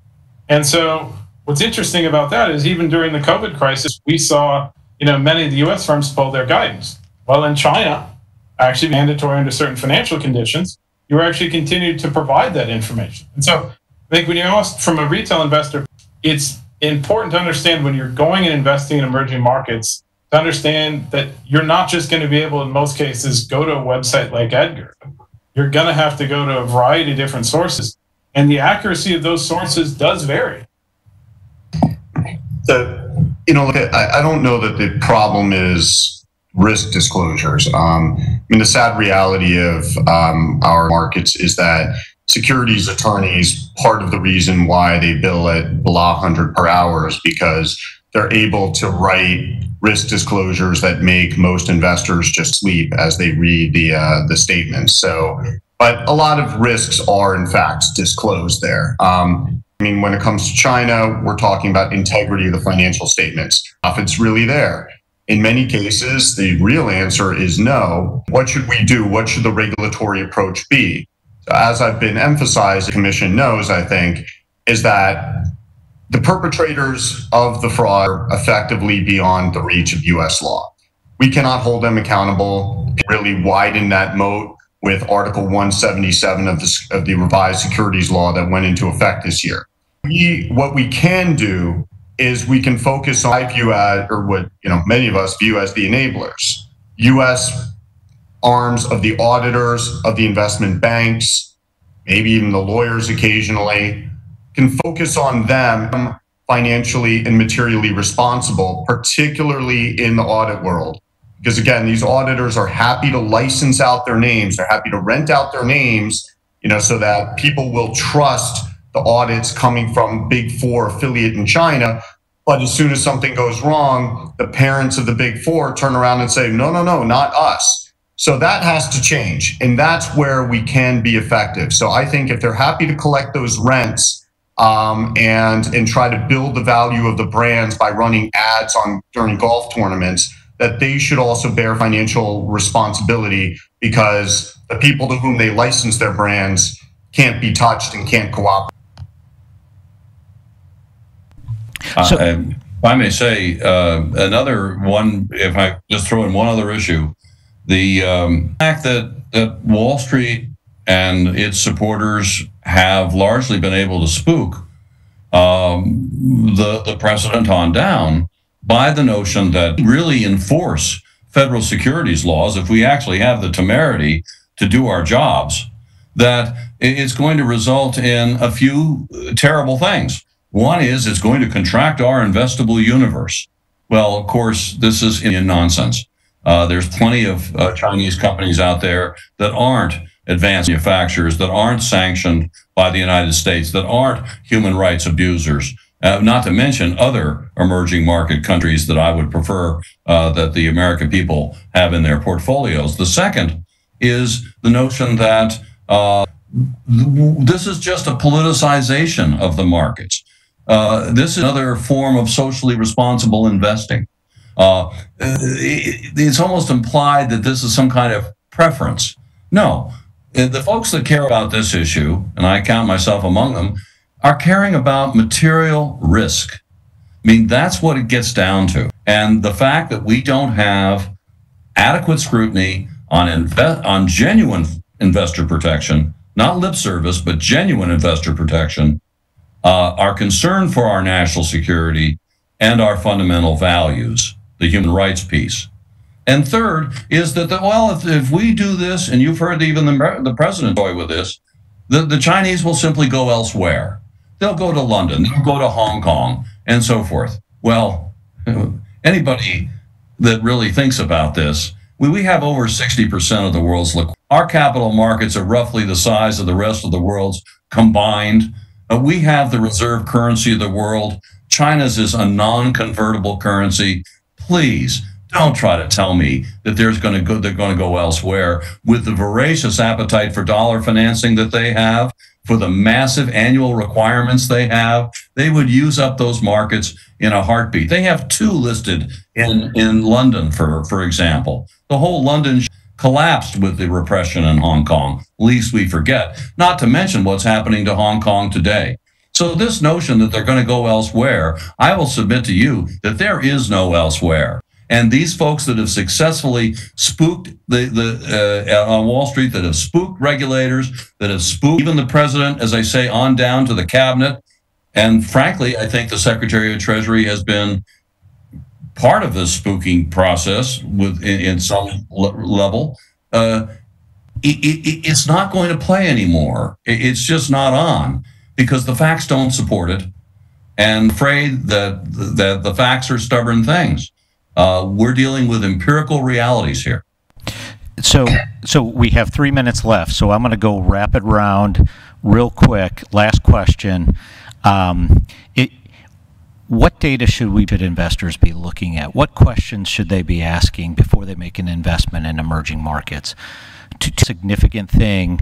I've heard varying feelings on the reliability on financial statements alone. Very quick, what advice can you give to retail investors in the U.S. before they make an investment into emerging markets? I evaluate whether the people on the other side are facing a heads I win, tails I don't lose scenario. Reform to the banks because we realize that that's how their traders thought. If that's the situation for potential fraudster in a given foreign market, then be very careful.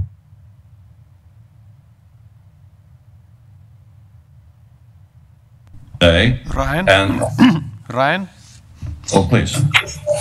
Yeah, I mean, I'm just going to be very practical here and say currency.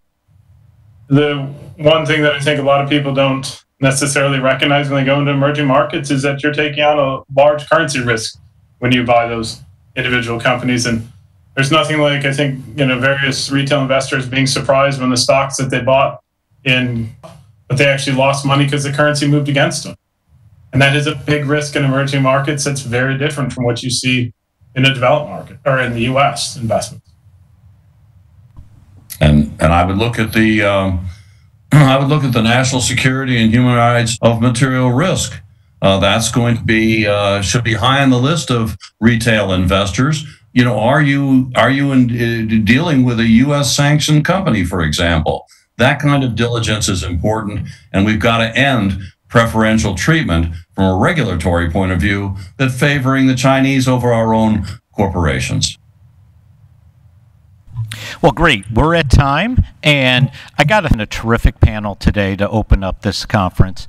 I will say that, it sounds like that we all have a lot of work to do to help improve and protect when investing in emerging markets. And there's a lot of issues that I think we have to grapple with and try to figure out. And your insight today, the three of you, I'm just very fortunate that we had Roger, Carson, and Ryan today, and very appreciative of your views.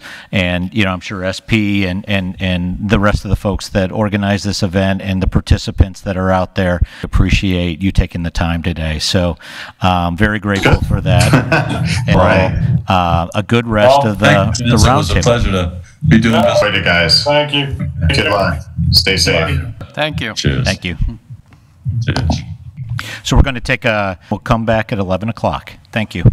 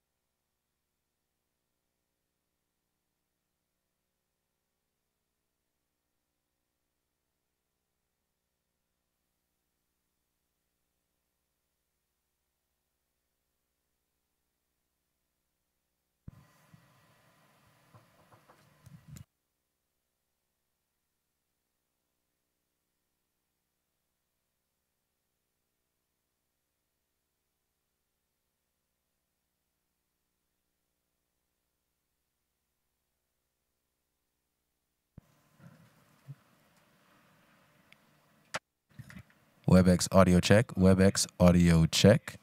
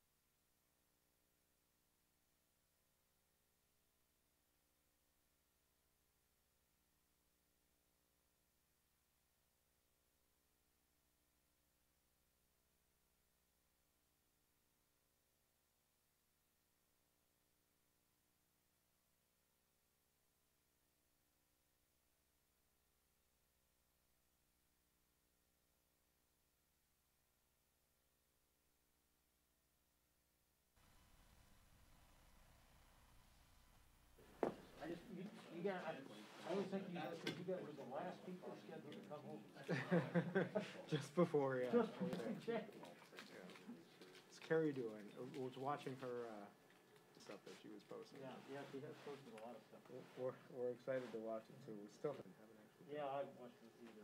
But, you know, I saw it 2 years ago. We have a really terrific group of panelists. I think we're going to cover a lot of interesting areas, and we're looking forward to the next 50 minutes. So in terms of panel, we have Julie Bell Lindsay. Julie is the Executive Director for the Center for Audit Quality, joined by Bill Dunkey. Bill Dunkey is the Chairman of the PCOB. And then we're also joined by Cheryl Scarborough. Cheryl is a partner at the law firm of Simpson Thatcher, and prior to that, SEC Division of Enforcement.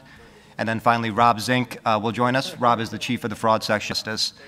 And what we're going to do during today's panel is try to cover off 3 different very substantive areas. First, we're going to spend time with Bill and Julie going through PCOB areas, inspection areas, and we look forward to kind of that discussion. He will take us through a discussion with Cheryl and Rob on what the enforcement side of the House is seeing in terms of what DOJ is saying, what Cheryl is seeing, and then what Steph is seeing. And so really looking forward to that piece. And then we'll audit quality, the focus on how firms think about global audits and high-quality audits. And Julie Bell Lindsay will lead us on that. And then, of course, Bill Dunkey will join. I'd be remiss if I didn't do our disclaimer. So today we speak for ourselves. We don't speak for the Commission, other commissioners, or other staff. And with that, I think we can go ahead and jump in. And so, Bill, we'll start with you, and then, of course, Julie, feel free to jump. So, Bill, can you start? Just give us a high-level overview of the PCOB inspection process, how it works, and specifically how it works globally, including in emerging markets, including China.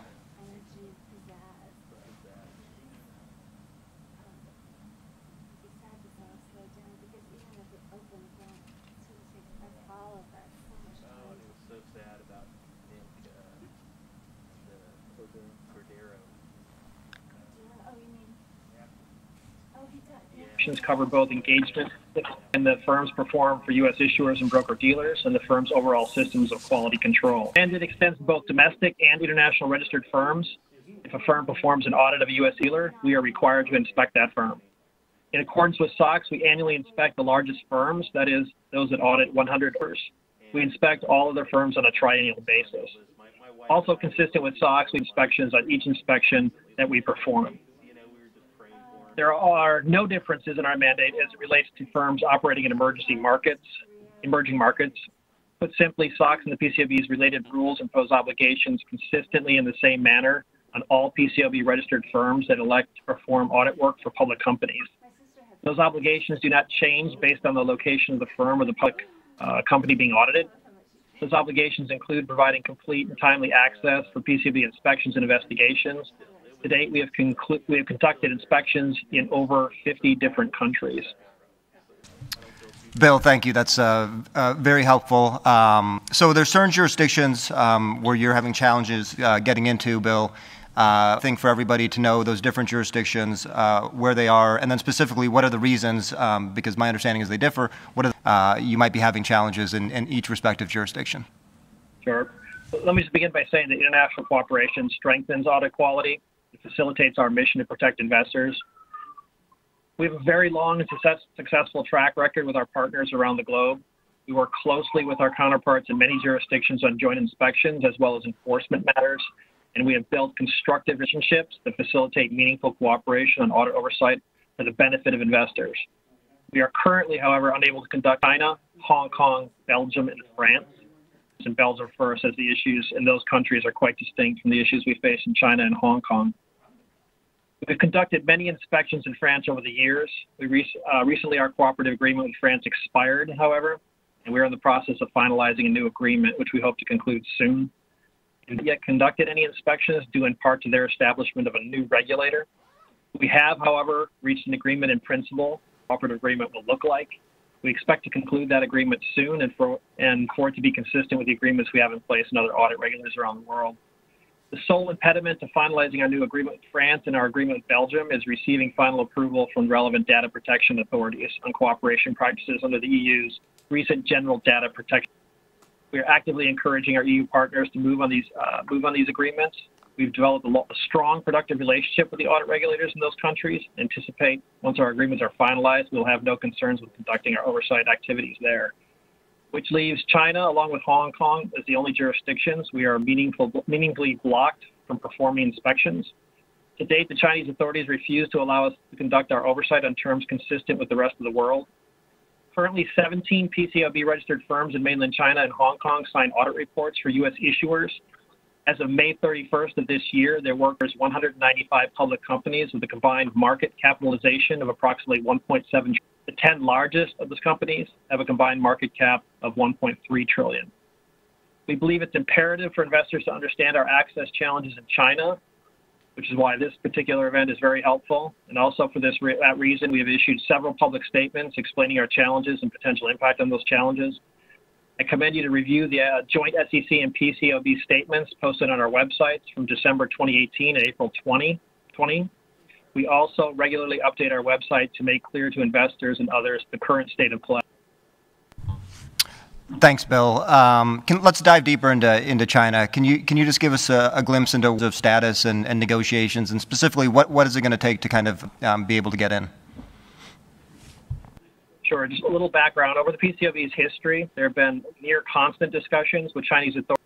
To date, those discussions have not led to any firm or final agreements. From our perspective, any further discussions about access are unlikely to be productive unless and until the Chinese authorities are willing to embrace certain core principles that are fundamental to our ability to accomplish our mission. And those principles include our actions and investigations consistent with our mandate, the ability to select and audit work and potential violations to be examined, and access to firm personnel, audit work papers, and other information or documents deemed relevant by our teams. With China as the only exception, wherever an agreement is required, we have, either directly or together with other established arrangements that implement these core principles. For the past decade, we've explored various approaches to cooperation to address issues raised by the Chinese authorities. These efforts have failed to result in a viable model for cooperation because the Chinese authorities refuse to accept these principles in practice. Notwithstanding statements by the Chinese side that they have worked with us to find a path forward, the fact remains that they reject our principles in application. They have made it clear through their both negotiations and failed attempts at cooperation. For example, Chinese authorities have consistently stated that we cannot inspect the audits of state-owned enterprises, despite the fact that those enterprises have shares listed on U.S. exchanges. Chinese authorities have also made plain their intention to react or refuse access to audit work papers in ways that will not allow us to complete our inspections. Also made clear through our interactions that they will seek to influence the scope of our inspections and how we perform our work. The point the the Supreme Court we simply has cannot laid out perform our mandate. is one that is Okay, Bill. Thanks for that. Julie, would love to get your perspectives on, you know, in your role leading up the Center for Audit Quality. What are your thoughts on kind of what Bill's outlined here with the PCAOB and the challenges they're facing? I'm happy to do that, and thanks to the SEC for having the roundtable and inviting the to participate. You know, the public company auditing profession and the CAQ have independent audit regulator as well as the inspections. You know, undoubtedly the case that the inspections process through the PCA audit regulators has truly enhanced audit quality here in the U.S. since Sarbanes-Oxley. You know, we have also, the CAQ as well as the public profession have been vocal and consistent in our messaging. I'd love to see a resolution between the authorities in the two countries. I will say, as we'll talk about a little bit later, Sagar, the firms are very agile and they can adapt to and ensuring that audit quality is not does not suffer in this type of an environment. But we also believe that, like we've seen in many other areas of the world, like ways where the people conduct oversight on behalf of the American people, as it asks for further information from Congress. Congress's constitutional responsibility to uncover the truth specifically related to the president's Russia connection is hiding. The Congress will continue to conduct oversight for the people, upholding the separation of powers that is the genius of our Constitution. We will continue to press our case in the lower courts. That's what happened this morning.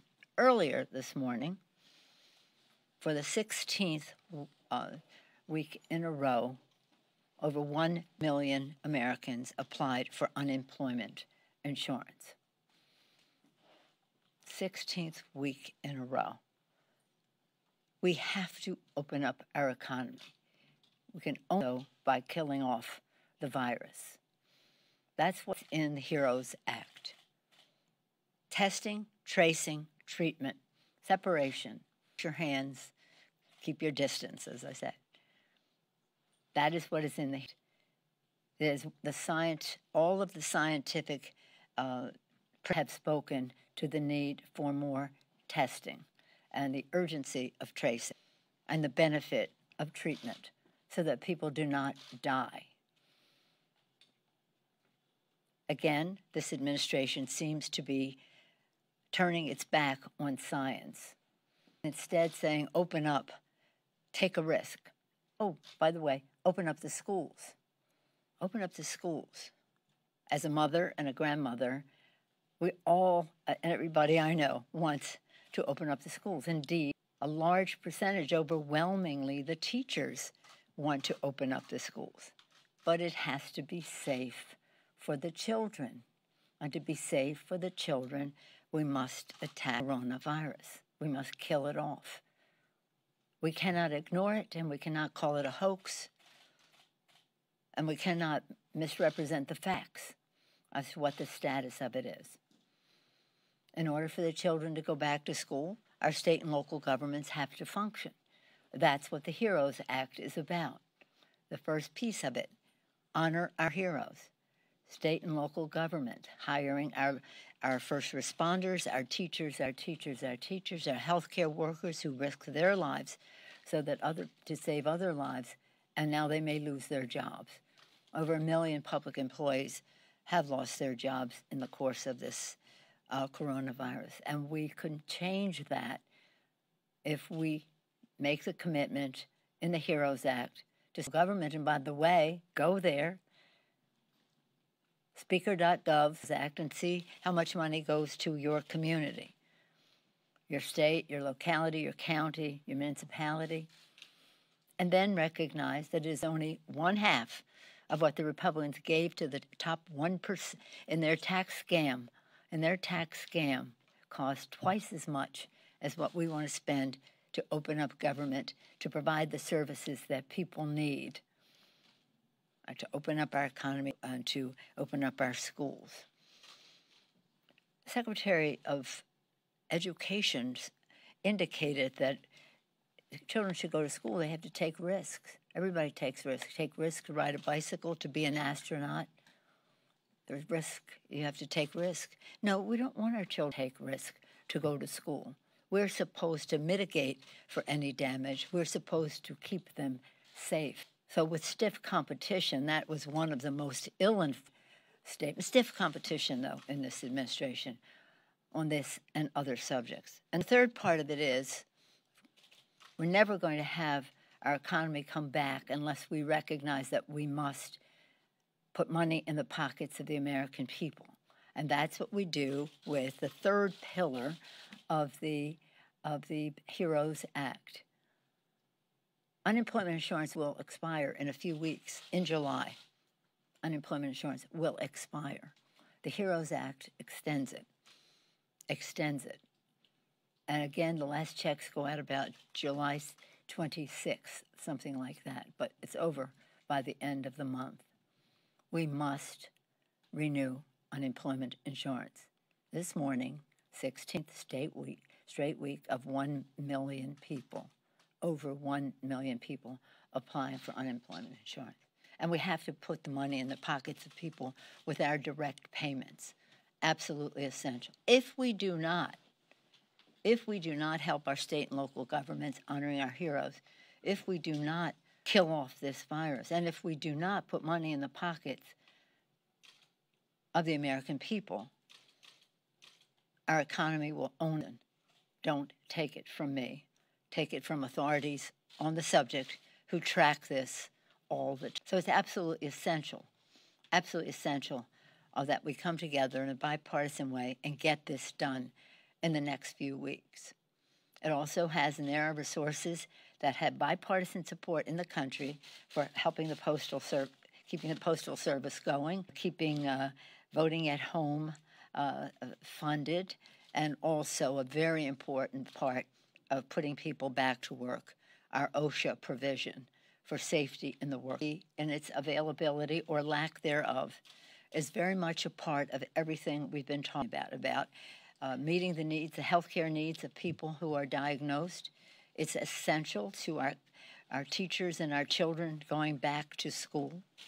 Teachers, custodians, all of those who are responsible for the education of our children, which is the highest priority, all safely, PPP necessary, have a shortage of that. So we have to have weigh in on this, common sense to listen to the scientist and not that are predicated on a tweet. On a tweet. What? We always want any guidance that we get to be updated by the scientific knowledge and the rest.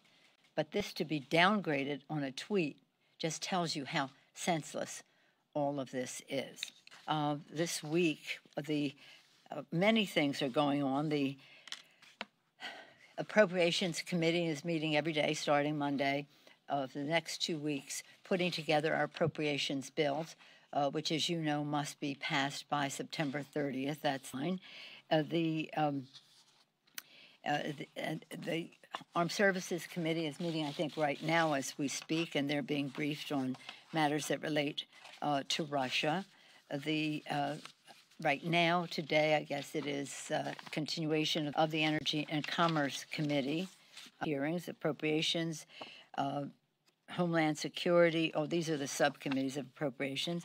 Foreign Affairs Committee on Europe is having its hearings, Education and Labor, a major examining the impact of COVID-19 on the future of higher education, Financial Services, economic perspectives on alternative approaches to protecting workers during COVID-19, Oversight Committee goes into the life-threatening impact of single-use plastic, and then in Natural Resources, there's a meeting of Democrats only on the restoration economy, examining environmental and economic opportunities. The list goes on.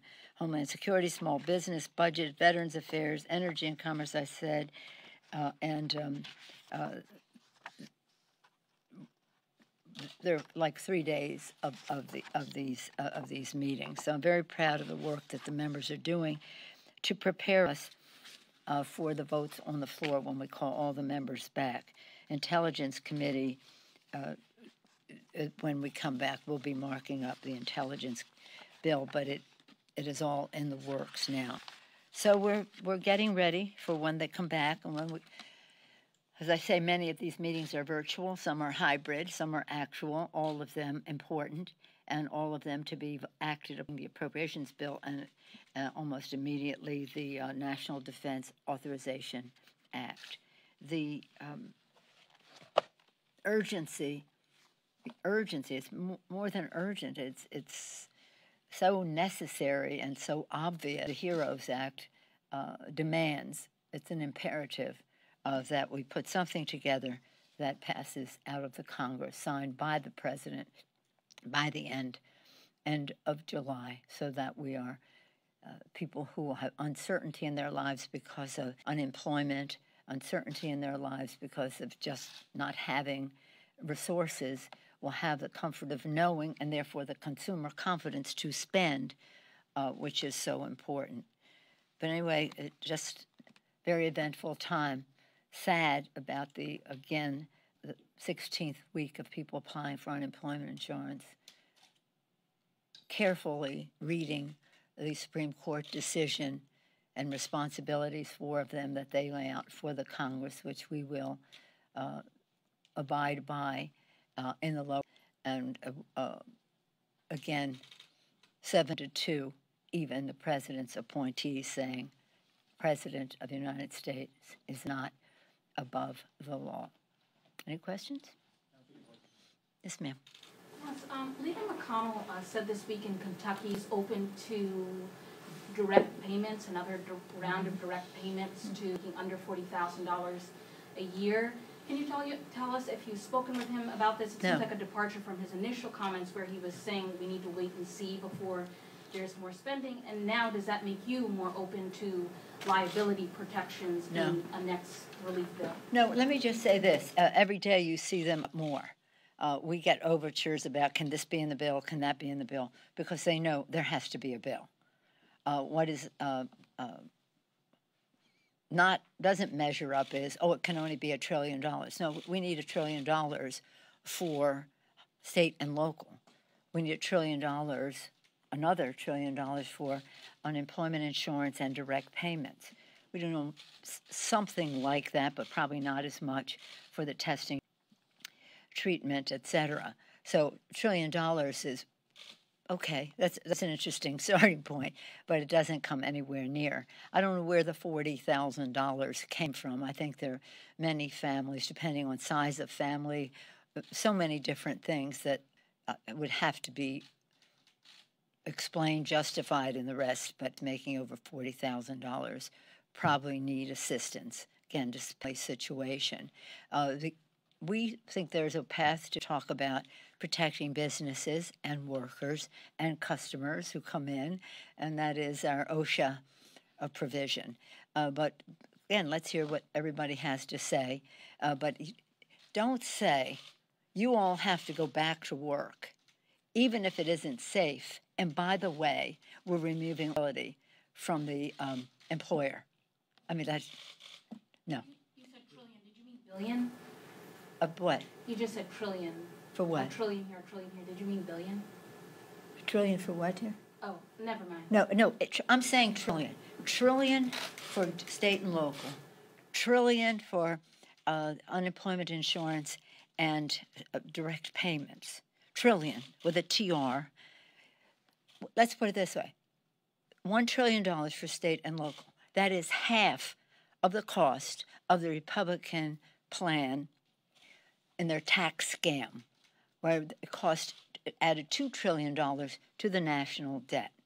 So yeah, I'm saying trillion. And let me say another thing about trillions. The Fed is spending trillions of dollars to shore up the stock. Maybe a good thing to do. We think we should spend trillions of dollars to shore up, and that there's a path that is a good investment, that is a stimulus, that keeps people from losing and helps people get jobs by being a stimulus in spending, having consumer confidence, spending, injecting demand into the economy, job creating. Chad, and then you, and then there. So you say that this was bad news on the decision this morning, but I said it wasn't good news. Wasn't good, fair. Yeah. But that said, what will the House do now with this? I mean, had they ruled differently, conceivably had these records, before the Financial Services Committee, before the Oversight Committee, had to parse through these, go into another investigation. Well, why are we talking about what we would have done? They didn't rule that way.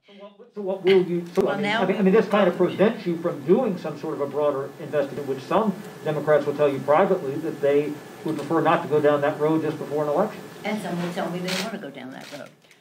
But we have a path that the Supreme Court has laid out that we certainly will not ignore. And we will never stop our oversight, our responsibility under the Constitution of the United States. Yeah.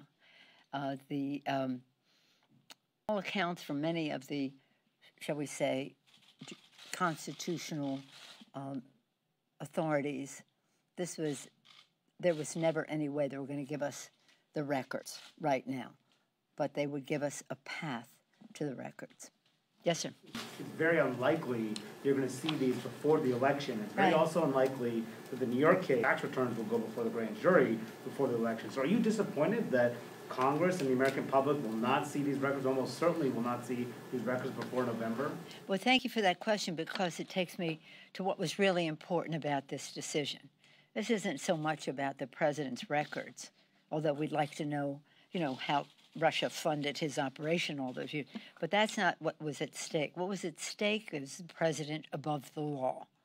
is this court, a court friendly to the, going to rule in favor of the executive branch and say that there is no congressional oversight, undermining our system of checks and balances. So for us, that was what was important, and what is at stake is the system of checks and balances, as I say in my statement, the genius of the Constitution.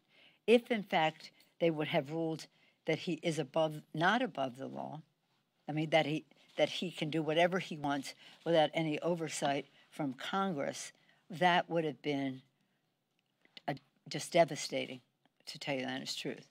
And we would still fight it.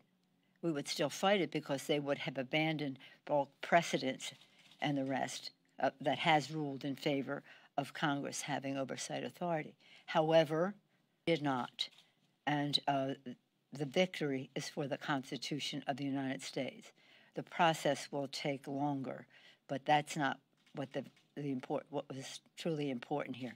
All I kept thinking is our founders did this magnificently, the separation of checks and balances of power, co-equal branches of government, and the court sustained that this morning.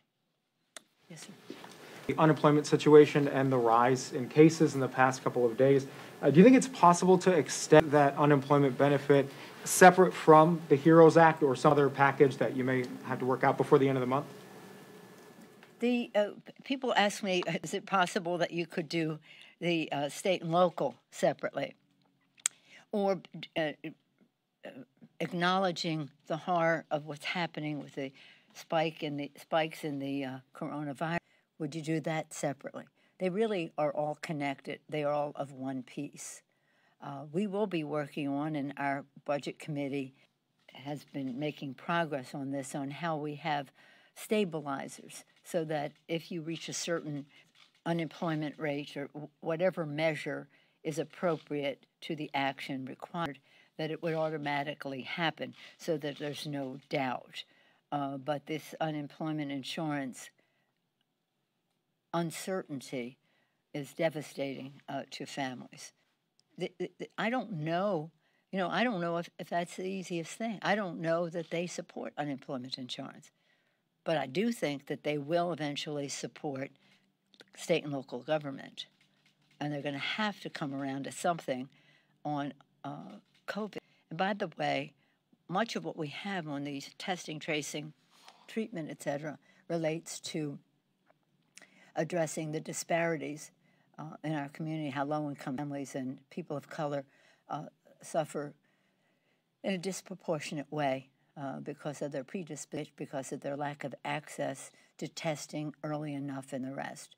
So every piece of it is critically important, and there's no reason why we should we just ignore testing and let this thing go?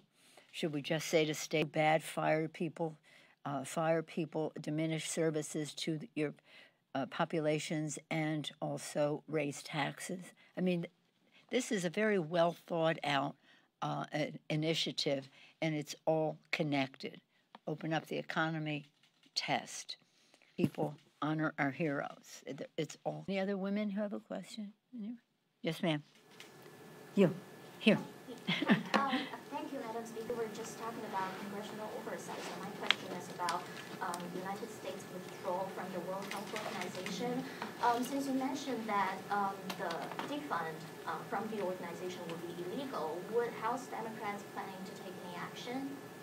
We are our appropriations bill now. I think the president's withdrawal from WHO is senseless. It's not only about the coronavirus, it's about polio, it's about other afflictions, diseases, diagnoses together to try to eliminate or diminish. So I think it's senseless. It doesn't become effective until next summer, 2021, I think it is July, it in our appropriations bill that is being written this week and next to counter that. Yes, sir. Speaker Pelosi. On Tuesday, the HHS appropriations markup, Congressman Cole criticized the fiscal spending year, or next spending bill, for planning guarantees to provide information on abortion to all pregnant women they serve, regardless of their religious belief. I just wanted to get your thoughts on that. I haven't seen that. I don't know what he said about it, but when I see it, I'll let you know what I think of it. There's also a push to be able to take out the Hyde Amendment. Well, let me just say this about the Hyde Amendment. For 40 years, since I was not even in Congress, I'm hated by the injustice of the Hyde Amendment. It just discriminates against poor women, and largely they are women of color. And so I don't know what that is. I don't think that it's in the bill. I don't. You'll have to. It's not in this bill, but there was a push to possibly remove the Hyde Amendment in the coming spending bills in the years to come. Well, what are we talking about the years to come? I myself would like to see it gone. I think it's not in this bill, as I understand. So what was he complaining about? Something that wasn't in the bill? No, he was complaining about criticizing that that family planning guarantees to provide information on abortions to all pregnant women that they serve regardless of belief. I don't even know what you're talking about. I mean, I just don't. And I'm an appropriator, and I served on Labor HHS for many years. And I'm very close to the issue of my planning, being a mother of 5 and 6 years to the day. So I know something about this, but I don't know what he... Yes, ma'am. Madam Speaker, this question is close to home for you. The city of Richmond is obviously in sync with your desire to get rid of Confederate statues, but in Baltimore and Little Italy, the statue of Christopher Columbus was removed or taken down. And I wonder if you have anything to share about that. Well, I'm not a big, I don't even have grandmother's earrings. I'm not a big, let's see what we have in this. I'm more interested in what people have accomplished. I think that it's up to the communities to decide what statues they want to see. But I think that it's very important that we take down any of the statues of people who committed treason against America, as those statues exist in the Congress of the halls of Congress, not the rotunda, I don't think, but in the statuary hall and the rest, where some of them are. But I'm not one of those people who's wedded to, a statue someplace is an important thing. I don't, again, if the community doesn't want the statue there, the statue shouldn't be there. That doesn't diminish my pride in my Italian-American heritage and the fact that it was a country discovered by an Italian, named for an Italian. So I have that pride, but I don't care that much about statues. Shouldn't that be done by a commission or the city council, not a mob in the middle of the night throwing it into the harbor? People will do what they do. I do think that from a safety standpoint, it would be a good idea to have it taken down if the community doesn't want it. I don't know that it has to be a commission, but it just could be a community view. And sometimes it's something that's been there, that view has been there for a while. But let's just say, I always say to young people children who come to the Capitol, when you look around, you see statues to people and monuments and the rest who we respect, Washington, Jefferson, Lincoln, heroes. They would want us to be talking about the future, your future. So everything we do about you, it's not necessarily about looking forward, not looking back. So let's just think about what are the values, the vision, the perspective that we enshrine, and how that benefits our children, rather than having a big fight about was somebody worth it. We know they're not worth it if they committed treason against the United States. Thank you all very much. Thank you.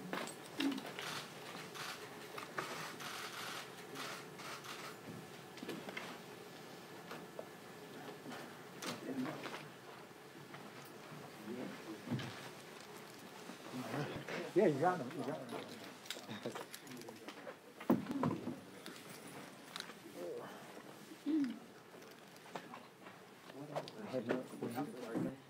Yeah, you look behind the curtain. I literally looked.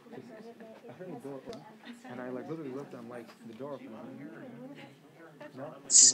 That's certainly something that is unique to China, and something that that I have had to work through. Interesting point. Thank you. And Sagar, why don't I turn it back over to you now? Thank you, Steph. So we'll pivot now over to some questions around auditing, specifically around audit quality, global oversight of member firms. And here I'll ask both Julie Bell-Lindsay and Bill Dunkey to engage in some of these questions. And so, Julie, why don't you? Julie, obviously in your role, you deal with the auditing profession, different auditing firms, both big and small, on a daily basis. Could you just walk us through kind of the different structures that audit firms use for those audit firms that do in global audits? Sure. Thanks, Sagar. So just to kind of level set a little bit, the Center for Audit Quality, our governing board consists of the Big Four audit firms plus Grant Thornton, BDO, RSM, and Crowe. Describe as far as kind of a general global structure for the firms really applies to the Big Four plus Grant Thornton and BDO. There's going to be differences between the different networks, but generally consistent in what I'm about to describe. Firms, as well as pretty much every other audit firm that's inspected on an annual basis, they're certainly going to share some of the same characteristics and policies and procedures of what I'm about to describe, but obviously tailored to the firm's footprint globally as well as their individual practices. So as kind of a background, the accounting and professional, the global networks of accounting and professional services networks are just that. They are networks of individually, locally owned and operated firms. We refer to them as firms. And they operate as one brand globally, but are separate and legally distinct entities. Now, why might you ask, is that the case? As many of you probably know, accounting is generally a locally regulated profession. Many local regulators require that if a firm is operating within its borders, it needs to be locally owned. There are generally no joint owner control agreements between the global entity and the individual member firms. There's not profit sharing agreements between the member firms. As I said, they're individually locally owned and operated, and owned ultimately by the relevant partners within that particular jurisdiction, the partners. So, for example, the partners in the U.S. firm are not necessarily they're not partners in, say, the member firm in the UK or the member firm and vice versa. So that's kind of generally an overall structure of the global networks. Thanks, Julie. Maybe a follow-up on that. For global audits in China, given these different member firms you just outlined, can you walk us through how they're communicating, coordinating with each other? Obviously with the goal of high-quality audits. Sure. So as I mentioned, the global networks generally have a global entity. And while the roles of the entity can, depending upon the particular network, I would say there's probably two main responsibilities for the global entity. The first and foremost is to protect and enhance the brand, as well as to facilitate consistent quality services across all the member firms within the network. The second responsibility or role of the global entity is to really coordinate strategy among all the member firms and to enable shared investments in things like common methodologies, tools, and shared services across the different member. Conversely, if a member firm is agreeing to join on to a particular brand or a global network, they obviously have to agree to abide by the policies and procedures of that network. That international standards, audit methodologies, and then obviously quality controls and risk. I think it's important to note that more often than not, when a member firm is signing up to a global network, they're usually signing up to kind of higher standards than, kind of the basic regulatory standards that are required within the particular jurisdiction. So that's generally how they coordinate between the global entities and the member firms. Thanks, Julie. That's helpful to have the structure kind of laid out, kind of honing in on high quality. How do the firms think about making sure that there are high quality audits going on when they have a global engagement, including China, of course? Of course.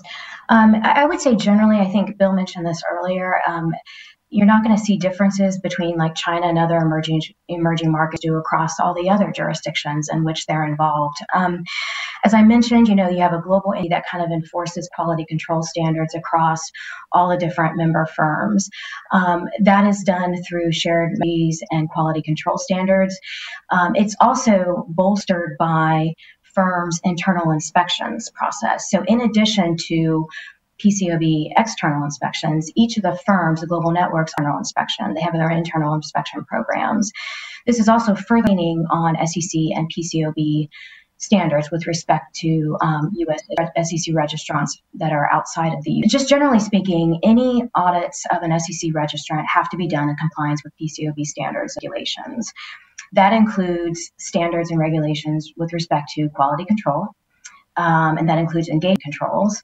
So not just at the upper level, but also each individual engagement, as well as the supervision of auditors, other auditors that participate in an audit of a multinational company. So what does this look like in practice? If there's an SEC registrant that is outside of the U.S. and is audited by a non-U.S. member firm, the standards would require that the review or the audit has to be reviewed by persons knowledgeable of the accounting, auditing, and independent standards of the SEC and the PCAOB. With respect to the group audits, Sagar, that you had mentioned, there's also standards relating to how group audits should be performed, are required to be performed when the group auditor is overseeing the work of other, what we call component work, outside of the U.S. On the particular audit. So what that is, for example, the standards require that at engagement level, the lead partner on the group audit, that's the signing partner on the audit opinion, has certain responsibility to all of the component work that rolls up and supports the overall audit for the multinational company.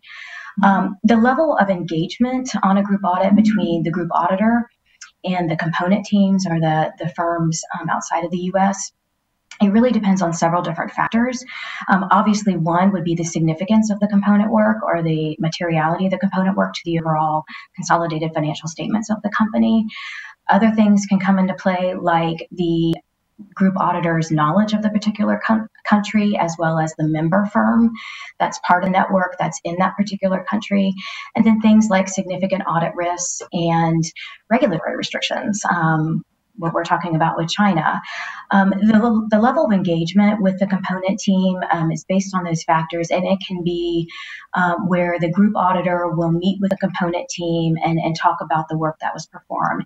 And it's really important to note that even in situations like China and Hong Kong, where the work papers are not allowed to leave the country, there are still processes and procedures in place for the group auditor to still engage with the component team and talk about the work that was done, and the group auditor will be documenting the review that is done and the discussions that are had. So, the one thing I would really want to note here is that, and I think this even now with the COVID environment, the public company auditing profession is very agile and is able to, quite frankly, has been working remotely for some time and is able to still do the work that is necessary to support the overall audit opinion, even when we have situations like the China situation. Thanks, Julie. Bill, Julie's covered a number of different areas there on audit quality, kind of structure of the firms. Obviously, from your lens as the chairman of the PCAOB, you have a big interest in global audit quality and so forth. But wanted to offer you up a chance, Bill, for any comments kind of in response to what Julie's highlighted. Yeah, Julie definitely covered the waterfront on structure and how the firms work within their networks. As the PCAOB, we're obviously actively engaged with the firms. Certainly from the U.S. perspective, that's the majority of our work vis-a-vis the U.S. markets. But we're also actively engaged at the global level with the firms as well as we have these conversations. As it pertains to the emerging market side of the equation, and more specifically China and Hong Kong, we've had an elevated exchange with the firms over the past going on year now, and that's been, as Sagar, as you well know, a coordinated effort between the PCAOB and the SEC. Both Chairman Clayton and I have been actively engaged with the firms on having conversations about, in the absence of PCAOB access, making sure and ensuring the best we can that work is doing all it can through its global structure to ensure quality in China. But which is all well and good and definitely necessary, and the firms have been very responsive in that respect. But it's trust but verify, and still we have no ability to verify and no prospects on the horizon. Thanks, Bill. Julie, maybe we'll focus in a little bit more on, you had mentioned inspections. Maybe can you take us through, again, on a global basis, internal inspections, training, client acceptance? How do those things get factored into, who's going to do what audit and making sure that the internal inspection is happening? Can you just take through kind of what happens? Sure. On the internal inspection side, I think this is a fact that occurs that a lot of folks, investors, and other stakeholders don't necessarily appreciate. But it's a very rigorous process where the firms will basically be selecting various engagements across the networks to really check and oversee to make sure that each of the member firms within the network are adhering and abiding by the global network's overall quality control standards. How are those engagements chosen for internal inspection? Again, it's risk assessment. It's multinational issuer. More often than not, you're going to see internal inspections done, and then also situations like we're talking about, where you could have a large issuer and also have the issue with some component work being done in China, and wanting to do an inspection on that as well. So, how often these occur? It depends. General time frame across the firms, like no more than 3 years is the max engagement for a particular partner where they're doing the internal inspections.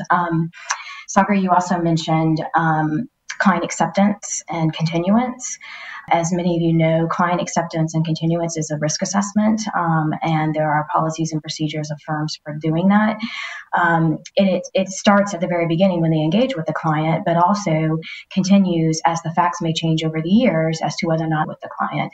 Things that are considered in that situation are things like the management of the particular public company, the structure, the organizational structure of the company, the business, the nature of the business, party transactions or business interests of the company.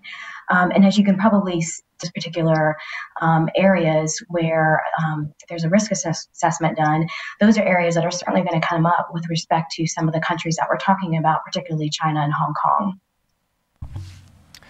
Thank you, Julie. It's amazing how time is flying on the panel, given all the different things that we're covering. But I want to turn it over here to Steph, who's going to kind of take us through closing and kind of try to summarize here. So, Steph, I'll turn it back over to you. Yeah, thank you. You're right. The time went by fast, and I think we really very useful information. I think that sort of gives us all a better sense of some of the challenges that we're facing here. So unless any final remarks, I'll give you all a second if anyone has anything they'd like to add. All right, hearing nothing, I guess I'd like to very much thank you all for your time. Cheryl, Rob, Julie, and Bill, thank you. You are very different and very interesting perspectives to this conversation. And with that, Sagar, unless you have anything else, we'll sign off. Nothing for me. Just thank you, everybody. Okay. Thanks, everyone. Thanks.